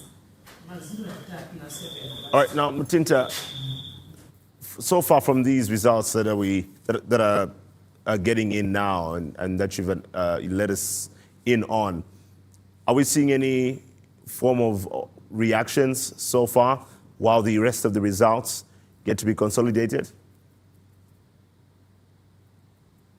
Well, right here at the Civic Center, there is literally no, apart from the election observers and some other observers from maybe political parties, we have not seen any supporters as at now. However, in the stations where the counting is going on, we have seen that there are supporters that are outside, are actually even peeping through the windows just to get a glimpse, just for them to ensure that the counting of the votes is going on smoothly. So they are outside through the windows following election officers as they are counting together with the observers. Right. Mutinta, before we let you go, I want to also assess with you the environment, how it's like currently. I mean, it's close to 2 a.m. in the morning, but in terms of security-wise, this process equally requires a harmonized security environment, which is more secure for the process to happen smoothly. What can you tell us about how security is that side?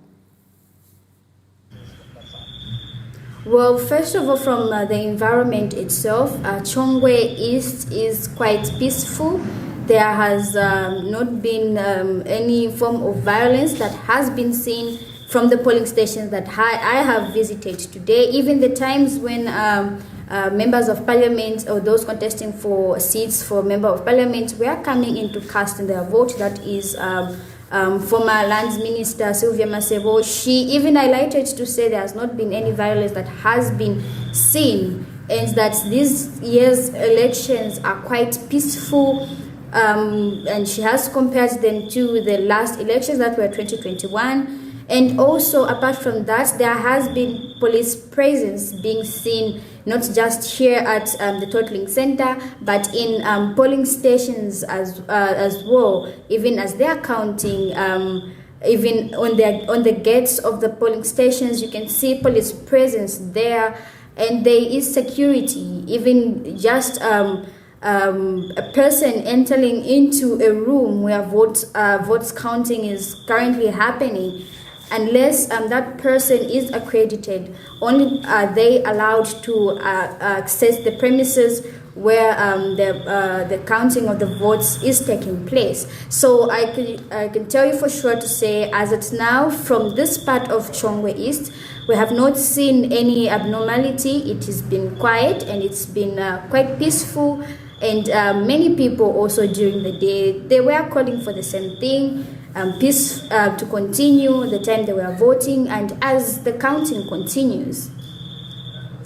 Mutinta, thank you so much for this update on the Zambian votes. Well, that's coming through from Chongwe East constituency.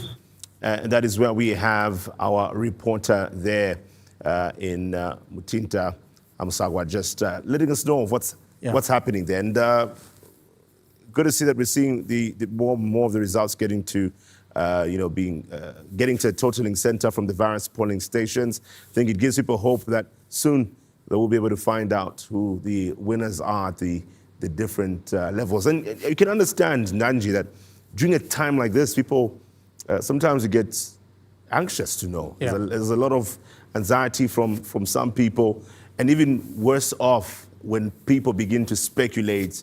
And that's why you keep asking questions around the reactions so far from the vote so far, because some people begin to celebrate prematurely, or when they get the first set of announcements, they already begin to take it as that could be the possible outcome, and sometimes not considering or putting into consideration that there are more results still to come, and it could go either way. Yeah, and we have seen this trend even in the past election where candidates, without receiving verified information from the Electoral Commission of Zambia, they go off social media platform to announce that they are the winners or they are leading. Because one of the things that we need to understand here, up until ECZ announced the result, whether at parliament level, mayoral level, council chairperson level, it has to be verified by the Electoral Commission of Zambia before anyone can share it officially.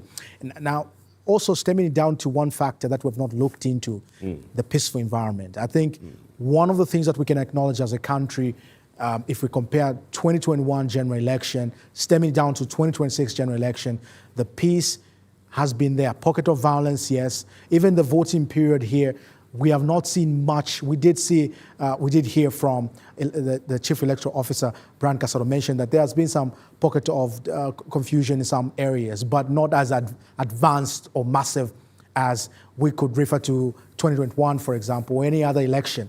And this is how it should be. I think even in terms of political violence in the political trail, you did see that we didn't experience massive political violence happening in the communities.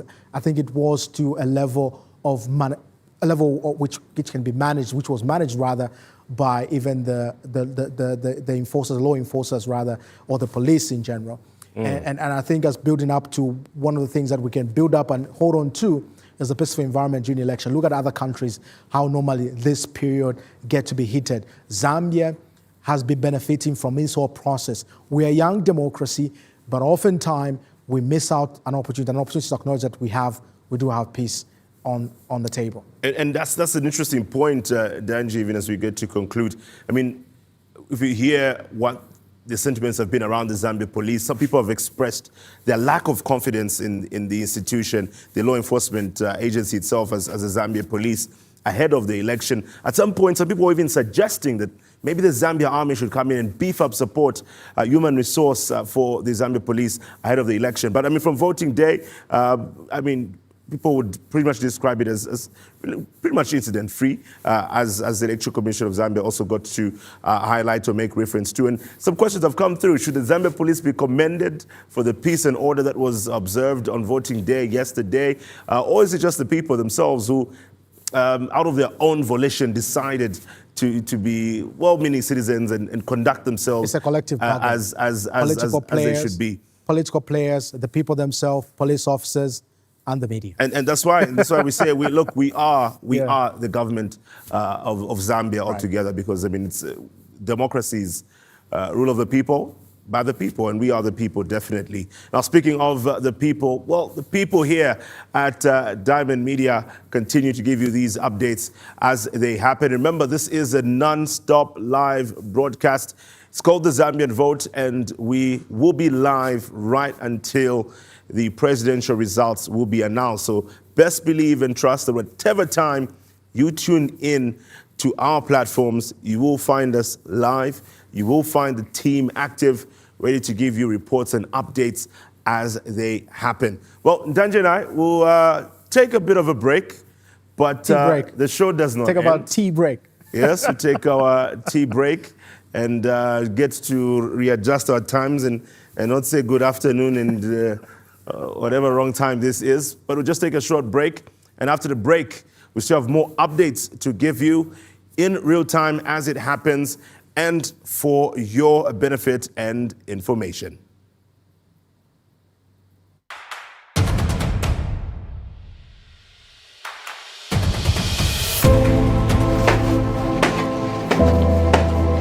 We are ready.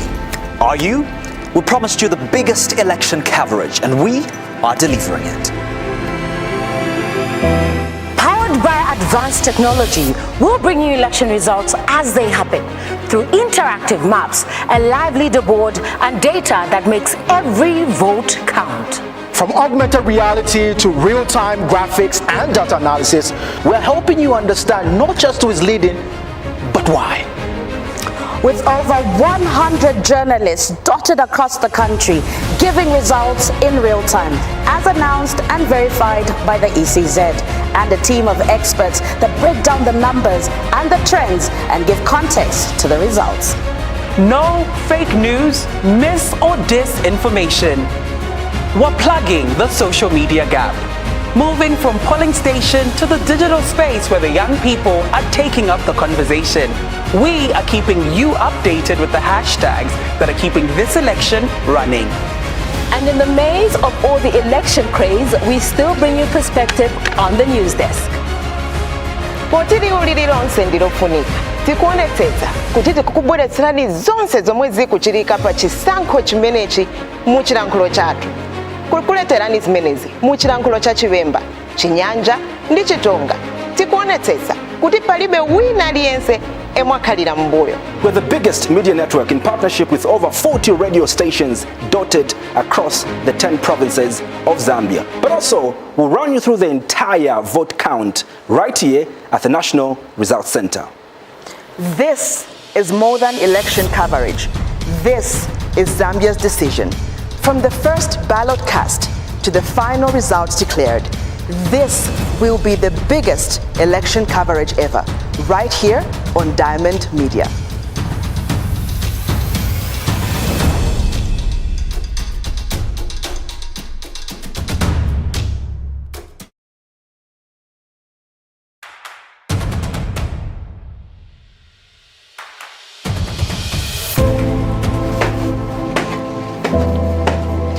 We are ready.